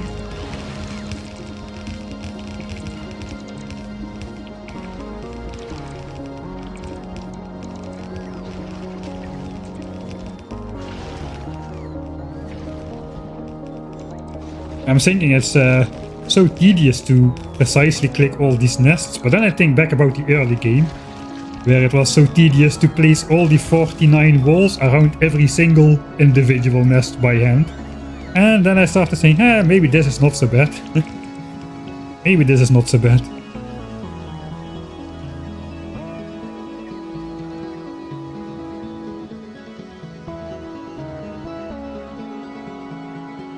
Of course, one more biter spawned at the very last. I think that's it though. Let's collect all the stuff. While I just stand here at the front like a maniac.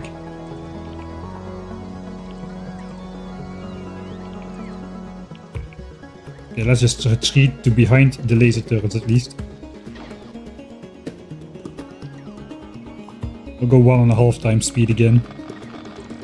It's almost like we've got bot speed 3 or bot speed 4 even, with the 1.5 time game speed.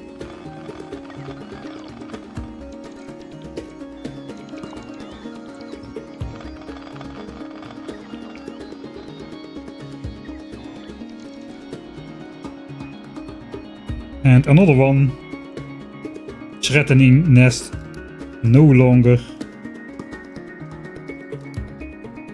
We are scared of that. I think that's the last one on this side. Although these two are also pretty close by. Maybe we'll just clear this peninsula a bit. Take on... these are about as far out as those. Let's take these, and these on the way out.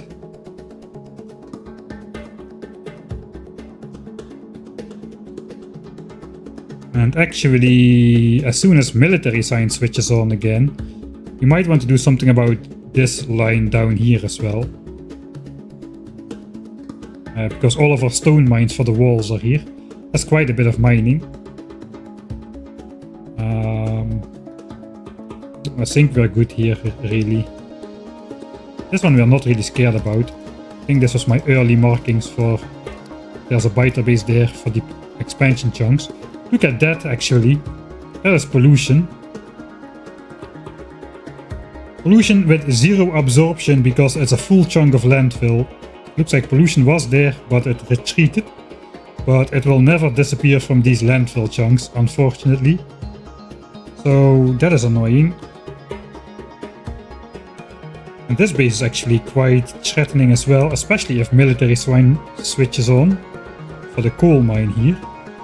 That could be a problem.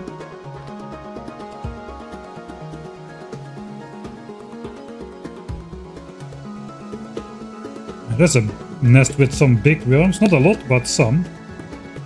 Oh, that's a huge one. Maybe we'll take on that one as well. And this one and these 5 below here. I think that is on the immediate hit list right now.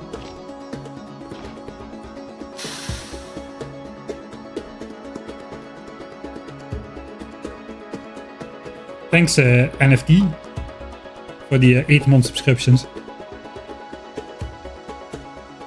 Yeah, I wish too that 0% absorption was not a thing.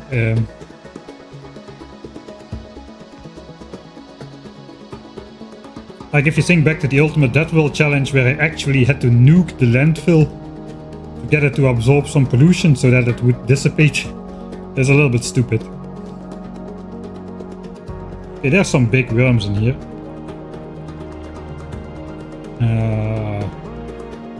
Yeah, we were not gonna do this nest, we're gonna go up.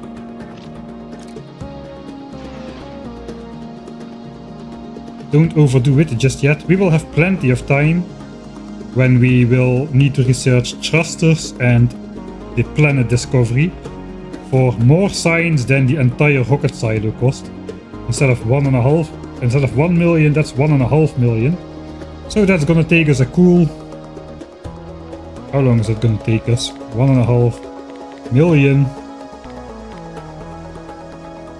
at 1000 SPM is 1500 minutes. That's 25 hours. 25 hours to get thrusters and a planet discovery. We'll take on this one. There's also big worm. It's like 2 big worms in there. That's a good starter nest, I suppose. I never repaired my stuff.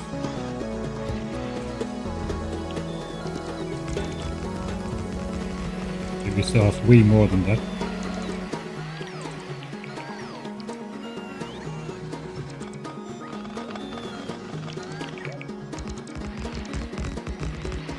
Repair. Come on, bots.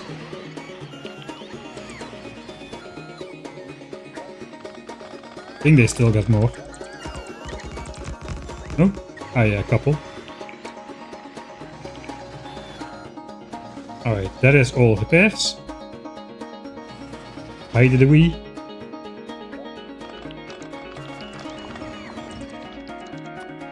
Do I need a plan? Oh, there's a...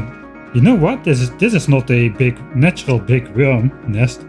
This is a natural nest with the medium worms here. This is an expansion. There's a behemoth worm in there. Hidden behind that biter. Okay, a single behemoth worm is probably the best case scenario we could try out our laser turrets on. So let's try to make it shine.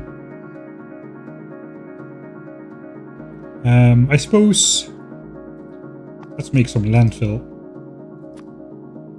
from that, so I can have a little bit of inventory space. Man, I'm using so much inventory. Alright, raiders and fish. Let's try that out. I think I need a plan, so let's switch off the roboport. I want a lot of turrets around this guy. This is actually not too bad. Yeah, we can place all of that.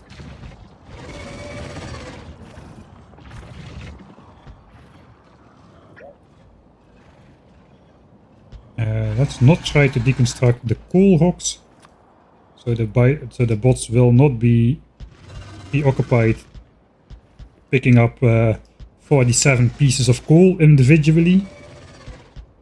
I think we're gonna go like this. We're gonna take it a bit of a different approach. I'm just gonna start far away and walk in slowly. Okay, behemoth worm.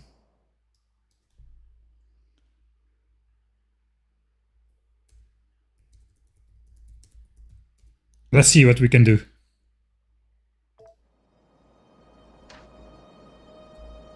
Okay, this is my range.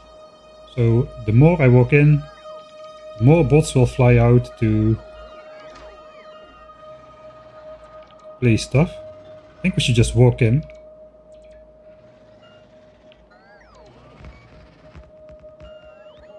Okay, behemoth worm is already shooting. Holy, that guy has range, man. Let's try to see something. Oh, we're losing bots now. That's the behemoth worm. Oh, and I'm almost dead. And of course, it's not connected. Look at that. Oh man, that is harsh. That is... Okay, this is very dangerous. This is very dangerous. There's that other nest that's attached to it. Oh, we survived though, but don't ask me how. That's all within range. Oh, we got some biters. Some worms in the back there.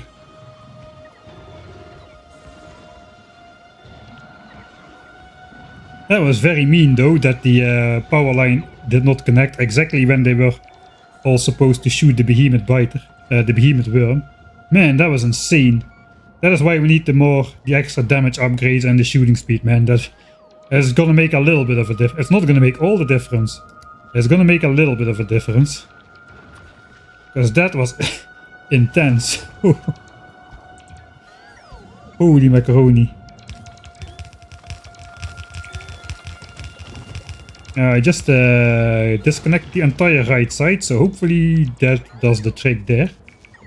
There's only a couple nests though, so it should not matter too much.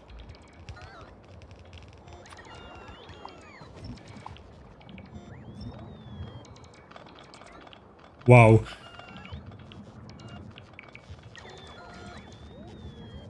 Ah, now nuking the landfill makes the landfill disappear. RIP landfill, RIP nuke pollution absorbing landfill strategies.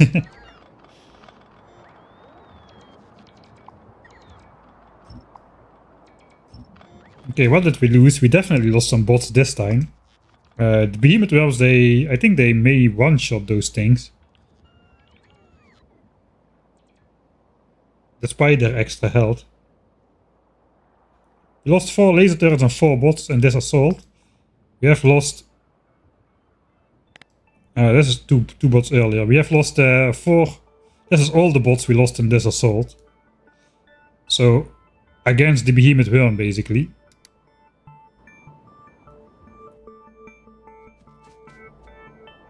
Are there damaged walls in there? No. Right.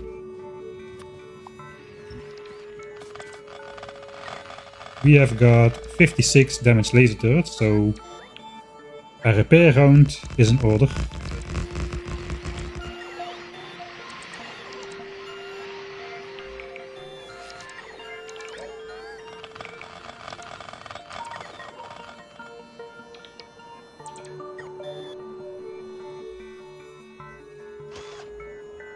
Okay, that was not easy.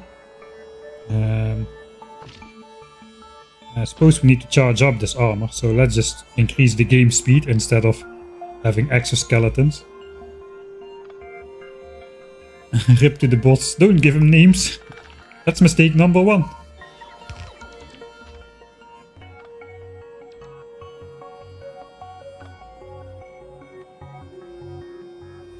You can only give like worms names.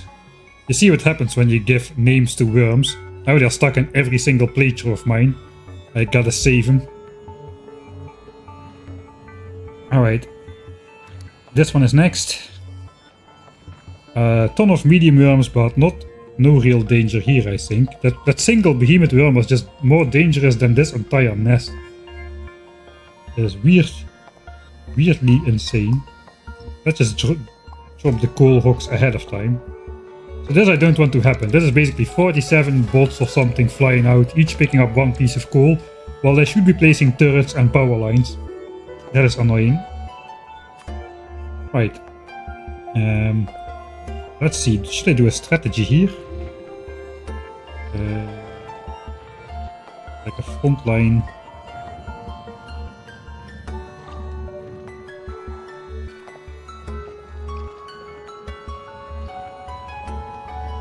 I think this could reach all the worms. And I can place this as soon as the worms are dead in the front. So we're gonna want to be on this line then.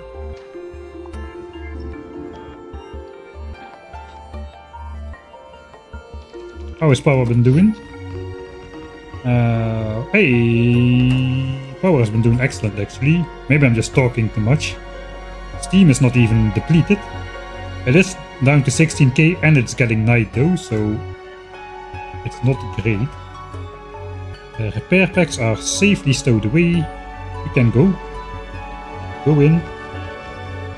Probably want to change for legs so I can have a little bit of mobility as long as it lasts.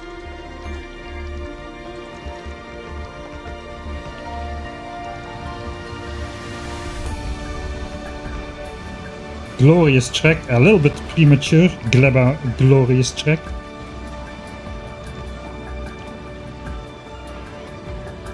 But in general, this method is working pretty well. Even can place my laser turrets in in the middle of the nest now. Take out the bagworms. Does it have the range to take them all? Yeah, that's the last one. Alright, good stuff. I think I can then stay in this corner over here and do my wall thing. I should start from the back then.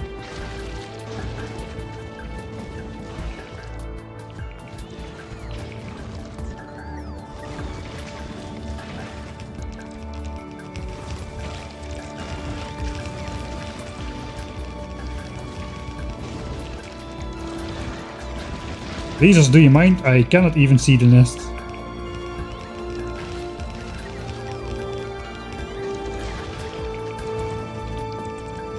Those behemoth biters are fast as well, man. That's gonna be the end of my battery again. Oof.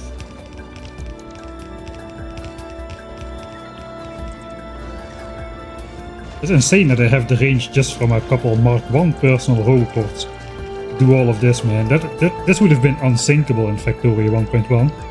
Armament standing amidst unpowered laser turrets in the middle of a behemoth biter nest. That was probably not the best idea.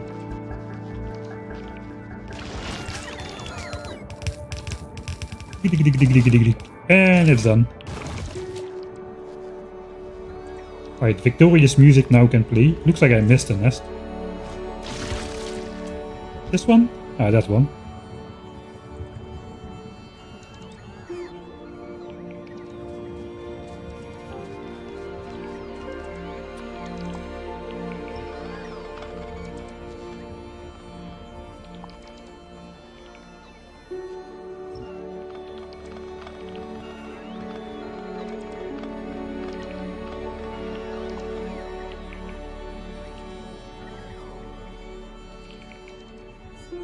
Legendary rocket launcher.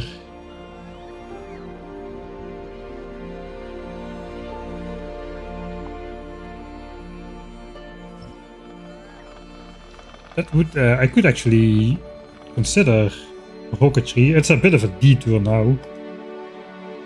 How much range does this thing have? 43 range when it's rare. Is that on par with a behemoth worm? I think behemoth worms have 48 range, so that's almost the range of a behemoth worm. 48 range, yeah, alright. So a rare rocket launcher can take out big worms from a distance. Of course, that I'm outside of the worm's range doesn't mean that the biters and spitters are not gonna target me. And those guys are mobile, so... yeah. Let's give the bots to repair the walls. Did I spend a lot of juice? Yes, I did.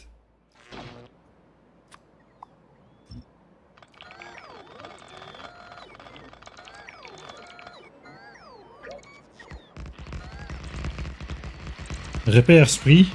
Oh, that's a lot of damage turrets.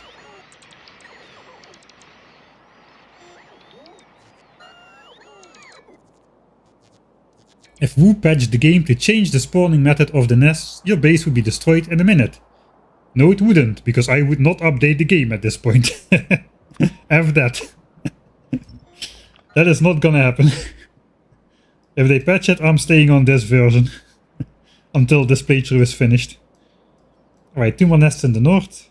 54%. Rocket Silo is closing in on us like a maniac. Tech pace is incredible. It would be a funny clip. I would probably just install a separate version of Factorio with the update and then just load the save and watch the entire base go to heck.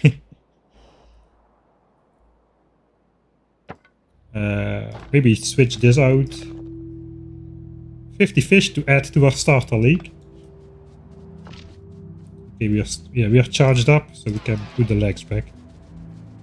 Man, walking without how did I walk around without exoskeletons for over 100 hours, man? Insane.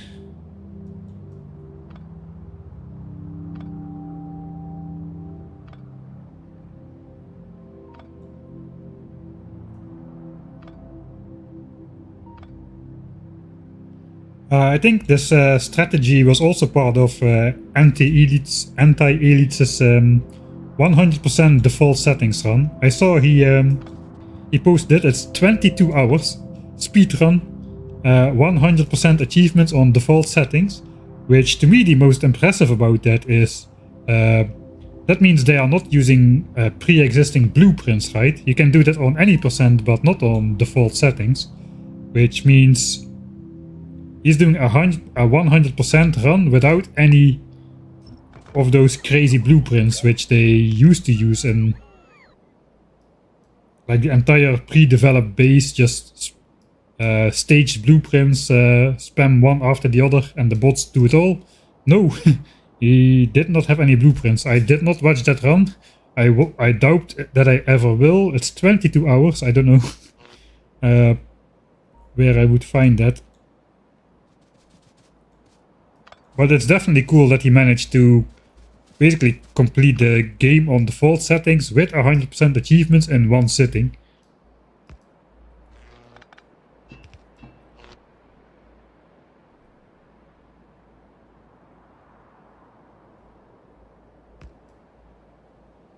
I think we gotta go on this side of the cliff.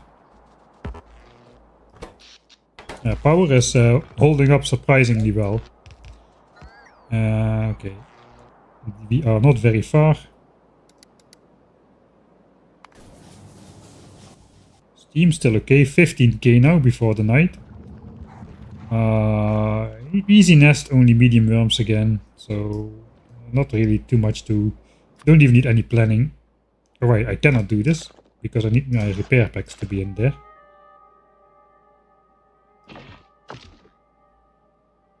We can throw the wood maybe.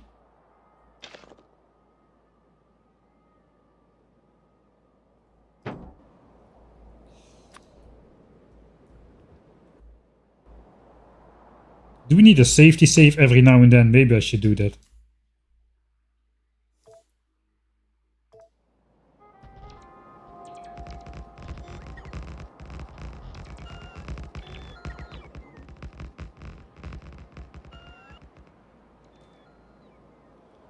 It's not really too much, we just go ahead and then around the nest like that.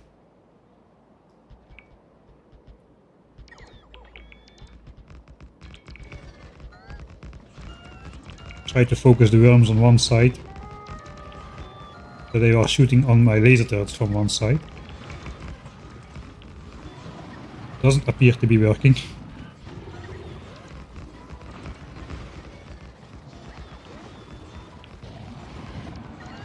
That probably does it.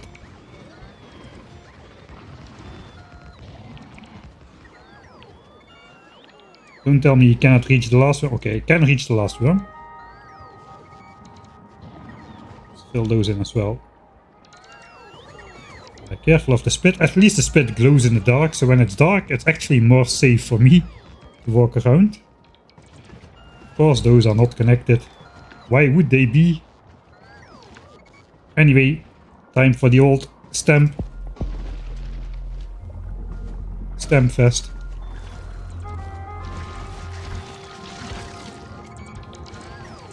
Let's go under the chunk line only and then just switch over to the other side. Okay, I hope that was not a bot. That was a bot.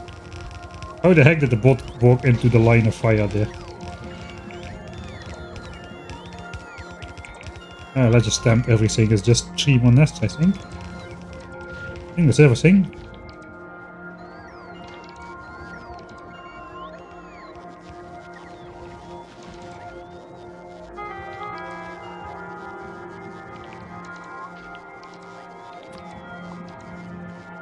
I'm getting a bit careless, I can feel it. That's not good.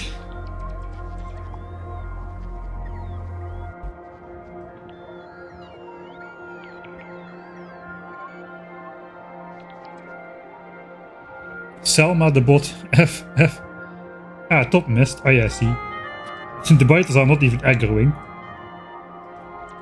The biters actually do not mind the walls. I'll prove it to you. The bots, the biters, the spitters don't mind the bots. See, they just, they don't even care. All they mind is lasers.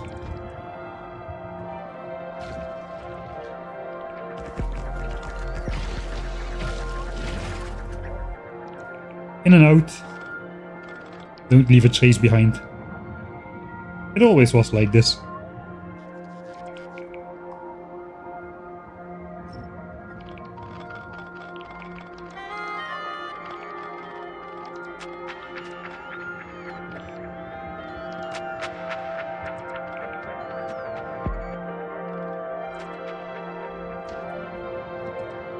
Okay, repair back time.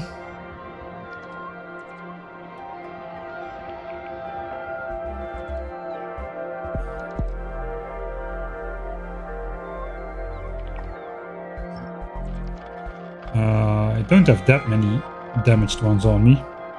Let's go speed it up a bit now.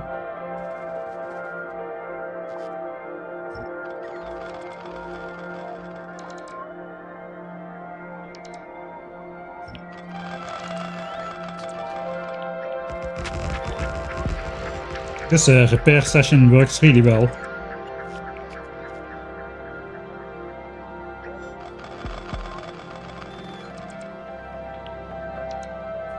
Alright.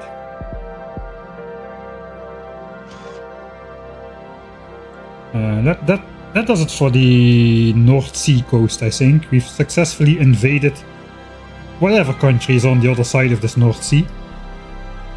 We've walled them off in their castles. I know, we still have that one to do. One more.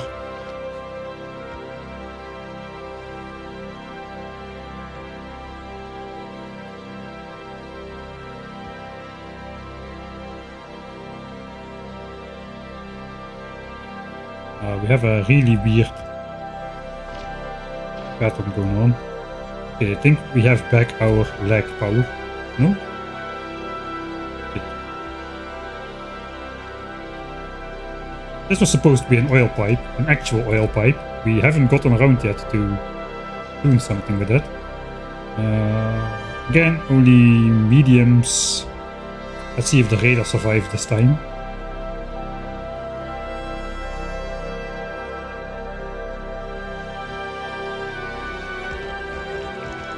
I should have done a second line because they're gonna come in straight away.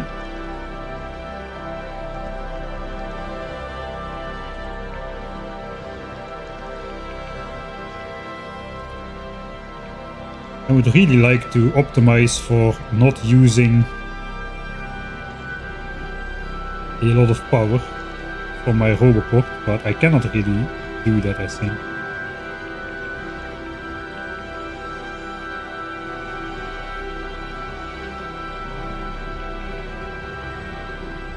Oh, this is a big nest actually.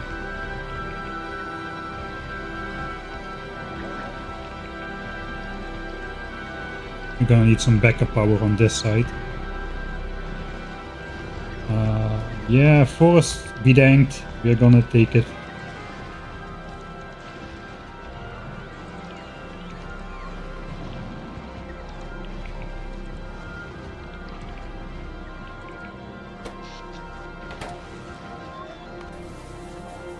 $11K. That steam tank is holding out way better than I thought it would, with all this laser power.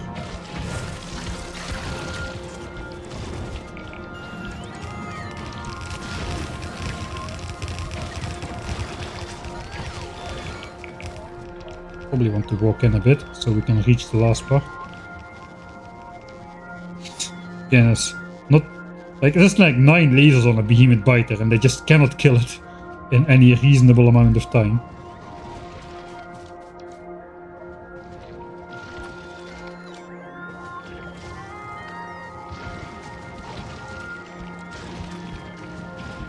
Can I safely do this? Yes, the power lines stay.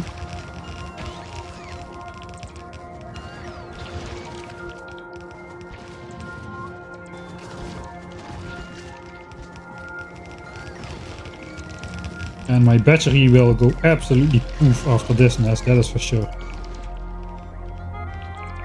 I hope that's everything. Just cannot get close enough where I'm not in danger. Yeah, that is oh, I might run out of power actually. Yeah, we're done.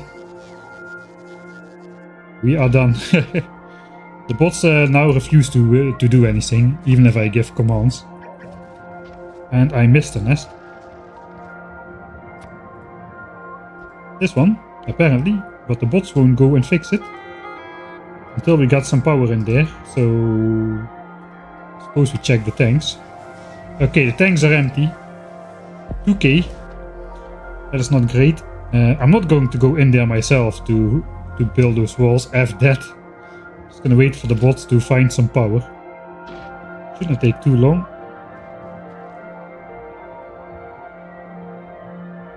And we'll send them out on this mission immediately as well, once they do. There they go. They found some power. These guys should not take power. If I go a little bit this way, these guys also will not take power. Those took a little bit. But I think in general we're charging up again. So now I need to just retreat carefully, not with big swoops. Just do it smart so that the bots don't take power. Because if they fly out less than like a chunk or so with rare bots, I think it goes up. The better bots you have, the farther they can fly out without consuming power. If you let them go back into the armor, if they've flown only less than a chunk's distance away, they won't actually do any charging. It's like free energy. So now my bots, yeah, these are just charging up at this point. And now I'm going to send, these probably will do some charging. Maybe not. Yeah, no, that was not far at all. Alright, another 55 turrets. It's 111, so we can just do this again. Or Z again. I should wait for the bots to enter my armor, or they will be charging again. Did I have repair packs on the entire time? Maybe I did. Alright, another nest down, and now this country has been successfully invaded.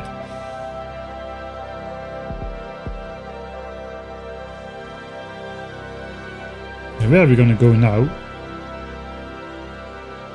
I think this one was dangerous. We're now at the north anyway. But I'm not gonna draw the power line out there. We're gonna pick it up and walk to this accumulator field and then take it from there, I think.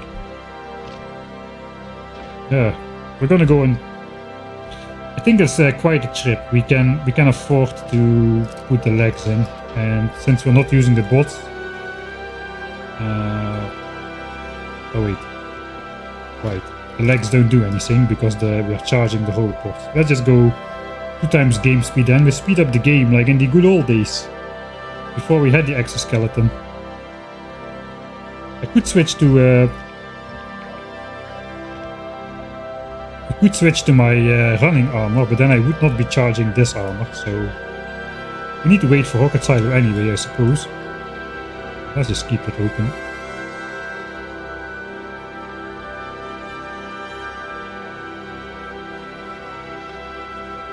Yeah, we're saving the nests from those biters. Those nests don't want all those biters shredding around. We're doing them a favor, really. It's getting night, that will... Okay, we have charged up the port.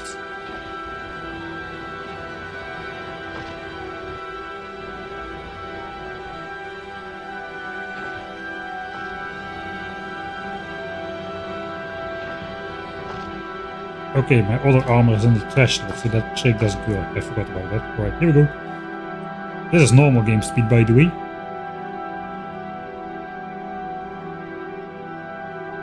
Oh, I almost ran there.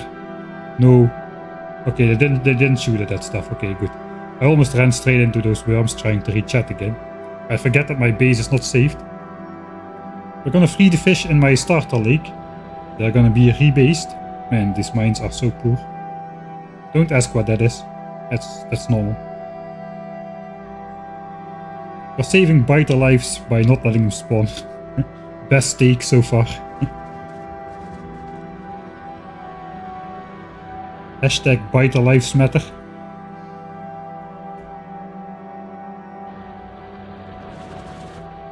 Okay, we're gonna go out from this mine now. Hey, there's a opening in this valley. Convenient. We actually are, yeah, we're pretty close. Let's switch armor. Suppose we keep, it's night, but we'll keep the solar panels in there anyway. Oh, that is gonna be a beast of a nest. Storage tanks are at 3.1k and it's getting night, it's falling.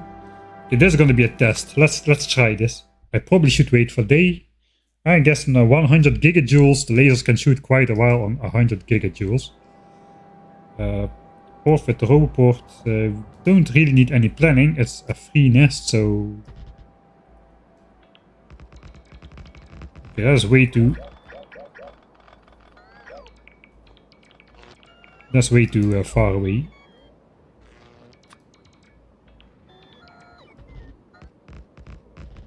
Repair packs are stowed away, so that's good. Oh god, here we go. This is a lot of nests, and these guys are gonna have a huge spawn rate of biters. We'll wait for those bots to come back, and then we'll go around on the right side. Start placing a little bit carefully some stuff over there. So I wait so the left bots don't fly into the line of fire of any projectiles so much. This is like a double base as well. We cannot take on one base at a time. We gotta take them both. So that is kind of... looks like we also need to take the base on the right side there. At the same time, those are in trigger distance as well, and that is a lot of biters. Holy... Okay, stay back, stay back, stay back. Stay back, okay, I think we're good. Let's just laser zoo those guys first. Yikes! And I run away, and I run away in panic, not even looking if there's more spit or spit to be walked into. That was very dangerous.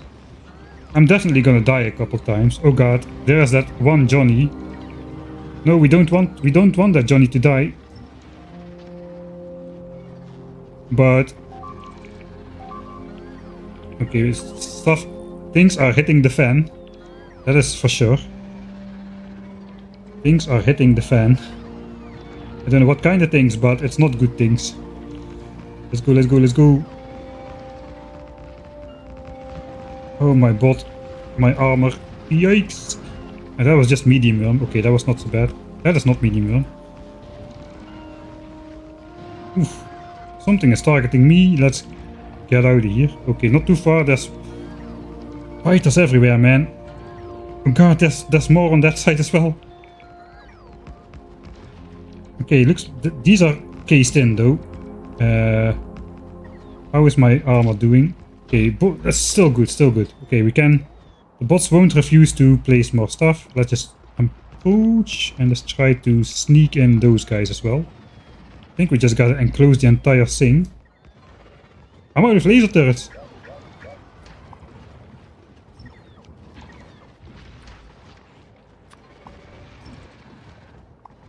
Okay, it looks like those are not actually getting triggered. Okay, these laser turrets are just gonna have to try and survive on their own. Let me wait for the bots here. 1k laser turrets, not enough. Holy sh... Efferoni. Switch the other armor.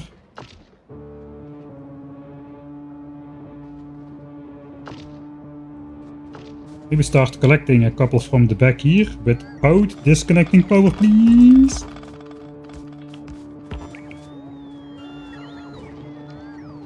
Alright, how's power doing? Ooh. Okay, actually it's daytime, so the solar panels are helping out a lot. Okay, okay, let's go, let's go. Laser turrets we can lose. Don't care about laser turrets. They are replaceable. I want to enclose these guys.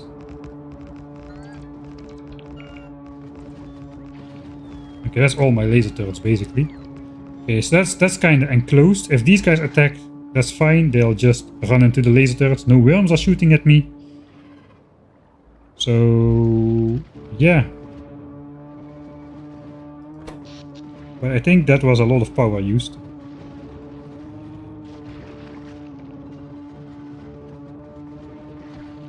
Look at those. That spikes, man. Holy moly. Alright, let's test this. I'm gonna save here. 2 big nest, man. We're just gonna watch this during the night and see if anything happens to the accumulators and the steam tanks. Steam tanks are not empty somehow, but they soon will be. Because solar is starting to go down. And steam will have to take over somehow. And pretty soon we'll be using those accumulators, I bet. Can I just put that somewhere in the bottom? Like here? Am I safe here? I don't think I'm safe here. I'm gonna reload this anyway, so let's hope I'm safe here.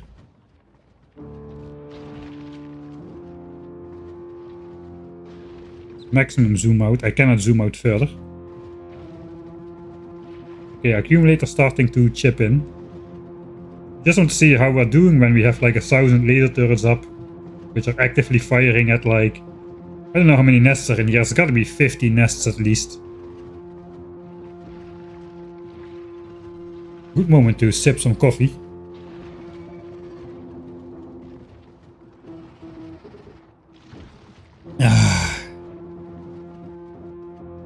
Whew. Right, ops. Maybe see you tomorrow as well.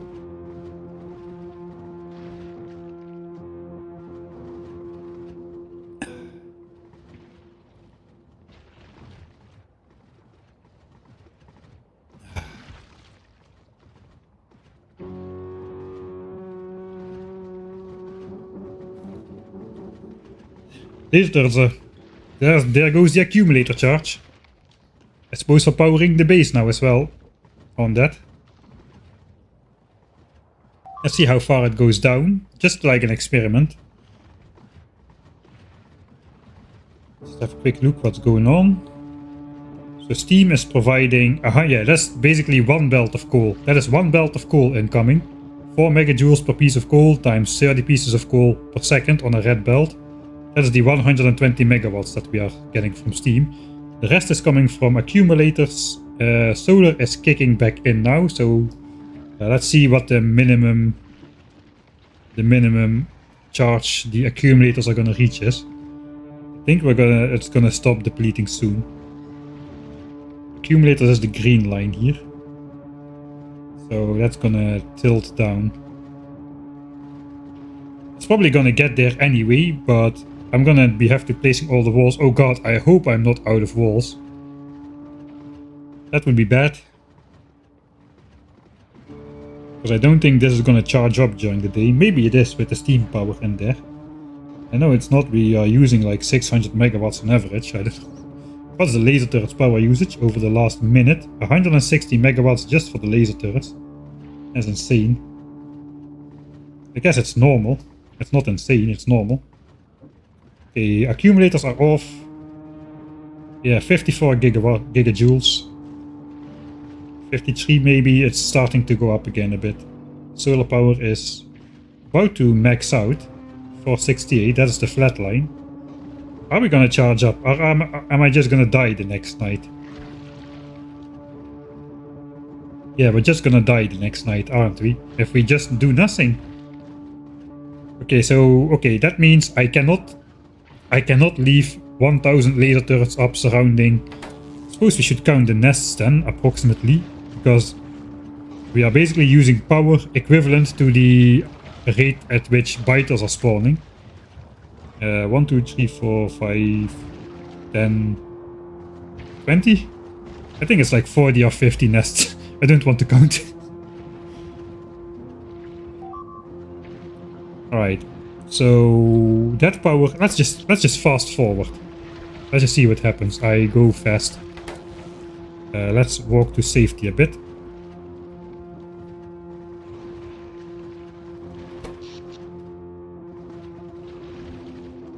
The accumulator level is not going up. Next night we're gonna hit almost rock bottom. Okay, it's gonna take 2 nights for the laser turrets to... Well, let's just watch that.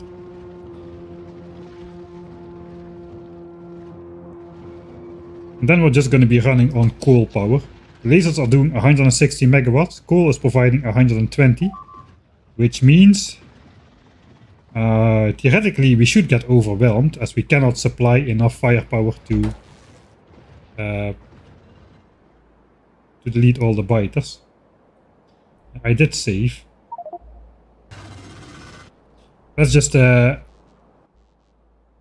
pretend that it is already the second night.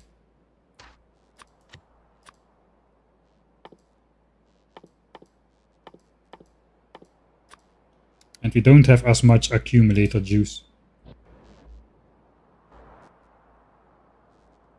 So we don't have to wait another night. We're gonna delete most of the accumulators, not all.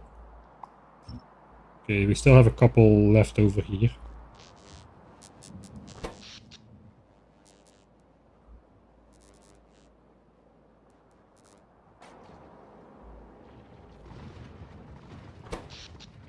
Alright, so we are definitely gonna run out now. It's getting night again, solar is going down. This is basically the second night equivalent. We're gonna go down to 1 time speed as soon as we hit like 1 gigajoule or so. Like, maybe right now. Well, let's see what happens to the laser turrets. We're gonna get out of power now.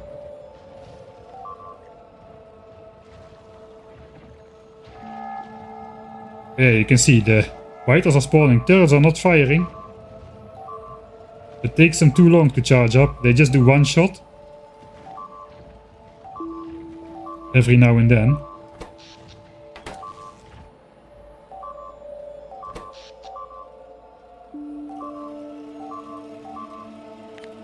Why is there no steam power either?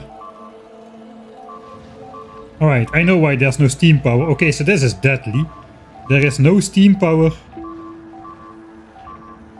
Let's go in day mode. There is no steam power because the inserters are not burner inserters. So they failed to insert coal. Which means the boilers did not get... There is now coal at the boilers, I'm pretty sure. Yeah, but these just don't have the power to insert the coal. This guy has coal in his hand. Is right about to reach the boiler, but it's not there. So this is a deadly mistake.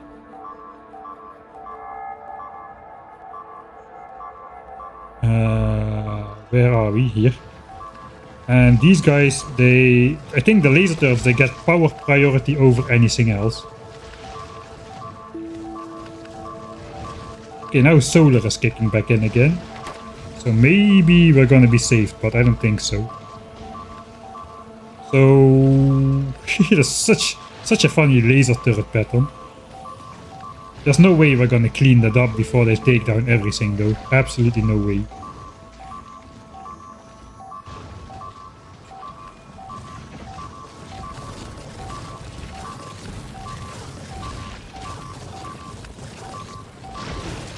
Okay, we almost have continuous fire again. But that's because we are basically using laser turrets by the hundreds. Are we gonna clean this up? I don't think so. We might. Probably not. There's gonna be replacement spawns as well for any biter that dies. So no, we're gonna lose. Let's just go faster. Double speed. Let's see the world burn.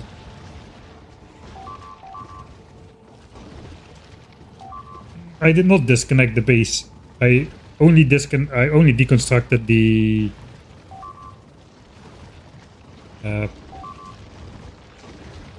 accumulators, so no power lines were disturbed during the process.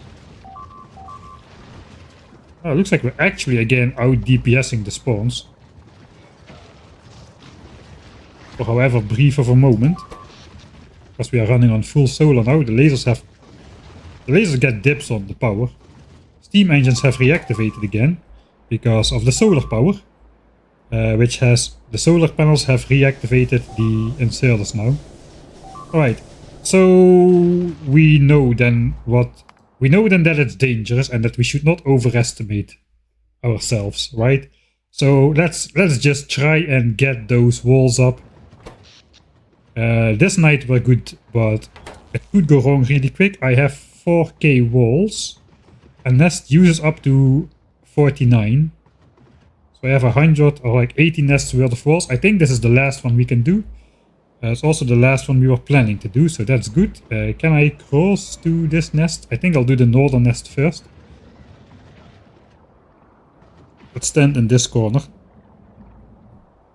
No, let's go stand in a scenic location, because this is a stream after all. Scenic enough? Yes, safe enough, I hope so. I'm just gonna try to do this from the map view. I'm actually just gonna... No, we're gonna control click.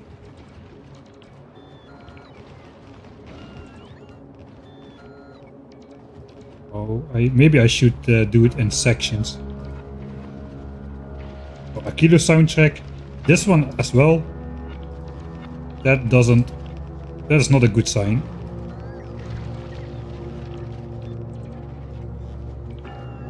So maybe I wait a bit for the bots to come back.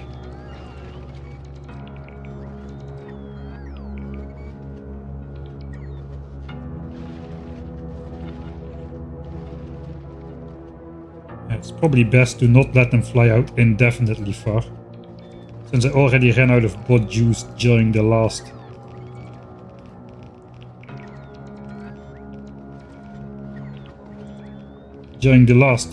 section.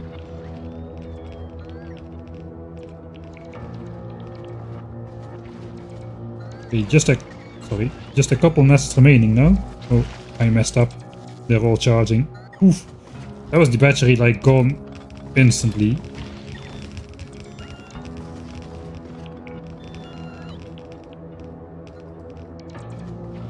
I think I got them all here.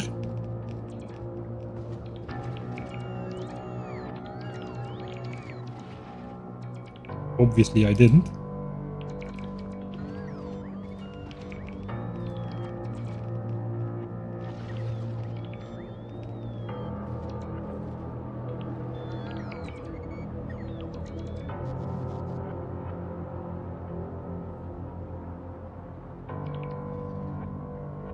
We'll see. Let's go down first. If we have most of them, every nest we disable is less spawns. 60 gigajoules and counting. We have now the day though. We've got the day. Paid us.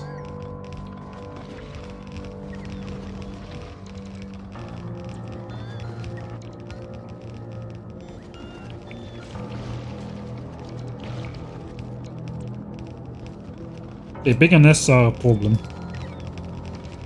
We might have to switch to some like land-based roboport kind of system. It's gonna be a lot worse, because if I do it for my personal roboport, I can kind of control the angles at which the bots fly in and out, which supposedly would save at least some bot casualties. Whereas for my roboport, they're just gonna fly in a dumb straight line, basically. Over the entire nest, which probably will lead to a lot more bot casualties. But that's what uncommon bots are for. We can save the rare ones for ourselves and just sacrifice the uncommon bots.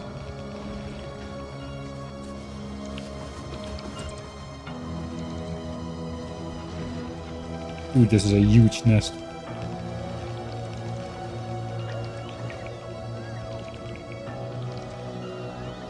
Alright, let's see where we're at. I definitely missed some in the north here as well. Okay, there's a spitter spawning, so let's recheck the spitter spawners. It was that one.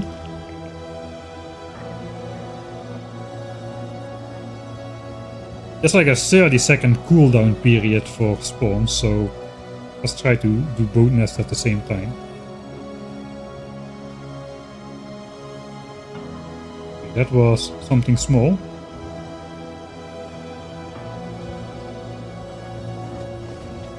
a biter. This one. Okay, behemoth, that means we've got 30 seconds. Let's go. Oh wait, we still need one more nest. We're charging up again, though idle laser turrets don't do as much.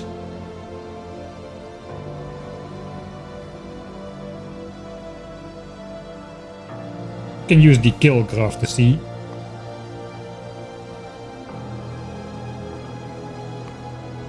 Okay, we're still shooting a spitter somewhere.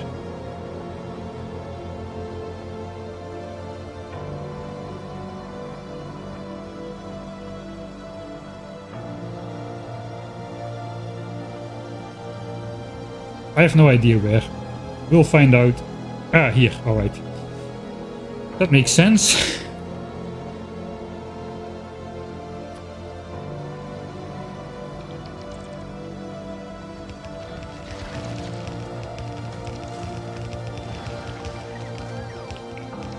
Alright, that's the end of this nest. We'll start taking stuff on the way back. We can do it smart. We can activate the legs again.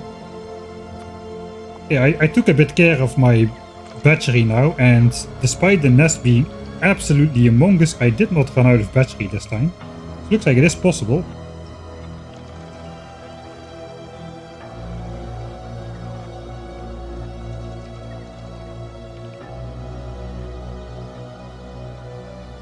Alright, we're gonna go up here. Now we'll see if I forgot another nest. We'll see that pretty soon.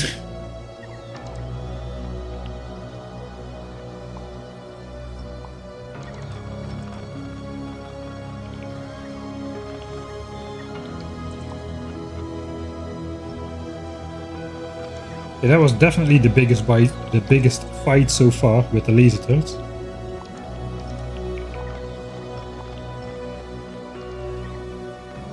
Okay, I disconnected my entire grid right now. That's not great. Place one over there maybe.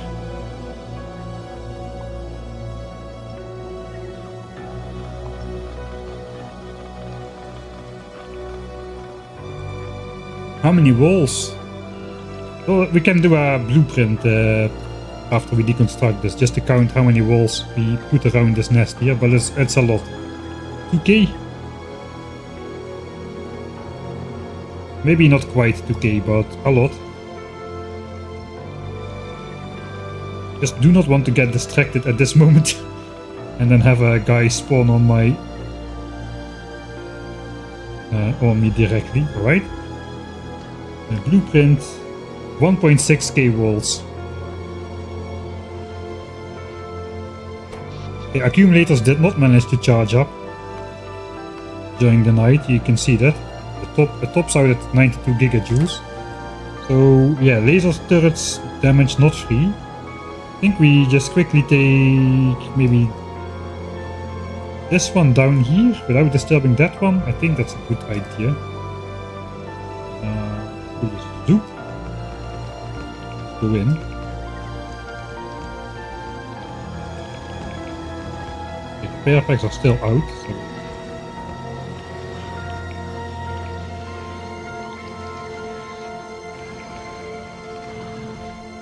there's a big worm. Oh, it's taking a while. The big worms are not by far, not as sturdy as the behemoth ones though. The behemoth ones are the real troubles. The big worms are actually not that bad. They have like a fifth of the hit points of the behemoth worm effectively against laser turrets.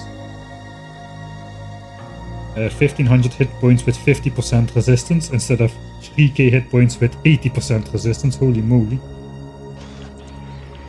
It has really nerfed all things lasers since Factorio 1.1. That was a good moment to repair because we anyway reconstructed all of those. Let's do a quick repair session here as well.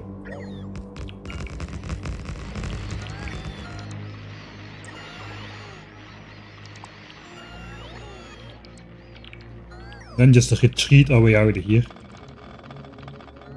Alright, now we're just gonna do a tactical retreat. I should probably wait here so the bots don't charge.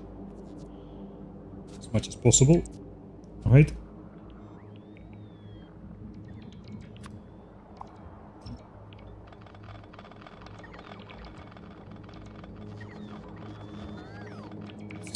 A bot efficient, energy efficient way to retreat, but not a very safe one. If I missed anything, I'm out in the open, and I'm gonna be the first thing that is targeted. I think we survived this ordeal though.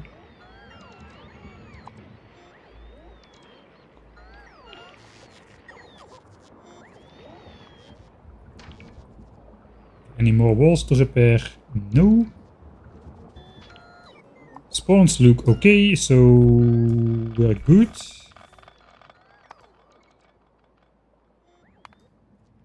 Yeah, no kills in the last minute, so I think we're okay.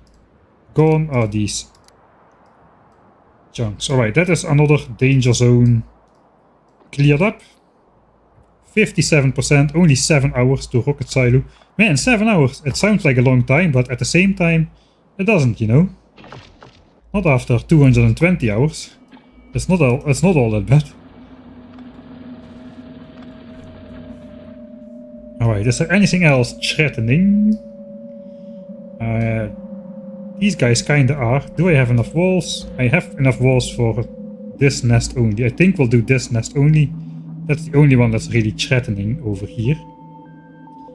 Before going back down, since we're now in this corner anyway, let's head over there. Walk around my tilted square.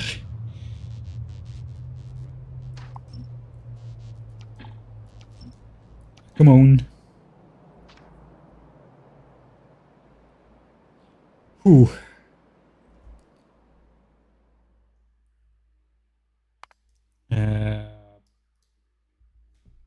Okay, 2 big nests done.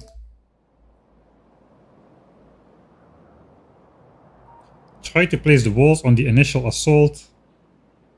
I think it will overload the bots really, and a lot more bots are gonna get destroyed. Especially if they prioritize placing walls over turrets. That is a bad idea. Man, this one so mighty mine is like completely dwindled. 1.7 million of the 13 million it started with. The base over there. Alright. I locked this off in the early game because this was the canyon of death.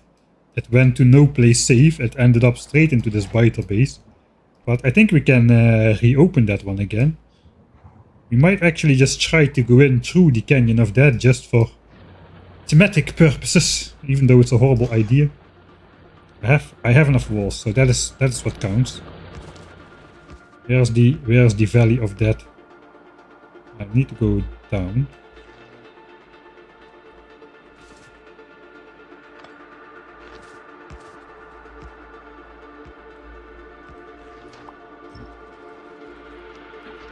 Alright, no way back. There's a wall behind me.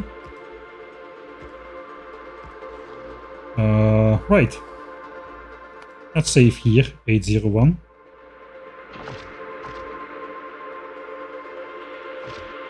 Energy full.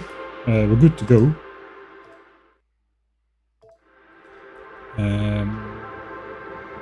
Yeah, I think we can just place these on top. We are not forbidden from placing the initial batch on top right here.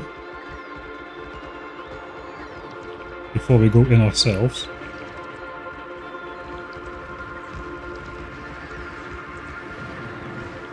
Try to head out.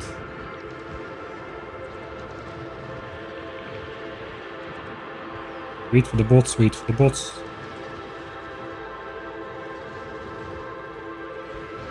Place laser turrets in front, but don't be the target. There's the expansions already, they are so close by. Don't walk in range of that behemoth worm over there. That is not a great plan. Oh, those guys have such a large range, man, it's incredible. Okay, we've almost encased this next one. Something died. I think it's a laser turret. Yeah, laser turret, that's fine. We've got a lot of those.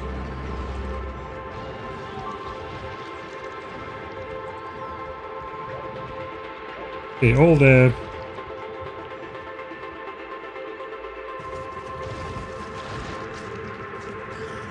worms are dead. Yeah, the steam tank is definitely out now. We are using accumulators every time. We are doing lasers right now.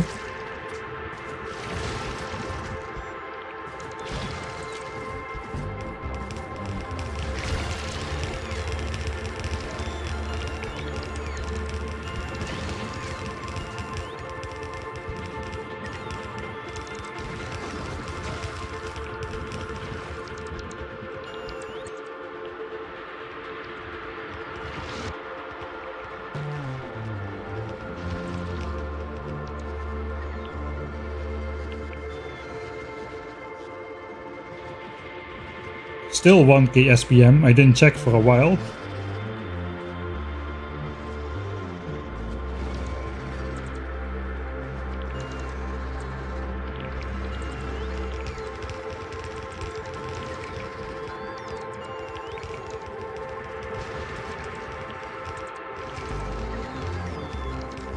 $7 hours and 30 seconds. I thought it went back up to 7.5 hours.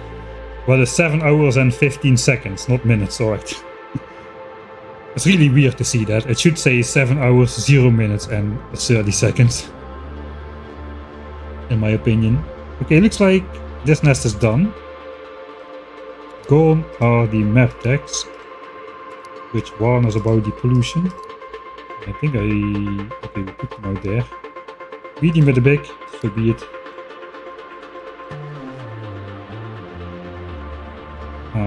Let's go in the center and do the repair thing. That's gonna drain some juice, but it's fine. You have a long time to charge up again.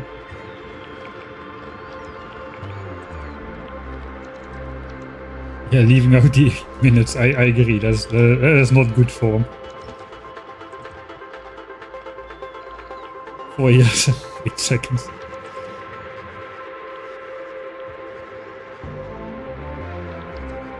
Will you do science production over 1,000? Not as long as there's new science packs to unlock in the not too distant future. I think my time is better spent than trying to get those science packs up to 1,000 as well. But yeah, the technologies are gonna get bigger and bigger and bigger as further we go on. Now we're dealing with, whoa, 1 million for rocket silo, you know, 1 million, 17 hours. But 1 million is not a crazy high cost later on in the playthrough. Some techs are like 2 or 3 million even, which we need to research. I think like the planet discovery for a kilo is... isn't that something like 3 million? Yeah, that's 3 million by itself. Holy, that's 50 hours. 50 hours at 1k SPM. I suppose we want to go higher. We will unlock some more powerful tools on the way though, like all the new planets buildings. That's gonna help a ton. But now we're actually we're basically paying the full resource cost, almost. Like Factorio 1.1 equivalent full resource cost. Let's wait here, so we don't need to charge the bots. And we can open again the Corridor of Death. The Corridor of Death is hereby officially reopened. Not that you can go anywhere from there, because there's still a big wall in front of your face here. But it's the idea that counts. Okay, the bots are actually not too empty. I think we'll take the running armor back to the base. Yeah, so there, let's go back to the base. We spent almost all our walls. We cleared the entire north and east side, basically. And a little bit, we also cleared the little part of the west side that was in danger. There's a couple more in the south which I like to clear before we finish rocket silo, because that is going to... stone mines are going to switch on again, which are now idle. So all these patches are going to make pollution again. The only nest which is a little bit worrying still is over here, but I'm nowhere ready. If you just saw the performance we just did, we are nowhere ready to take on anything this sized for sure. This is basically a giant cluster. Holy moly.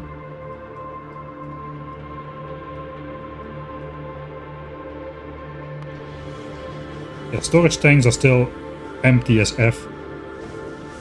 Suppose we are charging up the accumulator still. Painfully.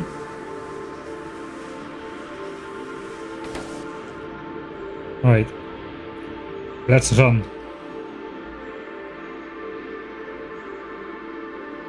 Yeah, there's a question if I can clear those. I can take a couple. I have some rare laser turrets, which I don't really like to lose.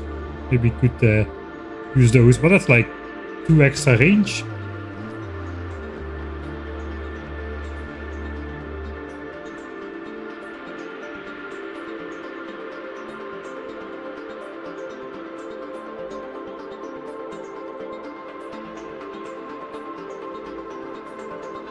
Can you attempt to block the bases for some of the half belt bases? Yeah, so I kind of given up on the idea of you know, going to the effort to grab like half belt of copper off here, belt it all the way through this diagonal iron patch, all the way here, all the way here, all the way down, all the way down, around the solar field, then here, then back up again. Then it needs to go to a resource corridor, which probably means back up all the way again. So now we already went all the way around the map before going back in the base through this resource corridor. I think we're just gonna wait until we have the power to annihilate the vital bases on the map with the laser turrets, wall them in, and then just take the entire patch instead of half a belt of copper. That's gonna be worth it. Then we can just use this patch to hook it into the back of 4 red chips perhaps. We just take the 4 belts that come out of here, plop them in these splitters and call it a day, and we don't have to worry about belting tens of thousands of belts around the map. Laser turrets are going to give us the power to take the entire patch instead of half a belt for 200 hours. So yeah, that's definitely in the cards. How is it going with coal? Coal is still okay.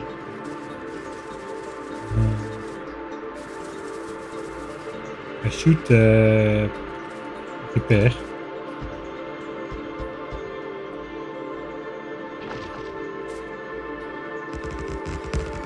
That's everything.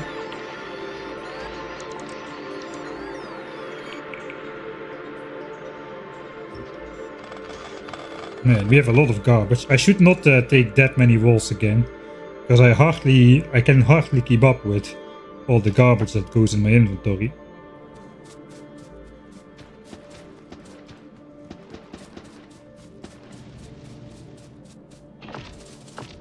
Yeah, I want to charge up this bad boy. It's night though, so it's not gonna charge up really, is it?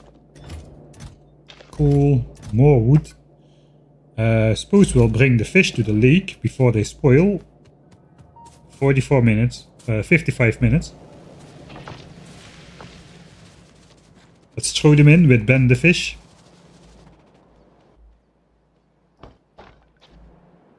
Be free, my minions.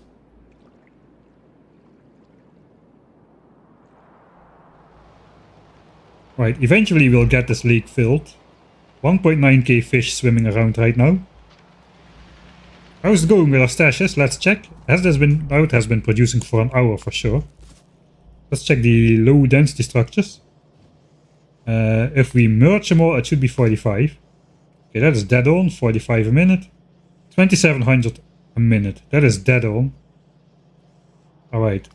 And separate. About 43.3.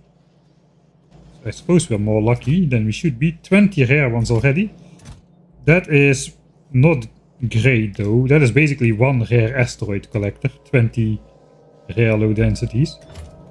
We've got a total of 6.2k in here. think that's gonna quadruple still, so we might be able to make 4 rare asteroid collectors eventually. But that is not bad. 6k low densities. How's blue chips been doing? Processing units. Let's merge. 57.4 a minute. There's the line.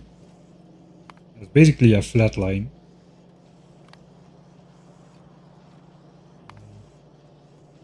$7 per hour. I guess this is a bit wobbly. Let's see how much we have for blue chips. 35.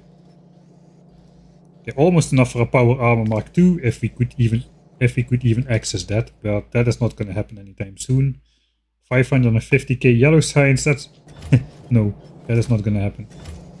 But we need these as well for like stuff like crushers or asteroid collectors, or I forgot some space stuff requires that as well.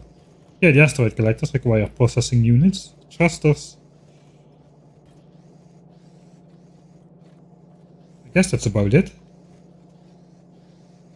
Yeah, some equipment, I suppose. If we want more of that. Maybe we don't need that many quality blue chips, but yeah, so be it. We've got them now. How's rocket fuel doing? Rocket fuel should be way too high. Yeah, we're doing 90 a minute, and instead of 70, instead of 45, due to the halved recipe time. So this should be way higher. Blue chips, we've got 8k, so 6.3k low densities, 8k blue chips, and despite starting rocket fuel quite a bit later, we've already got 10k rocket fuel. So progress is going good. 6.3k low density structures. That is enough for approximately 157 rocket launches already. And we still have like 7 hours to go until we even have rocket silos. So yeah.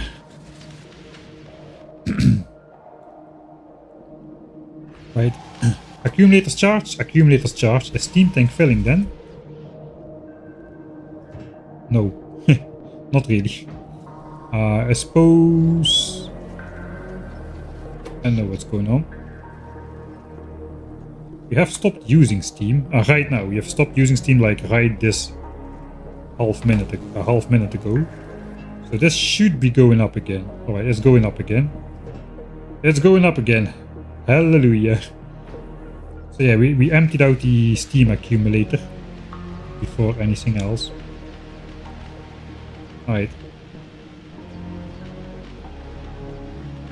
I'll be back in a sec. Let me save here. First laser rush.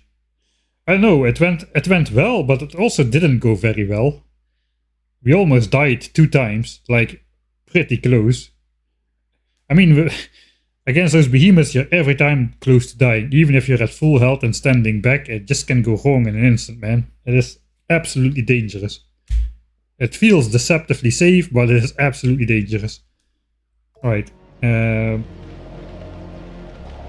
gonna take a quick break. Up 5 minutes maybe. And then we'll take a look around the base to see if there's anything going wrong. Apparently not quite yet, but you never know. Something might be going wrong any moment. So we'll see if we need to fix something. Then we'll take out those southern biters as well.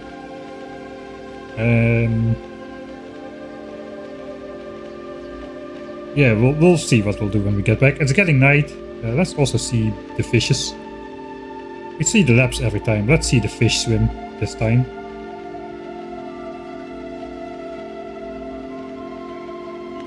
And I'll be back in like 5 minutes or so.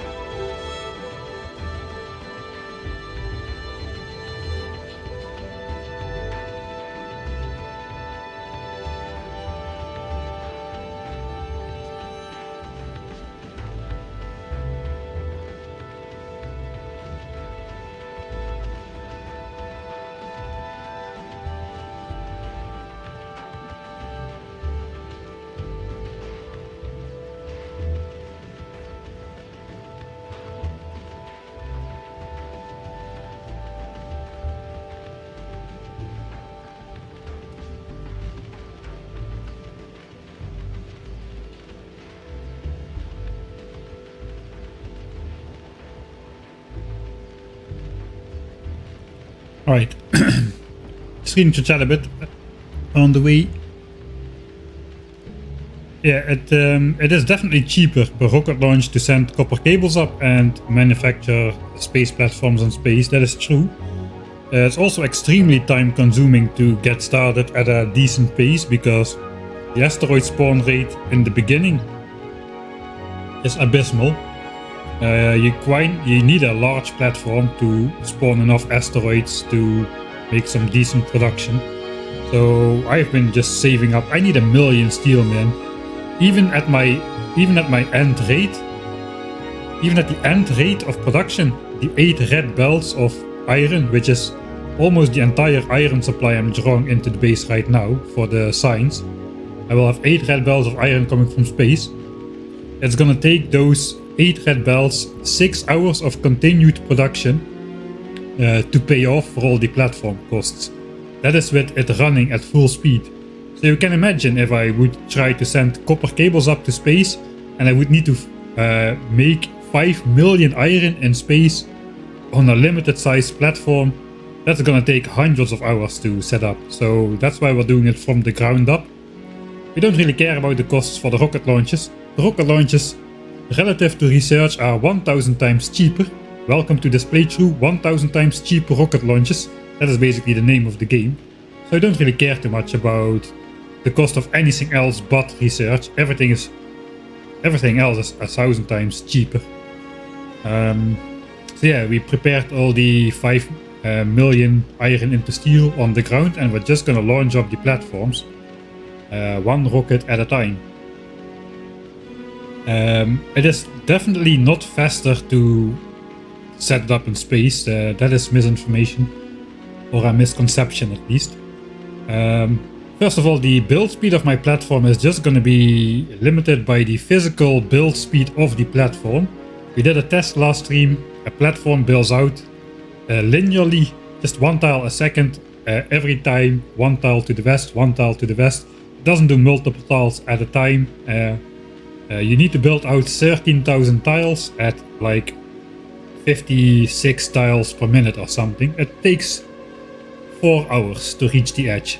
Even if the platform is continuously building with space platforms supplied by infinity chests, it's going to take the platform at least 4 hours to build out to the edge of the platform. That is how insanely large the platform is. No matter where you produce your platforms or where you produce the steel or if you send it up, or it doesn't matter. The build speed of the platform is limited to go out 56 tiles a minute or something like that, which means it's gonna take 4 hours to reach the edge.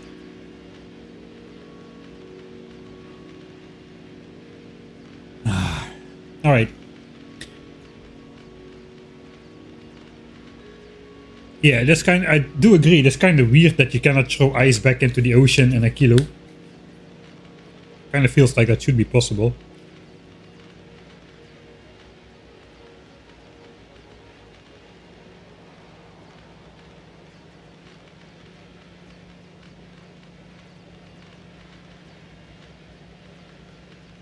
Oh yeah, the gimmick here is basically we have set up production to make 90 of these platforms a minute.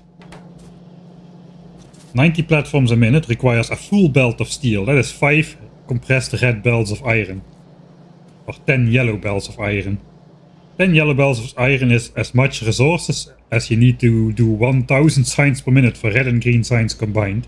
It's a lot of resources. Where do we get all that steel? We've been stashing it up for the entire game, basically. For the entire game we have been overflowing the steel into these chests right here. There's almost 800k in there. I suspect we'll reach 800k for 40,000 platforms worth of steel. That is this many chests filled to the brim with steel. That is a lot of steel. 160 chests worth of steel. Basically. And the big ones, the uncommon ones, not your standard ones, no. The standard ones would have already been overflowing at this point. 768k would fit into standard chests. 120 standard chests. So this is what we're gonna use to mass produce platforms. And we're also gonna mass produce rockets with, that has been the goal for today. Stash up literal tens of thousands of blue chips, low density structures and rocket fuel so we can continuously launch rockets and send 90 space platforms a minute up to the platform. And if you remember, if the platform builds at a maximum speed of 56 space platforms a minute, we're going to build out to the east and to the west on a one tile bridge basically for 27,000 tiles. That means the maximum build speed of the space platform is going to be about 110 platforms a second, and we're producing 90 a second. So even if I continuously remember to keep placing the blueprint in space, because you cannot really build a large blueprint in space, you need to wait for the space platforms to go out so they generate new chunks so you can paste your blueprint in the chunks. It's going to be a tedious process to get that going. We are basically not going to be able to keep up with space platform production, that is, to build out to the edge of the platform. It's just not gonna happen. So yeah, that's the plan basically. Send it all in from the buffer chest, produce it like crazy, consuming 150 iron per second into these platforms, and you're not gonna get 150 iron per second in space anytime soon, if at all. It's just not gonna happen.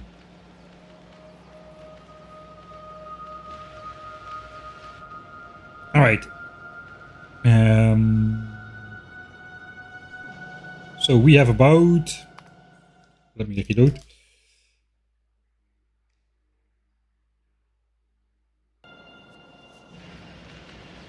We have about 7 hours still. In those 7 hours we need to prepare the rocket silos. Copper is starting to struggle a little bit.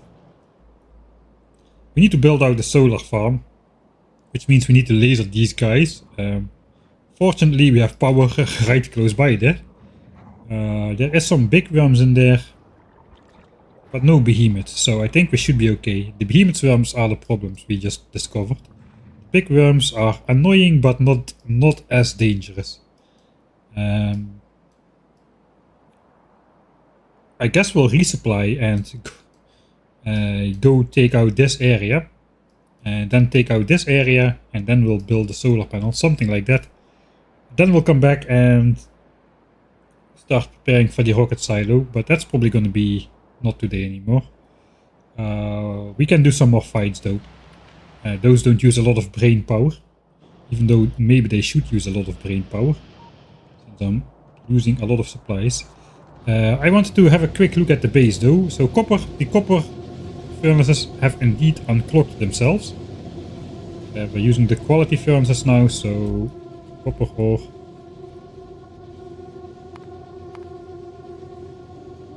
If we check just the quality, we have been producing more.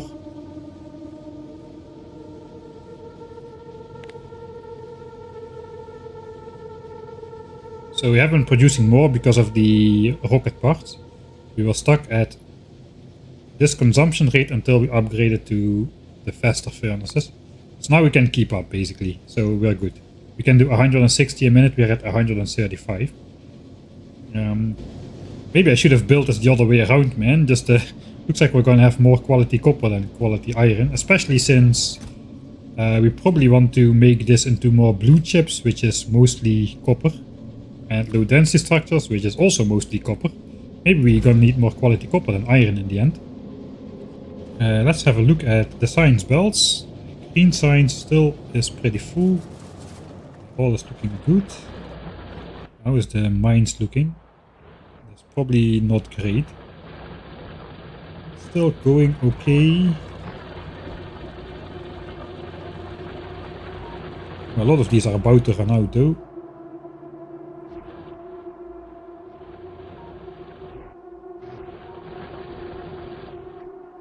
It's not too bad. We don't have a radar there.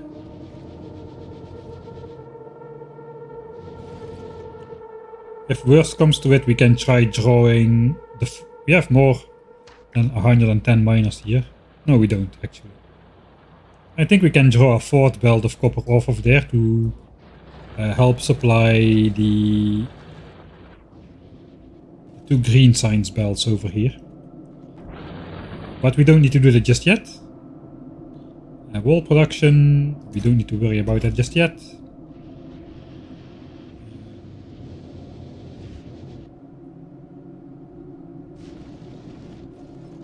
These belts should stay full forever for red signs, basically. Actually, do they? I think they do.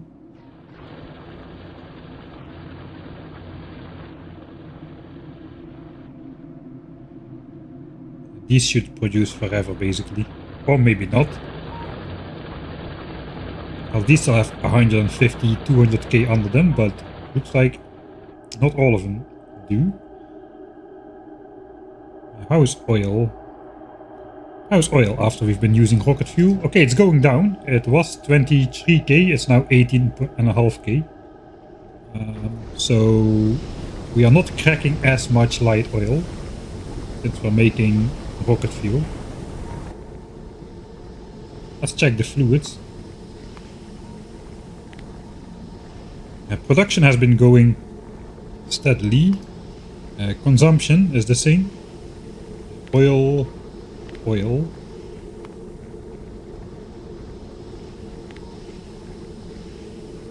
I guess we're still consuming the light oil. It's just going into... Yes, petroleum gas which is switching around. Sorry about that. So... petroleum gas, we're consuming more because we make plastics and sulfuric acid for the rocket parts. So we end up from 30 to 31k to about 35k now. While petroleum production has gone down because we're cracking less light oil. We are siphoning off the light oil to make rocket fuel. So we're producing only 24k. So we're at a 9k deficit. And a 9k deficit, we have about twice a 9k deficit per tank times 400 tanks. That's 800 minutes, so it will take definitely more than 10 hours before this starts running critically low. So that's fine. This should still be at 8k. It's not going above 8k because we have 3 different oil fields which are producing. I suppose this oil field is producing all the time now. And we've got oil field 2, which is producing sometimes 2360%, it's down to 1596. And then we got oil field 3, which should not be producing at all yet, 3587. It is still at 3587. This one will only trigger once the oil level in the tanks drops to 6k. The other oil field fires at 8k, so we're still using this one, which fires at 8k. With the new functionality that you can connect signals to the radars, just like in space exploration, is a really cool feature. So this one is active partially. It just fires up every now and then. And then it goes above 8k again and it switches off. Disable by control behavior. So that's the way we are prioritizing the oil field. So we still have one big oil field in backup. We don't need to worry about oil income anytime soon. Just need to make sure that we don't run out of petroleum gas. If we threaten to run out, we just need to maybe just build another copy of this. Or just maybe a tinier setup. We don't really need that much extra at the moment. Right. How about red chips? Red chips is a bit critical. So this used to be a glorious boss of copper. It starts to be a little bit less glorious. I think this is continuously moving as well. Or at least all these miners are active now. So I see gaps in the belt. All of these are active, I think. Where are they? I think all miners are active here. So we are starting to run out of copper a bit. We have a little bit of copper here. We could actually mine this copper and just plop it into this over here. That might just stopgap the situation for a couple hours if red chip production starts to fall behind too much. I think iron for red chips. I think we have a red belt incoming from here. This is a strong patch that's gonna only mine the center. It's gonna be mining for a bit still. Here though, this has to produce a belt of iron by itself as well. I hope it does.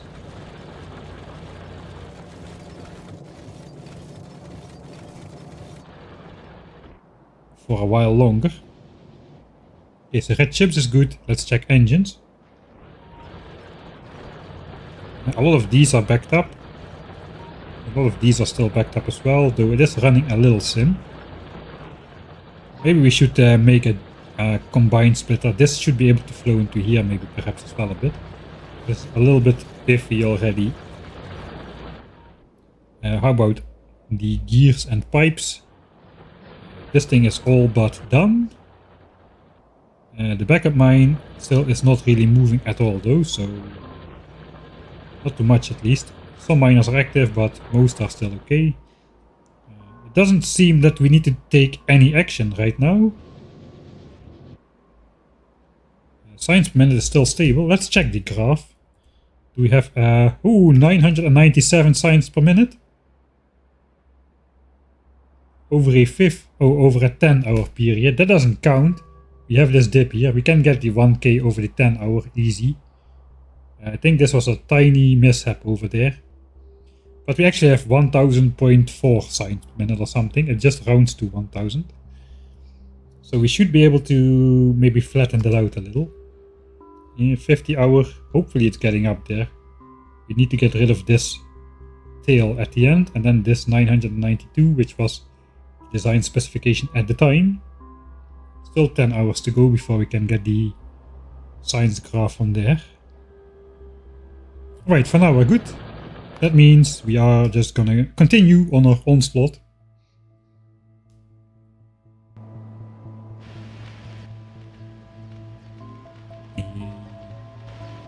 We got rid of our stuff. I think we're gonna take those furnaces. I can actually smelt the stone into more bricks if I am like 15 walls short to wall off a biter base. That might come in handy, so maybe it's a sign. I should have taken these furnaces. I'll just stuff them in there. Well, 1k laser turrets was a bit short. Are we gonna have any big fights? I don't think so. Yeah, maybe this one, but it's a single nest. The last one was a double nest with some suburb. a double city with some suburbs which got involved. So we don't seem to have any fights which involve taking on multiple biter bases at once. Even here we don't. Hey Cyclomatic, thanks for the raid. We are just about to do some more biter base blocking, but then the pro version. No more this early access shareware version where we manually need to place down the pipes. Everything is done automated by bots now. No more gun turrets, but lasers. Thanks for the raid. So yeah, we've upgraded our offensive systems. I think we're just gonna go with the 1k turrets. Seem to serve as well. We don't need to do as much combat now, so let's not take a crazy amount of walls. Maybe a bit less. Okay, let's go. What are you playing, Cyclomatic? If you're still here. Or are you gonna raid and run? I do that a lot as well after at the end of a long stream.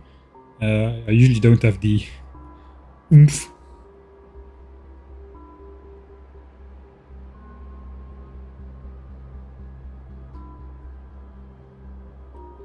Look around much.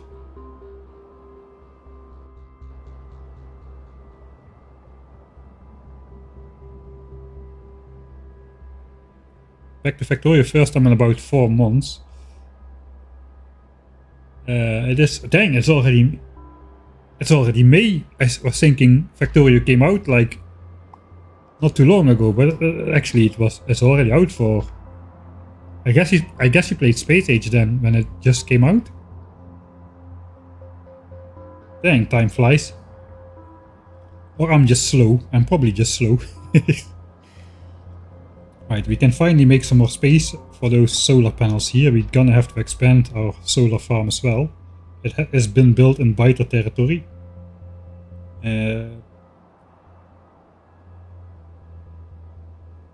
Let's take out those guys first.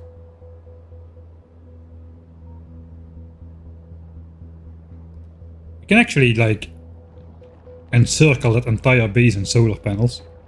Can install solar panels along with improving the quality of their walls, of their biter homes. Solar energy for the biters.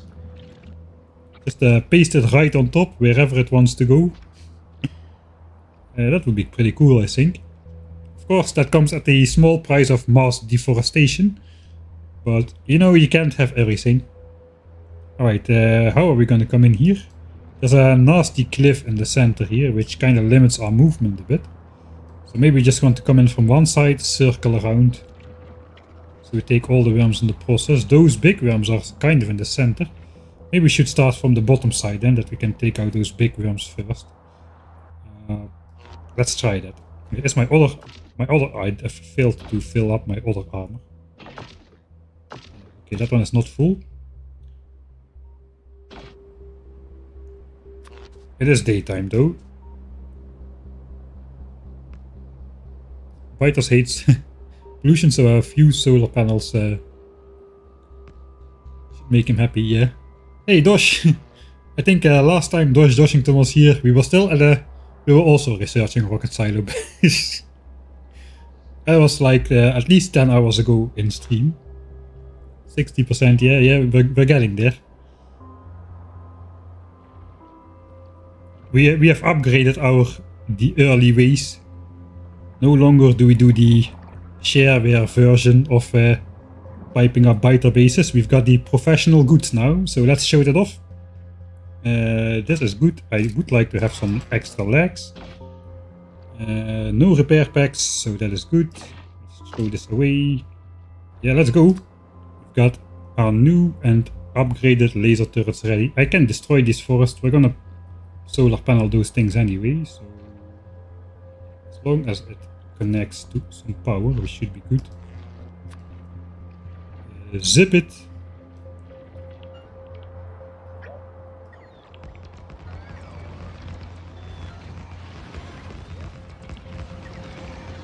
There's like 3 big worms in there, so this is not ideal. Those big worms are gonna get a couple laser turrets for sure. But for the rest it's working not bad. I've gotta keep my bots out of the line of fire, which is kind of a problem for me. Alright, laser turrets are dying, that's fine. Those worms just have that incredible range where they can shoot the laser turrets unopposed. Until my super slow bots have the audacity to come back. Is it called audacity? I don't know. Alright, let's go around. The big worms are dead, so now it's just another medium fest. Just gotta try to keep the bots out of harm's way. We're staying on the outside corner from where most of them fly.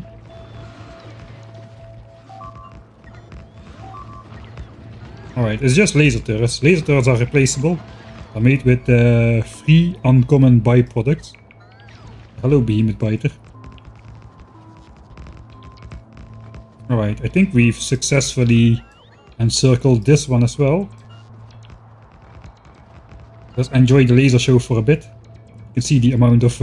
even the behemoths die pretty fast when they're targeted by like 50 laser turrets at a time. Alright, so our shots do 48 damage. Let's just check. 3000 hit points divided by 48. It's 62 shots for a behemoth biter. So if he's targeted by like more than 35 laser turrets or so, it's gonna take 2 shots to kill it. But it can take quite a while if it spawns in the middle and it is not targeted by that many laser turrets. Alright, this nest was not too hard. Now we're gonna do the bot swarm. The important part.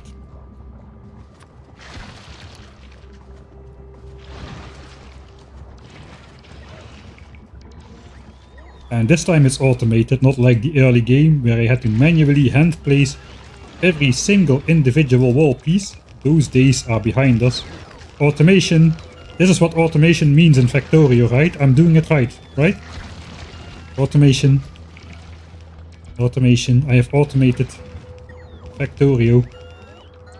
I know how to do this stuff. I'm gonna die as soon as these laser turrets disconnect from the power grid.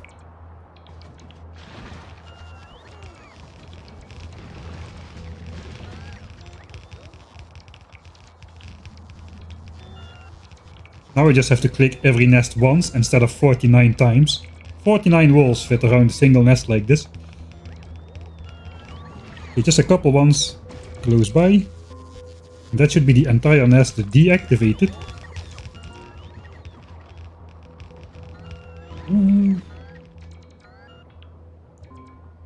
I think I missed something. I missed a couple ones in the south there. Or at least one of them. Still see some flashes. Actually in more than one position. Maybe this one. Oh yeah, that one. I missed that single one there. Alright, that's the last one. It's not. Of course it's not the last one. There was a spitter. Okay, that one. Now then. Laser show over. Laser show over.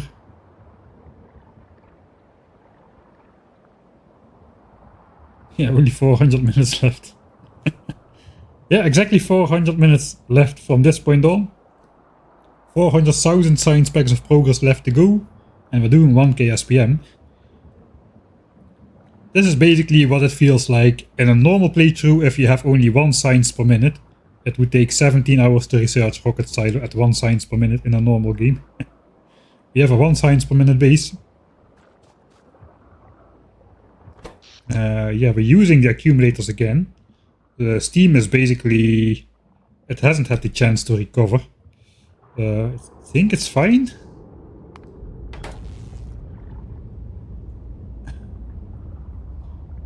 Will I... Okay, we need to charge that up. I think we're just going to do a tactical retreat again.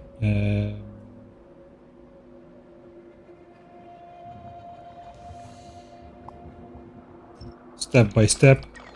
We'll speed it up slightly.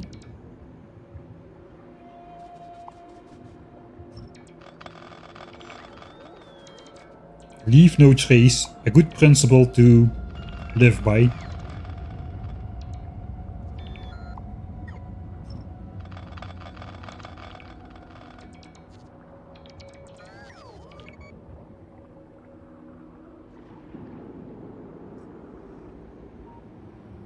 I placed pipes.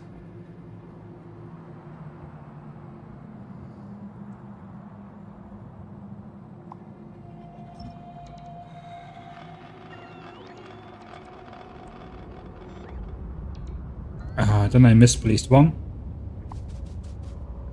It does not really matter. I think I'm still gonna fix it though, if there's pipes indeed. Oh yeah, I see 4 pipes. I just misplaced that one. Right, we'll fix that mistake. First we need to get there.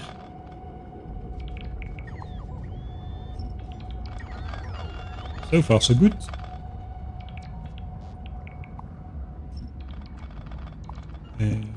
Let's not deconstruct absolutely every single last laser turret. Keep the fail safe. Or not. Let's put the damaged laser turrets there. We probably have quite a few of those. Yeah, we do.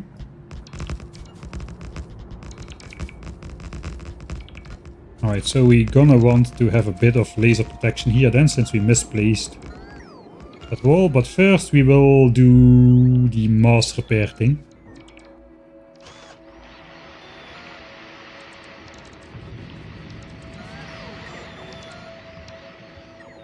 Alright, we'll also let the bots repair any wall in here. Okay, there is no damaged ones. Good. Stash those away again, because now we're gonna unleash the behemoths. We're gonna have to... Yeah, I think we'll just delete the entire misplaced section here. Oh god, this is gonna be a bit scary. And quite possibly a bad idea. Because that's gonna unleash a lot of those guys.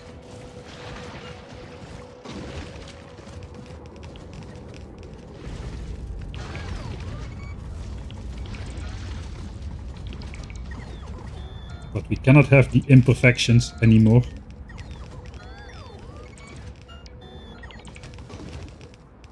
Alright, oh, that went much smoother than I expected. Well, maybe not.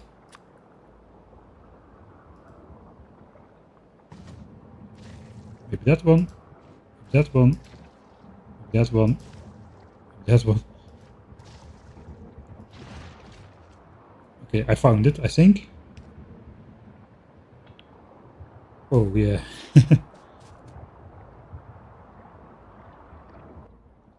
Repair. And we can afford to put in the legs again. So we can successfully run away from danger. Okay, that's good. Now we can engulf this nest in solar panels.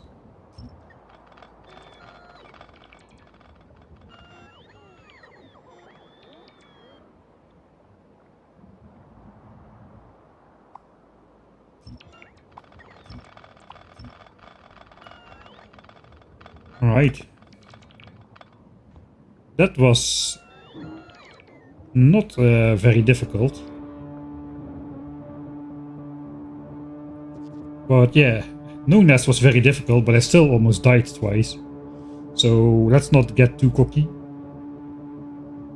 I think we need to clear out these 3 nests as well to make space for solar panels. Actually, maybe not. How many solar panels would fit in here like so?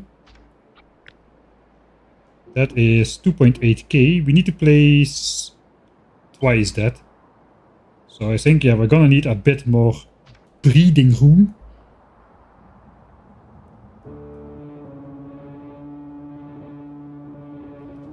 I mean, it's not the logical choice to take out next, but we have the power line here, so let's go right first. Ooh, those have more big worms. Okay, this is a proper big worm nest. Okay, maybe let's not go that way. I don't know if we have the oomph to punch through Mars big worms just yet. We're gonna take the lower one then. Already on the doorstep. You can just come through this cliff corridor right here, go down and all the way around. That is the plan.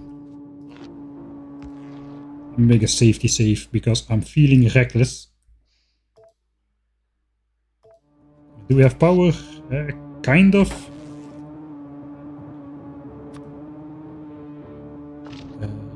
Repair packs go away. And we just go down through the cliff. That is a bad angle to come in from though. It's good that there's no Mars behemoth worm spawn, that those are still all the early game spawns, which don't really do much. But if this nest was properly populated already according to the evolution factor, this would have gone very wrong very quickly. Let's try to pick up those bots in the north before I walk around.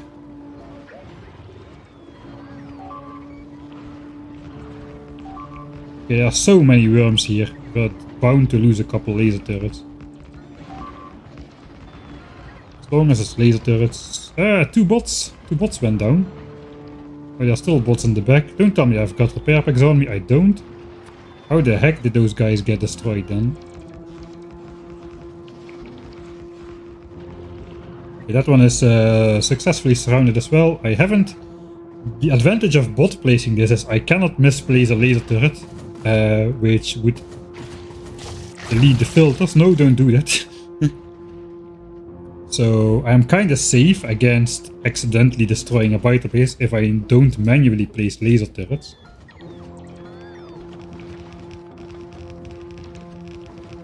Alright, let's try to wait for the bots to come back. So I can do this a bit more responsibly. It's not such a large nest.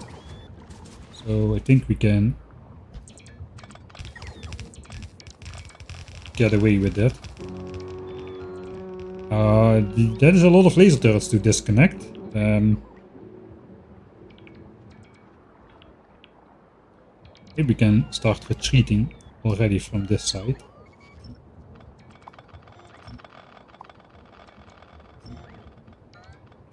Like I said, I was feeling reckless. I'm standing over here. At least I got some juice in my legs, so I can run away.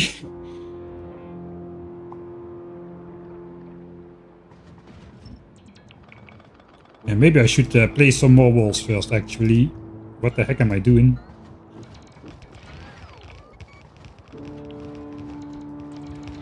Sorry, I cannot really zoom in much more, since the camera is focused on the player. So it's kind of a little bit of looking at the postage stamp every now and then. Alright, my battery is still full, surprisingly. That was really easy, this nest. I guess it was not so large. And no big worms. Looks like... Wait. It was easy, he said. And I missed one nest, apparently.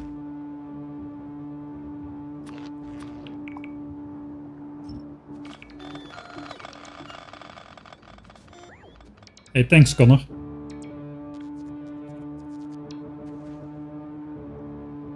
Zelma and Zelma. You guys are really going at it with the names. Alright, leave no trace, just walls. Leave no trace, just walls. Don't worry, we'll come to install the solar panels on your new roofs pretty soon. You need those walls to support the solar panels, obviously. Alright, one more nest on this side. Keep looking at the timer as if we're... Oh, already 61%. I gotta hurry. Oh no, it's still 6.5 hours. There's still an entire stream worth of waiting for the rocket silo. Well, we're not really waiting, but it's just gonna take a long time still.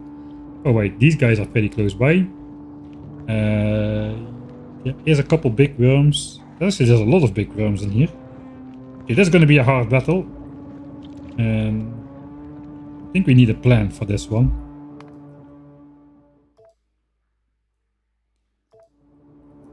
So let's switch off the roboport and see how we're gonna come in. We gotta make sure the power lines get placed. There's a lot of big worms, even at the front here. So this line seems pretty good. All of these power lines exist already before any worms are dead. I think we can start off like that and just go around. So probably don't have a lot of space here, so I think I'm just gonna start right here with my initial turrets. And then just go in from there. I just hope that these worms cannot shoot me. They should not be able to. 38 range, which means they shoot till about here. So yeah, let's try that. We got a plan. I forgot to repair my laser turrets, but I think it's okay. The crappy ones are gonna get placed first anyway. Let's make this a bit bigger. We need to try to avoid deconstructing that rock.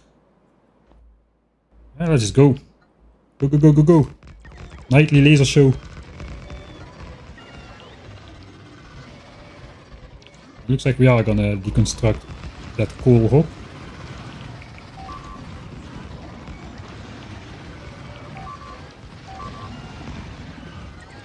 Problem is, with that asset so far back, I cannot really walk in very close by. Okay, let's start going around.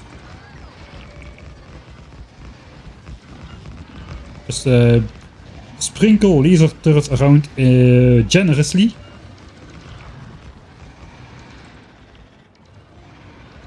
Okay, the big worms are falling. It is mostly the acid which I need to be careful of.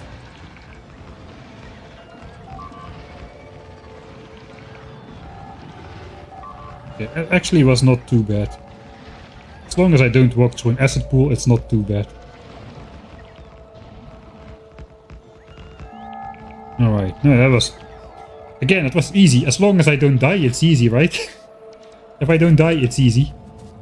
The difference between dying and not dying is less than 2 seconds. Let's just retreat while building the walls, because that is a safe thing to do.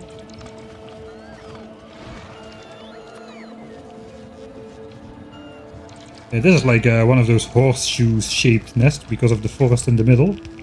So we can kinda just easily make our way around.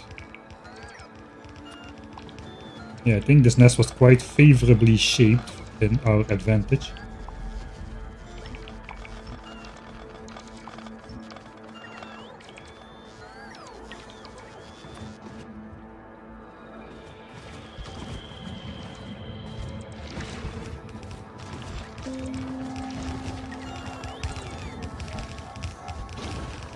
Okay, I'm just gonna place it on all the nests now.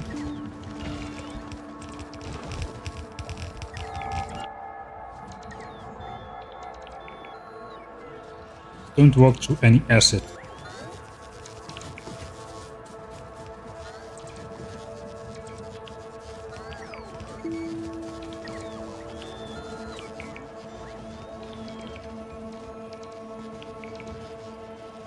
Alright, is it all?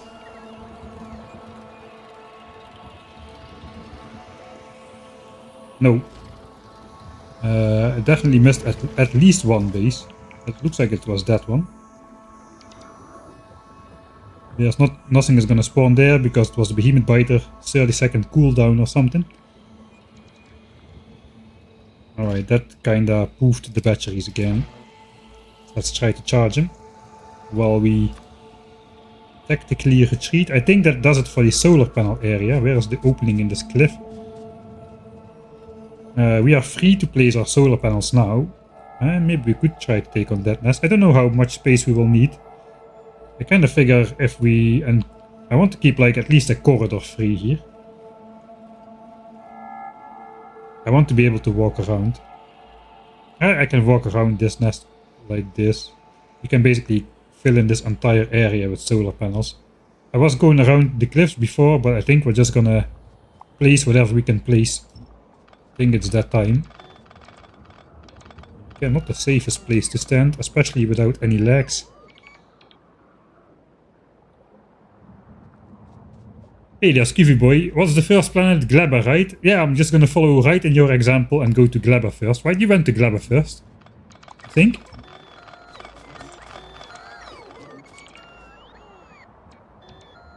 I'm kind of thinking Fulgora because Vulcanus is the obvious option.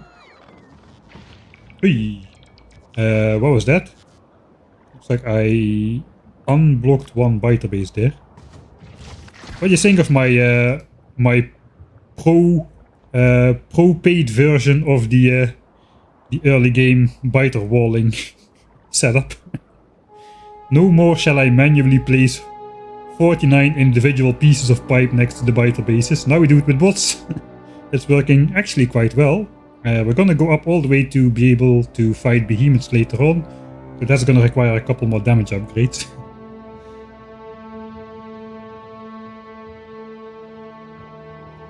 Boy says pretty sure you can. All you need is a rocket launcher. Alright. I guess normally yeah, but not with the additional restrictions for keeping your hands clean. I think Glabber first is not gonna be viable. I don't know, I have no idea. I stopped being an expert as soon as we leave Northeast basically. I've done one playthrough, the new player experience, That was 30 Factorio versions ago. The game has been updated quite a bit since, so...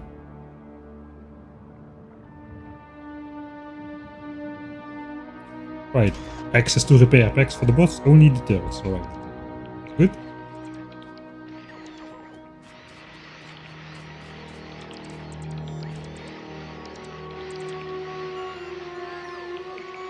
Yeah, I have no idea how to deal with evolution. I don't even know how evolution works on Glebber, man. I know you can block the expansions by placing landfill in all the suitable chunks. But that is probably going to be pretty expensive, and stone is not the richest on Glebber as far as I know? Question mark? But that still doesn't deal with the existing Glebben biter spawners. Control Z to make the bots repair everything again.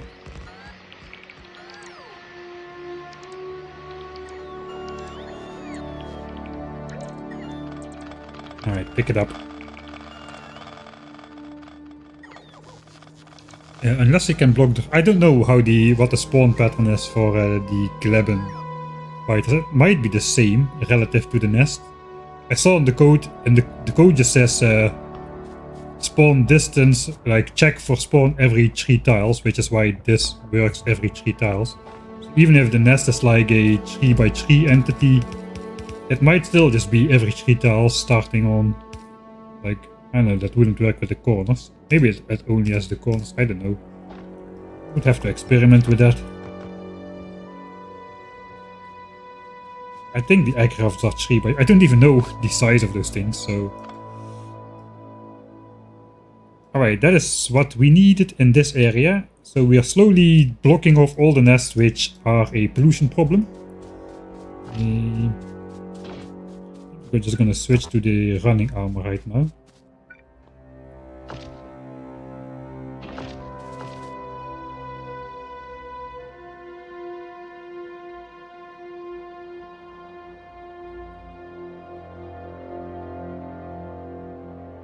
Yeah, a lot of tiny spore clouds, but you have a lot less choice where to pollute on Glebber, right? The pollution comes only from making the farms. I guess there's artificial soil. I haven't tried artificial soil at all yet. There was just no need to. In the normal playthrough I did, the single player, the new player experience thing. So I have no idea how that works yet. But at least in the beginning you're kind of fixed to producing the Glebben pollution.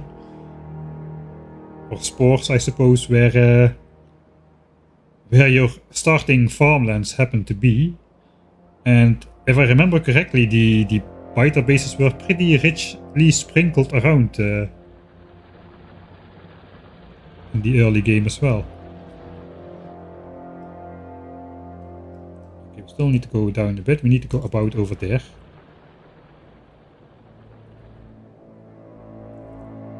I mean, I guess I didn't even take a look at the other planet spawns. I just rolled a forested northeast spawn without checking the other planets, so we might have a really bad spawn for all the other planets, for all I know.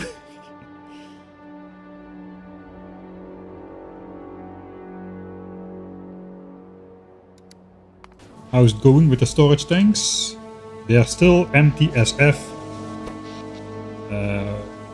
At least we are charging up the accumulators every day, so that is something, I suppose. Okay, where are we now? Okay, this is the line, the line that is in danger of being polluted by military signs as soon as all these tiny stone mines fire up again. This one. And this one. I suppose here and here, that's not such a big problem, but these are at risk of being polluted. Those are the last nests we really care about. So yeah, I suppose we're gonna let's start from the left one here. We have power right there, so let's go left.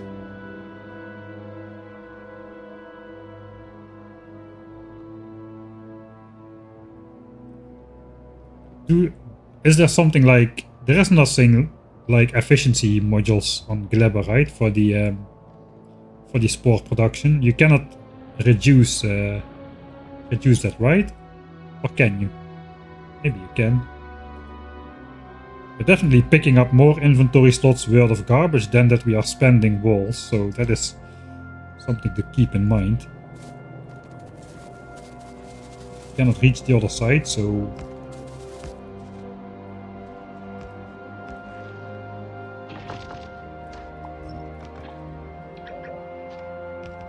Alright, okay, tiny nest, not a big problem.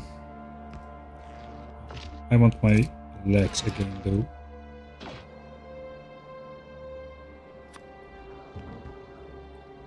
Also not really anything close by, so yeah, we don't even need to think about this one. Just need to stow away our repair packs. Always stow away your repair packs. Rule number 1. Stow away your repair packs. Don't let the bots repair laser turrets while under continuous worm fire. That is the worst idea ever. Alright, we'll wait for the bots to come back and then we start going around. Like we do every time, Pinky. It's time to take over the world. I really butchered that quote. Yeah, the medium worms are easy. The biters, I don't know, the cooldown timer for spawning behemoth biters is ridiculously long, like 30 seconds each. It is not even funny. I think it's like 3 seconds or so for a big biter. And then it's like 30 seconds for a behemoth biter. I think the biter bases would be better off spawning mass big biters than the occasional behemoth. It is really exceptionally long. Even at 100% evolution, it's still like 30-second cooldown or something.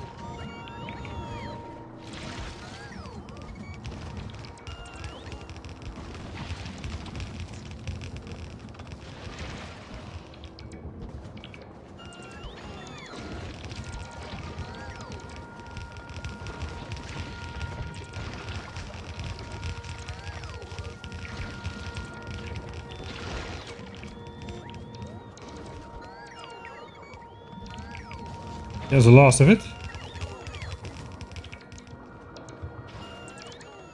Really using a lot of the new Factorio 2.0 features in this playthrough, like the Super Force blueprint. That is very ideal for doing this kind of task.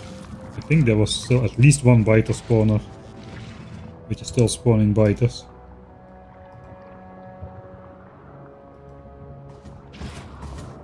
Why is this wall not getting placed? Hello? Don't tell me that bot was tasked. He's gonna wait for the behemoth to die. That bot was trying to place a wall where I was standing, and it got already tasked for the next wall, so that wall was being ignored completely. Let's carefully start retreating a bit.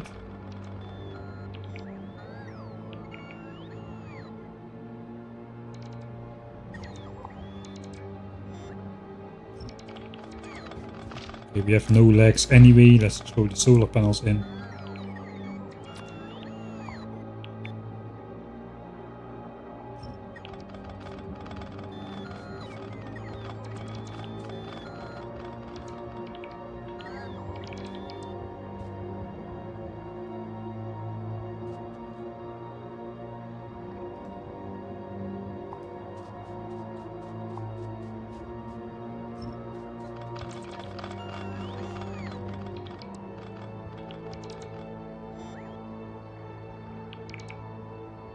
Missed a bunch of...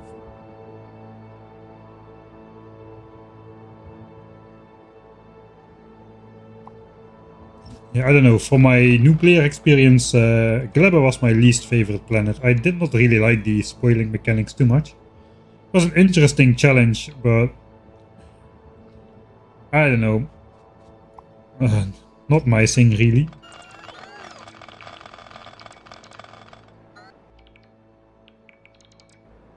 Alright, and now place it back again, bots. I'm not sadistic.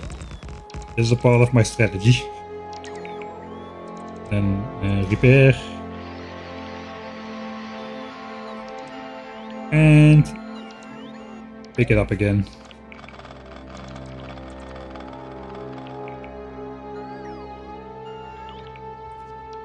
The Glebin Super Labs are definitely something to consider though. Those things are awesome. That basically just doubles your signs per minute without doing anything. You just put your science packs in Glebin Biolabs instead of in normal labs and bam! 2000 signs per minute. It's really that easy. The problem is it's not really that easy to actually unlock the Glebin Super Labs. I think those cost the yellow and purple signs as well, which we have not automated yet and probably won't automate before leaving Novice. So it seems questionable that we can get those. Just to place it into context, now we are researching a 1 million science cost science technology in rocket silo. You can see how long that takes. It's a second stream. We're 60% in, still 6 hours to go. It's gonna take another stream to finish that bad boy.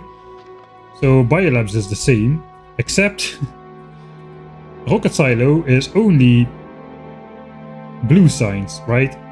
And the Biolabs are blue signs and purple signs and yellow signs. Space signs is negligible, but both purple and yellow signs are about 3 times the price of blue signs individually. So that's like 7 times the cost, 8 times if you include that it also costs military signs. So this is like 8 rocket silo technologies stacked in one, even if we ignore the Glebin science packs. So it's not that we just can quickly beeline this and then yeah, it's hard to get this, man. There's also a bunch of prerequisites. Like captivity, which is another cool million. So, yeah. I'm not sure. It seems like too far of a beeline to go for as hard as we go. What am I doing? We're not done. We are not done. Suppose we'll walk slow and use the speeder button for once more. So we can charge up the legs again. Wait. Why am I taking power from there if I have a power line right here? Oh well. Meetings. Let's not connect it then. Put this oil pipe here. Why doesn't it have undergrounds? Right, this is my unused oil field as of now. Ready to fire. Okay, tiny nest, all worms are on the bottom side. I don't even need to save. I just need to stow away the repair packs. Stow away the repair packs and life is good. Forget to stow away the repair packs and life is pain.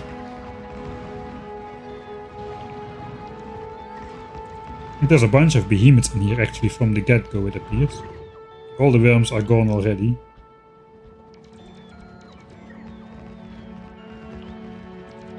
Okay, I think we can just wall from this side as is without going all the way around the nest.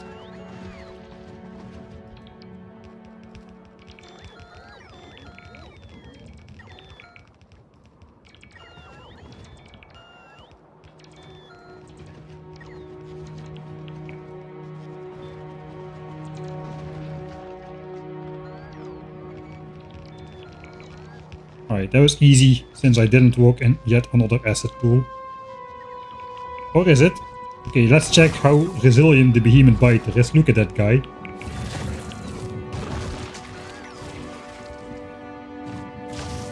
That's a brave bot, man. Okay, the brave bot got pummeled. Rip brave bot. That bot was a hero, man. And he was also very dumb. There's a fine line.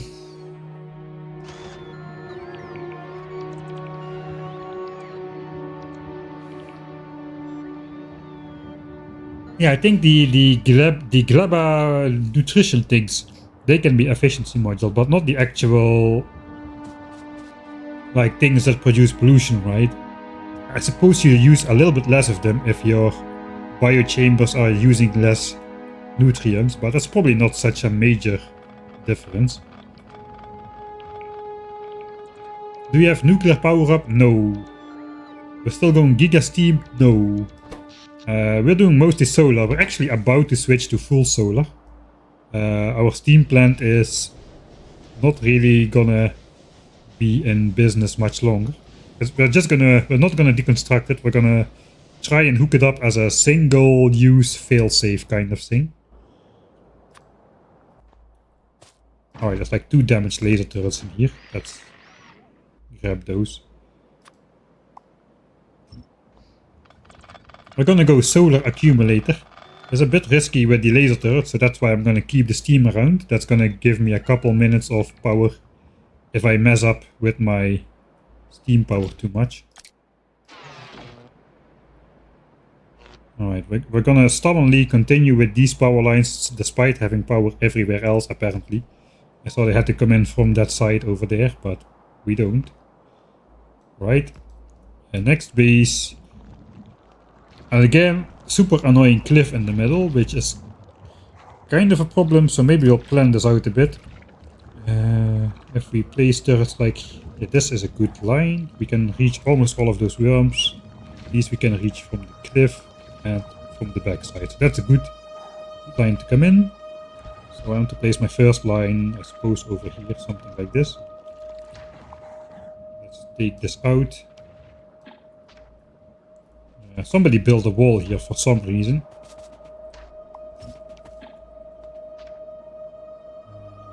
Yeah. Repair packs. Stow them away. I almost forgot. Zip.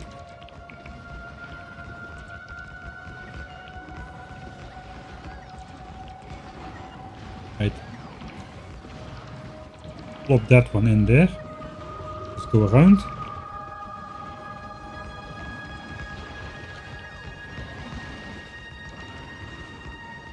Let's be honest. Might be targeting me. And then we can go around the cliff to take down the last couple worms.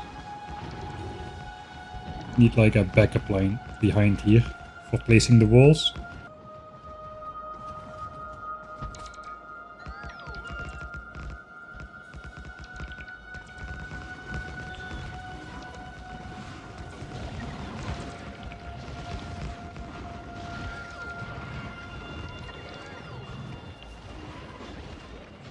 Right, it's maybe not such a tiny nest as I originally thought.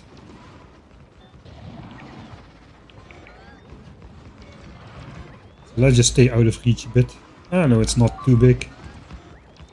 Am I losing bots? I might be losing laser turrets. Another bot bites the dust. We're gonna have to resurrect them. Let's call it resurrect. Alright, we're good. Alright, and then there's only that one left. And then we're basically good to shoot military signs again after the rocket silo is complete without worrying about pollution. I suppose we'll start from this side now. And we're gonna just completely drain the battery now, I think. I might want to stand just like a little bit further back, like not directly in the line of fire. Some people would say that is safer.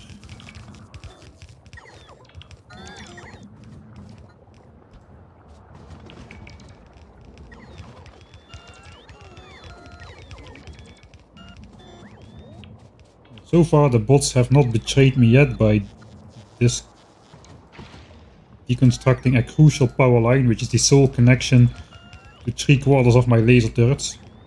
Something like that.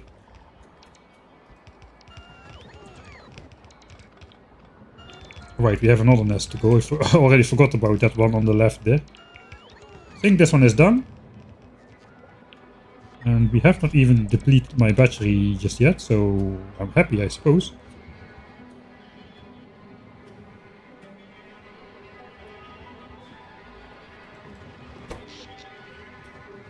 Power is okay-ish. Man, the cliff here is really in the way again. We'll do it chunk by chunk.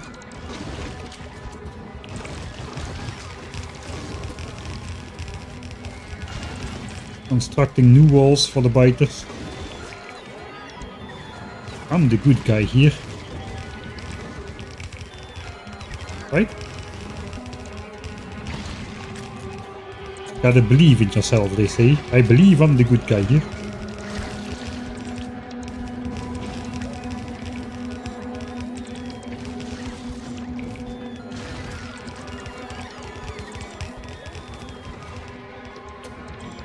Saw something spawn here.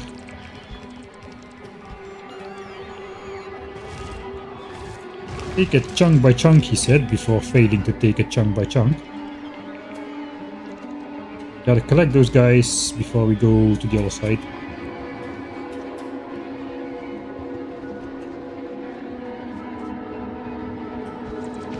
Oh, that was...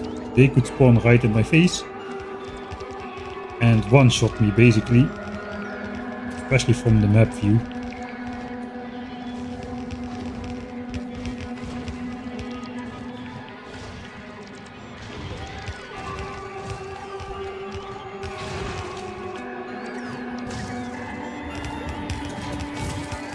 Yeah, it looks like they die quickly when 60 laser turrets are shooting them at the same time.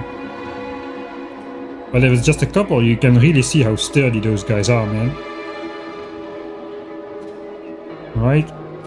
One more nest to go. There's another guy spawning from some nest over there.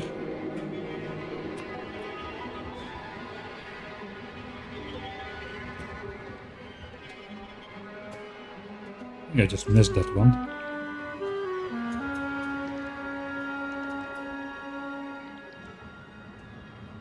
See dropping frames. I don't think so. The game is not even close to its maximum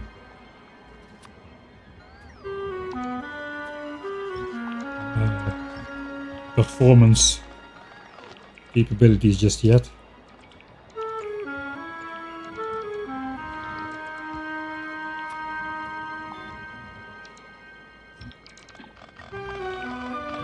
I'm deconstructing power from the wrong side out, am I not?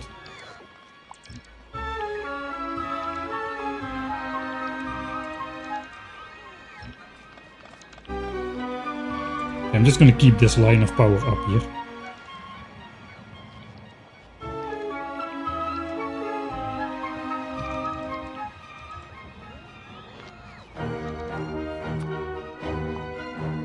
Which song is this actually?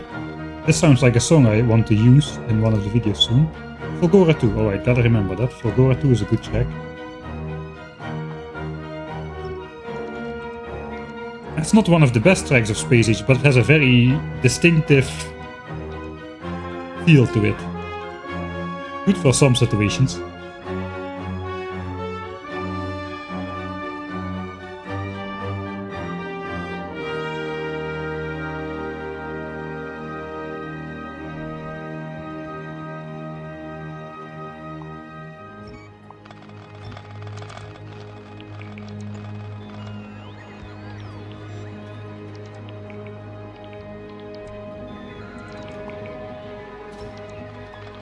Yeah, that's definitely the wrong way to do things. Okay, forgot a couple turrets. No, I left those standing on purpose. That's the difference. Now I'm deconstructing all laser turrets without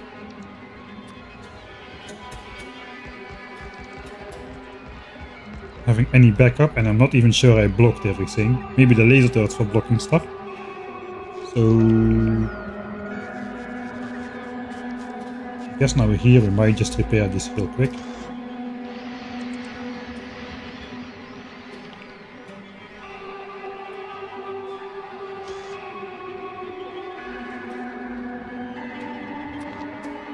Last nest.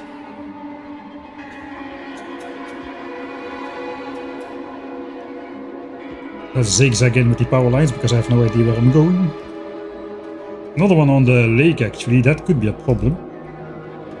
Again, we can reach like around both edges, so it's probably okay. Yeah, we can kill all the worms.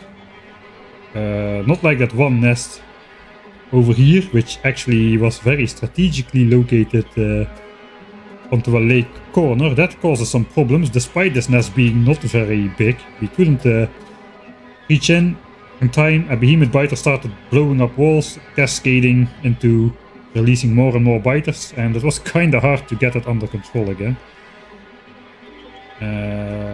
Right. So we'll just place a backline of turrets. It's not too far back.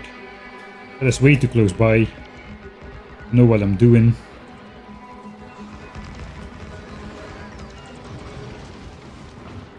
Also don't have any sense of strategy at all for this nest apparently. Just gonna go in like a headless chicken here.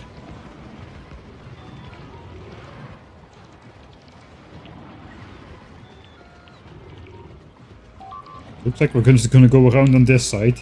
Apparently that's the plan now. Somehow. Still, it's working.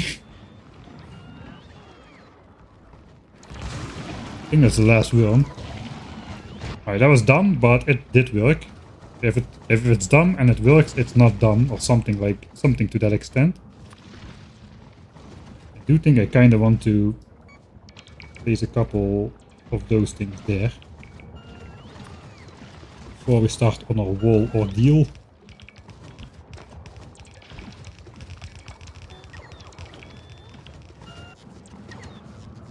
Immediately gonna deconstruct half of the power lines there, so that didn't really help at all.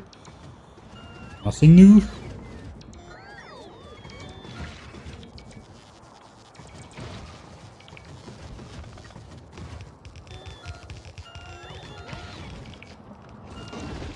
It's still pretty tedious now. It does feel pretty tedious to wall off all the biter bases. I should know better. I'm lucky. I'm lucky, man, that I get to wall it off as easy as I'm doing right. I'm standing in the wrong corner if power gets disconnected here. This is not very optimal. What am I even doing? Still have this guy to place. Okay, it leaves the power lines in place. Yeah, something like that happened. Wall that off immediately. Are we done? Let's get out of here. This is a stupid place to stand. We are not done. There's just some walls which were outside of my reach. Let's try to get those placed. There's still one there as well. There's that one. As the beam biter, they will not spawn another one before the bots manage to grab all of that, so I think we're good. Let's grab everything. I'm just gonna go stand here. Watch if something happens. Or not. Or we're just gonna risk our lives while watching the power network. Alright, we barely got up to 100 gigajoules. We barely get up to 100 gigajoules now as night is falling. Okay, I think the accumulator system is pretty robust for now. Actually, is it?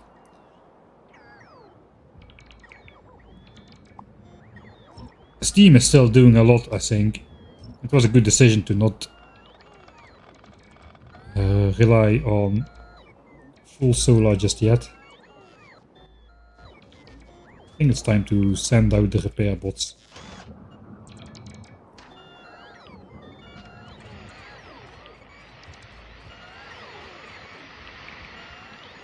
Steam is just doing 120 megawatts day and night, which really helps out in keeping the accumulators charged.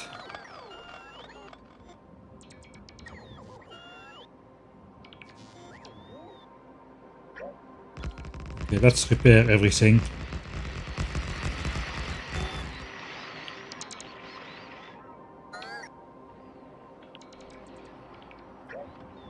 And that was it for combat. no longer shall we be worried about pollution reaching every single one of these nests. Done. I think combat is done for now. Combat is done.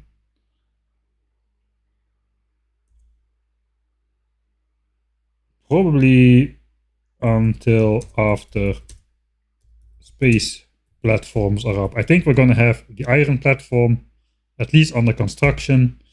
We're probably gonna build a personal spaceship so it can slowly start filling up with ammo.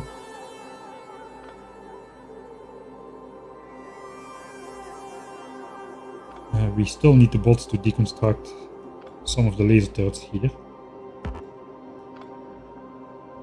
And I also think we're gonna design and build the space platform before we even will do more combat against any biters.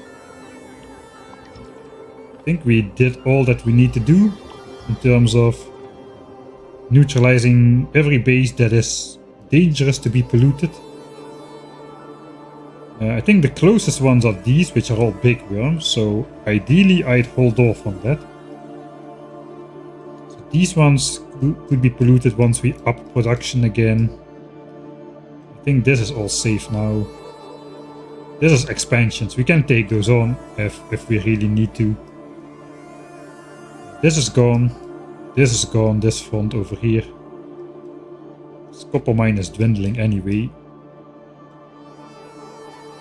Let's just have a quick look at in which chunks these expansions are.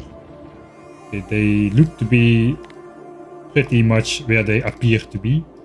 So it can kind of differ, but this is like smack in the middle of there. Okay, so this is not like actually in this chunk over here or something. That one is there. These ones are even further back than they look. Those ones are there. Alright. And there's not a lot of other resources here. This is the base pollution pushing against the edge, but here is just some minor pollution that is not gonna go up there.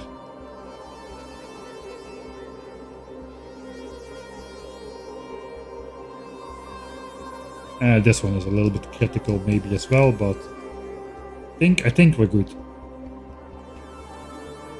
We're good on combat. The rest of the time we can actually spend on preparing for the rockets and whatnot. I think that's gonna have to wait for next stream though, because it is getting pretty late. That nest is only there, there, and there. So that is the newest, closest nest. It's not really more close by than it looks either.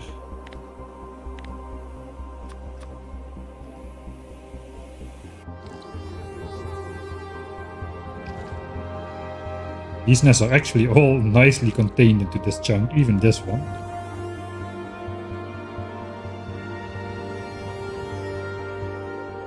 I like to draw the full nest if I do it at all. There's a lot of forest here, it's not gonna spread here anytime soon. Let's just do one. This is actually, holy moly, this nest is in this chunk. And the other nests are both in this chunk, so very different than how it looks on the map. But for pollution that's important. Okay, I think we're done drawing on the map. Let's grab the rest of the stuff.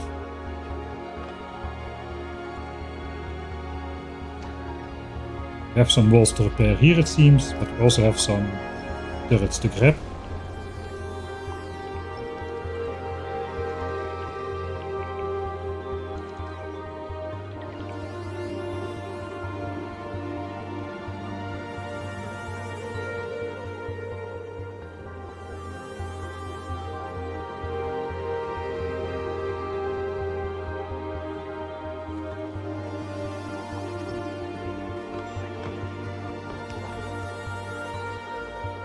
We might just go like, maybe we'll produce only signs on each planet.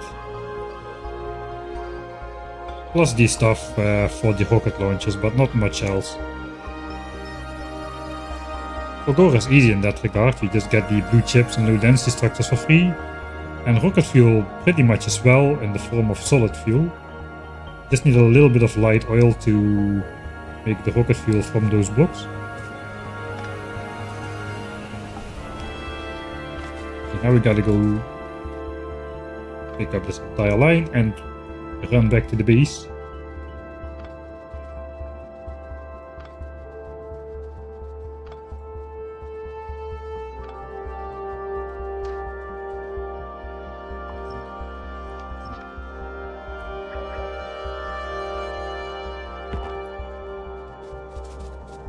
Alright, that's all. Casualties, 1 large electric pole. In total 17 bots in total. We lost 17 bots in total. Over all fights, not just today. And laser turrets I don't even know. 42 laser turrets. It's not too bad. What do you all think about my British intersection? No, you go first. No, you go first. No, you go first. No, I insist, you go first. No, you go first. No, you go first. I'll go first.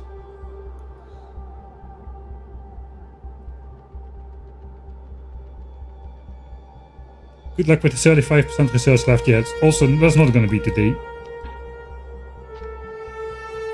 It's just 35%, but no. Not today.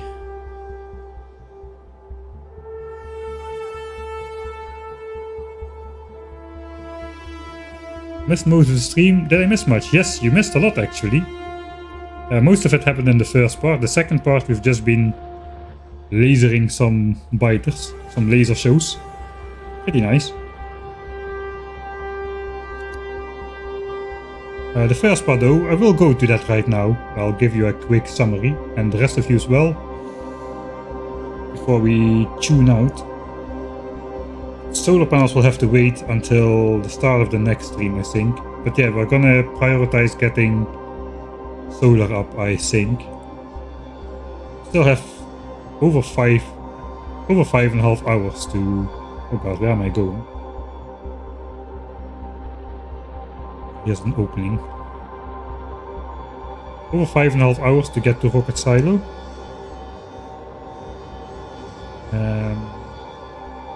Why am I walking in this armor though? That's a good question. I have a running armor.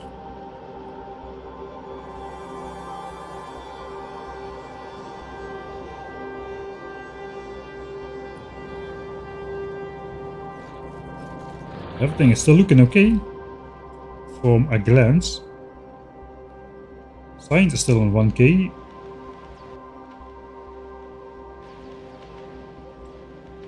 Even the Ratchet belt is getting a little bit more open. Yeah, so probably we want to place the solar panels. Let's make a list for myself for next time. Place 12k solar panels. That is what I want to do. One of the first things. Let's put it on the lake. Hook up this tiny copper mine. That's like the 500k copper mine close to red chips.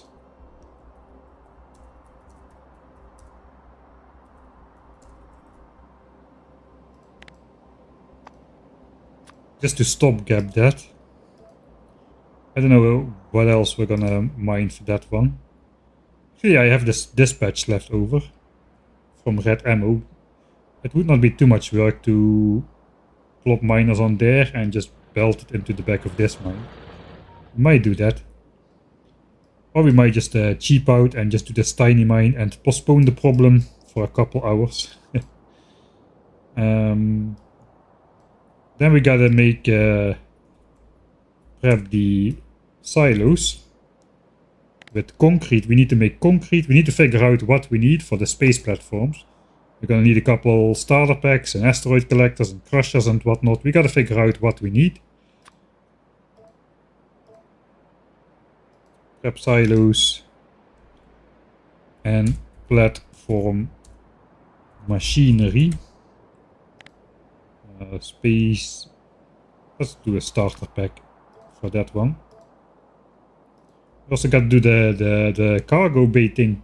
That's gotta go somewhere. I don't know exactly where yet, but it's gonna go somewhere. In this area, where we can have a lot of access to it. Maybe we'll grab it a bit more close by. Since we're also gonna put space signs out from here. I plan to like deprecate this area and just put my personal rocket silo on here. I'm kind of wondering, first of all, will the Johnnies shoot a rocket silo? And second of all, if I will travel to a space platform, will they shoot at me when I sit in the rocket? That would be quite funny. I'm not sure they will, but we can give it a shot. But they can give it a shot, better to say. Right? Yeah, so we definitely do not want to do more combat. Which means I'm gonna drop my military supplies off at the military science cliffs.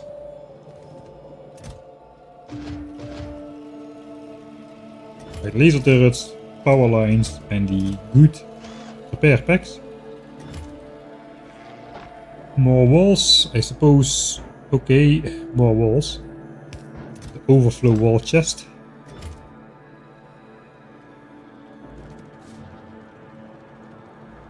And I will grab my actual inventory again. So we can start off good at the start of the next stream. First we throw away our garbage. Looks like another chest of landfill waiting to be made. Let's do that. Space. And this tree chest is almost full as well. I am not planning to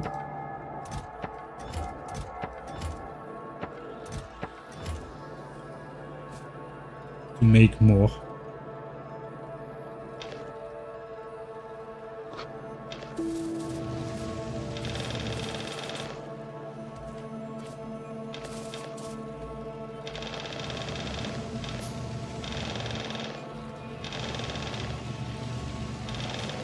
Alright. My trash slots were these things. So let's try to put it back approximately where it was. Mining drills. And that is the stand-in ones. Some furnaces, some assemblers. All the power armor goes here.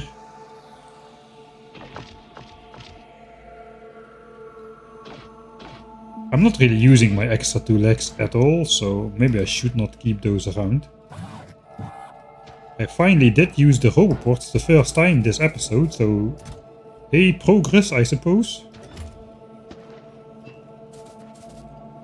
Then my actual inventory here. And I forgot, I definitely should keep some 1 stack of power lines and 2 stacks of turrets on me for emergencies, because I'm done. And things will go wrong.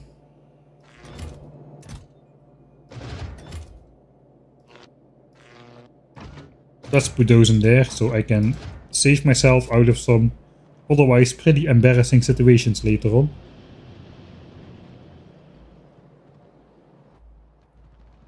I'm pretty much good to go then.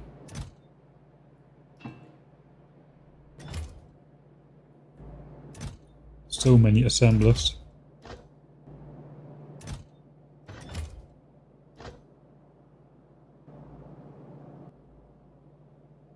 Yeah. Okay, I think I'm decently prepped for next time now.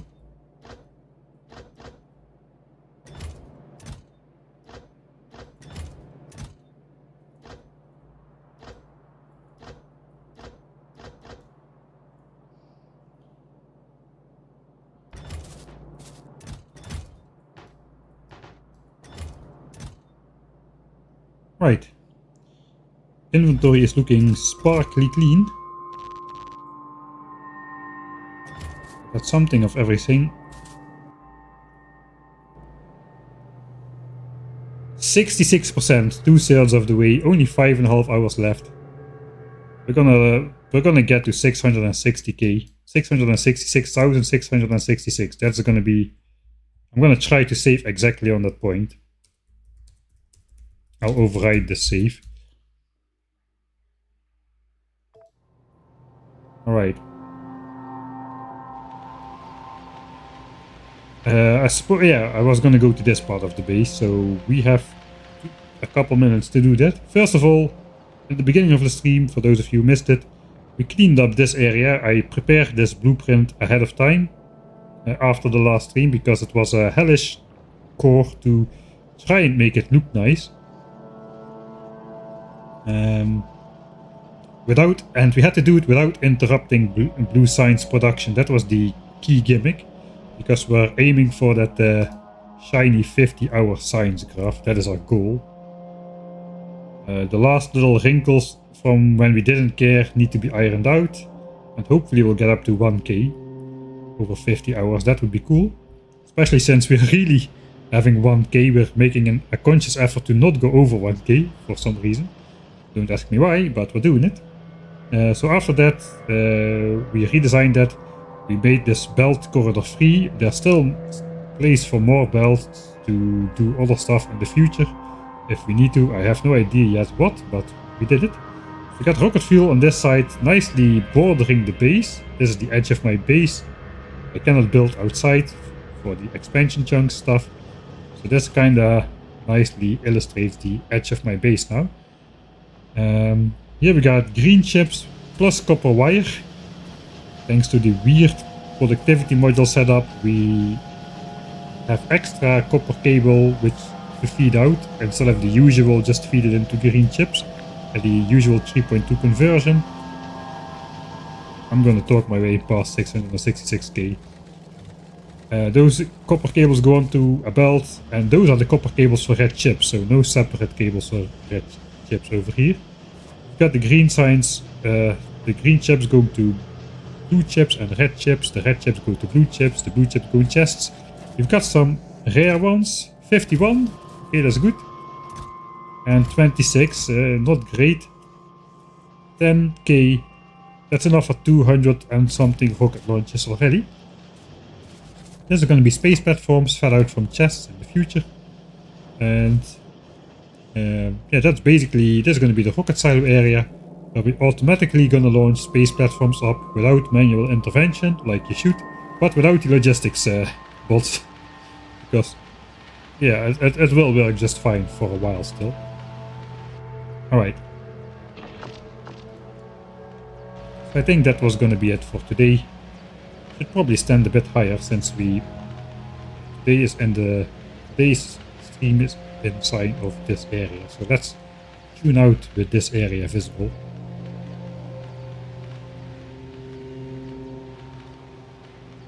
Right there with the edge of the steam engine, something like that.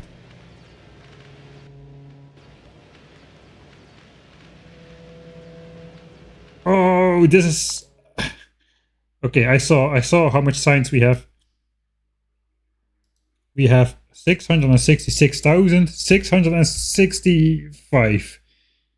I'm gonna pretend it's 6. Towards silo.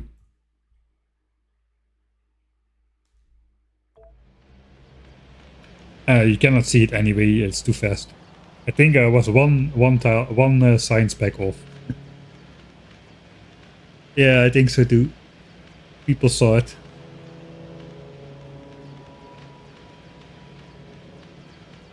Yeah, I can just splice that together. Editing Mike can just do that. He's that kind of guy who splices that together.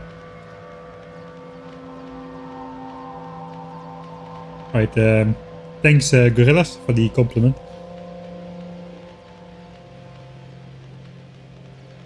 My save's 2 gigabytes. You can add 2 zeros to that. I've literally got an external disk for my save games.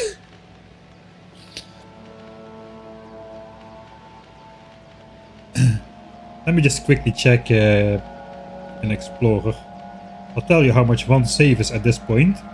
is due to the map size. I've explored a heck of a lot of map, and I've explored that map like 20 hours in the game. So every save game is like that size. It's actually not that bad. My saves are like almost like 50 megabytes each or something. No, wait, these are old ones. Okay, that is old news. Oh yeah, actually, that was a very old save. Those were 45 megs. Now they are 60.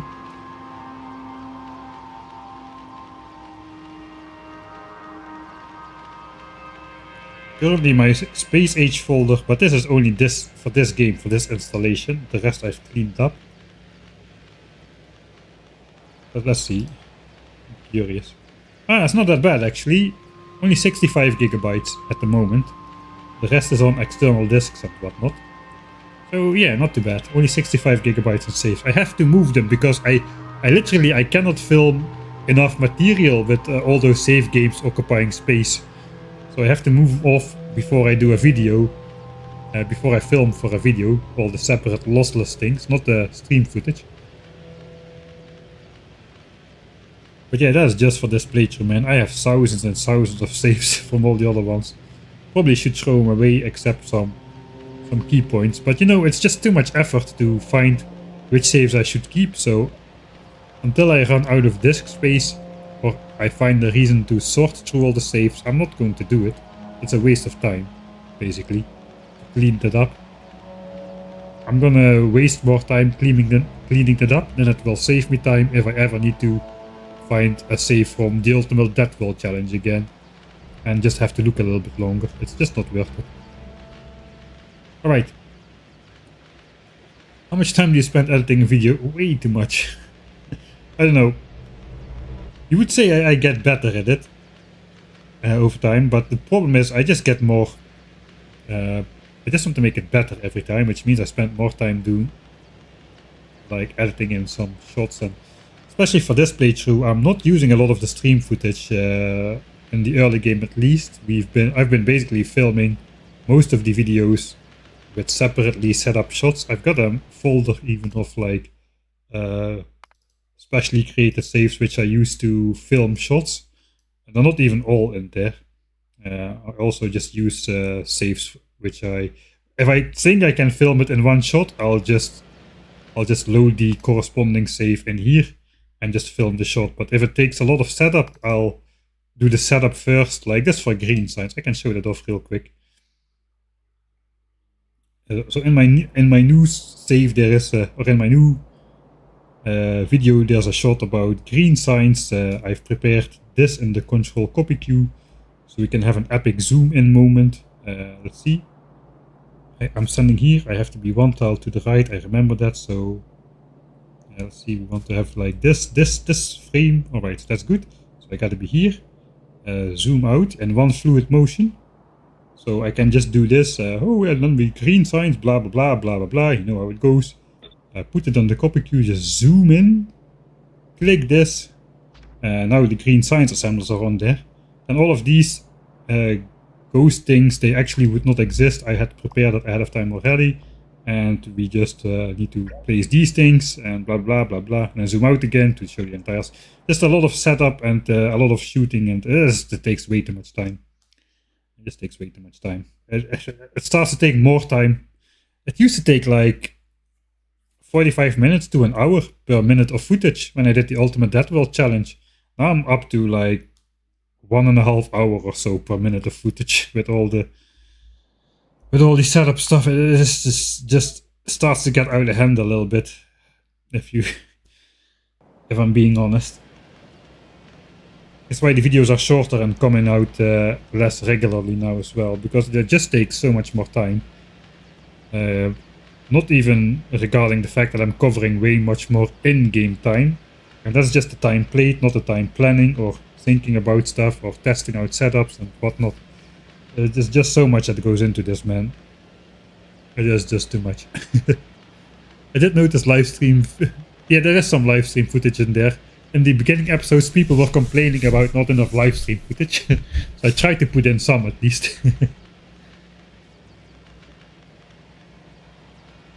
Yeah, so I have a weird workflow for that. Well, at least the good news is I don't have to go through 222 hours of footage because of my saves. I do kind of remember or have notes about some good moments in the stream. I don't really save timestamps or anything, but since I have all these saves, I can basically load up any save. Okay, a big iron fight in the beginning. Okay, now I should not spoil that. Okay, let's just do something else. Like we get our first rare quality miners. Okay, I can find that it happened 129 hours and 18 minutes in. And then I can just find back in the stream, because I have this timer on the top that is really useful. I can find those moments quite easily again. So, and then I usually just re-record some footage from the stream through VLC Media Player. It has a record function in there. And then I can use that clip in the edit itself. So I do not need to go through the entire stream. That's a different kind of video. It was basically the start of Warptorios where I would do that. I would film the entire section and then just edit that down a bit to with some voiceover extras and speeding up some boring parts, and that kind of leads to the early Warptorio videos. But editing down streams is not really my thing. I tried to make something concise, and then we ended up with the kilobytes for resources video, which is 2 hours for a 6.5 hour stream or so. So still I cut out a lot, but it's still pretty large. It's not like a 15-minute summary or anything. So I kind of have given up on that. I cannot do that.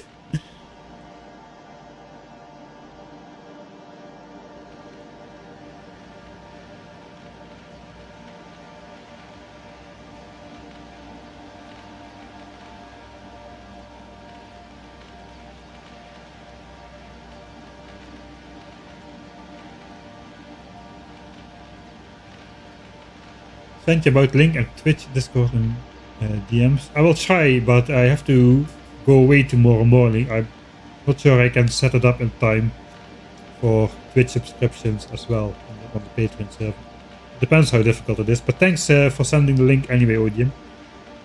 I'll try to get it done. 20% tech progress. I think we got more. Let me just quickly check. There's the last end of stream save. It's good I have that pattern of saving it like this. I can delete this one. We have this one now.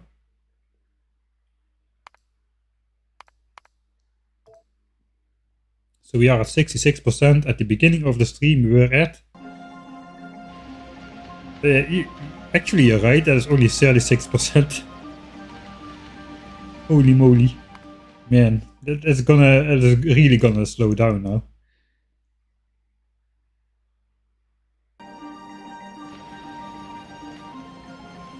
The bugs for resources playthrough was one of my best, thanks. Yeah, like I said, I tried editing down the rest of the streams as well, but it just got very boring. I just cannot cut out enough footage. I spent ages agonizing over what to keep in. It is really hard for me to do a quick and dirty edit. I just cannot do it. Just cannot. It just ends up being too long. Too much is included. It gets too boring, and then I get stuck, and it just stayed without an edited conclusion. Of course, the entire continuation of that video is up on the second channel. The streams are there, so those of you who want to know how it finished can watch it. But yeah, I kind of edited myself into a corner again with that one.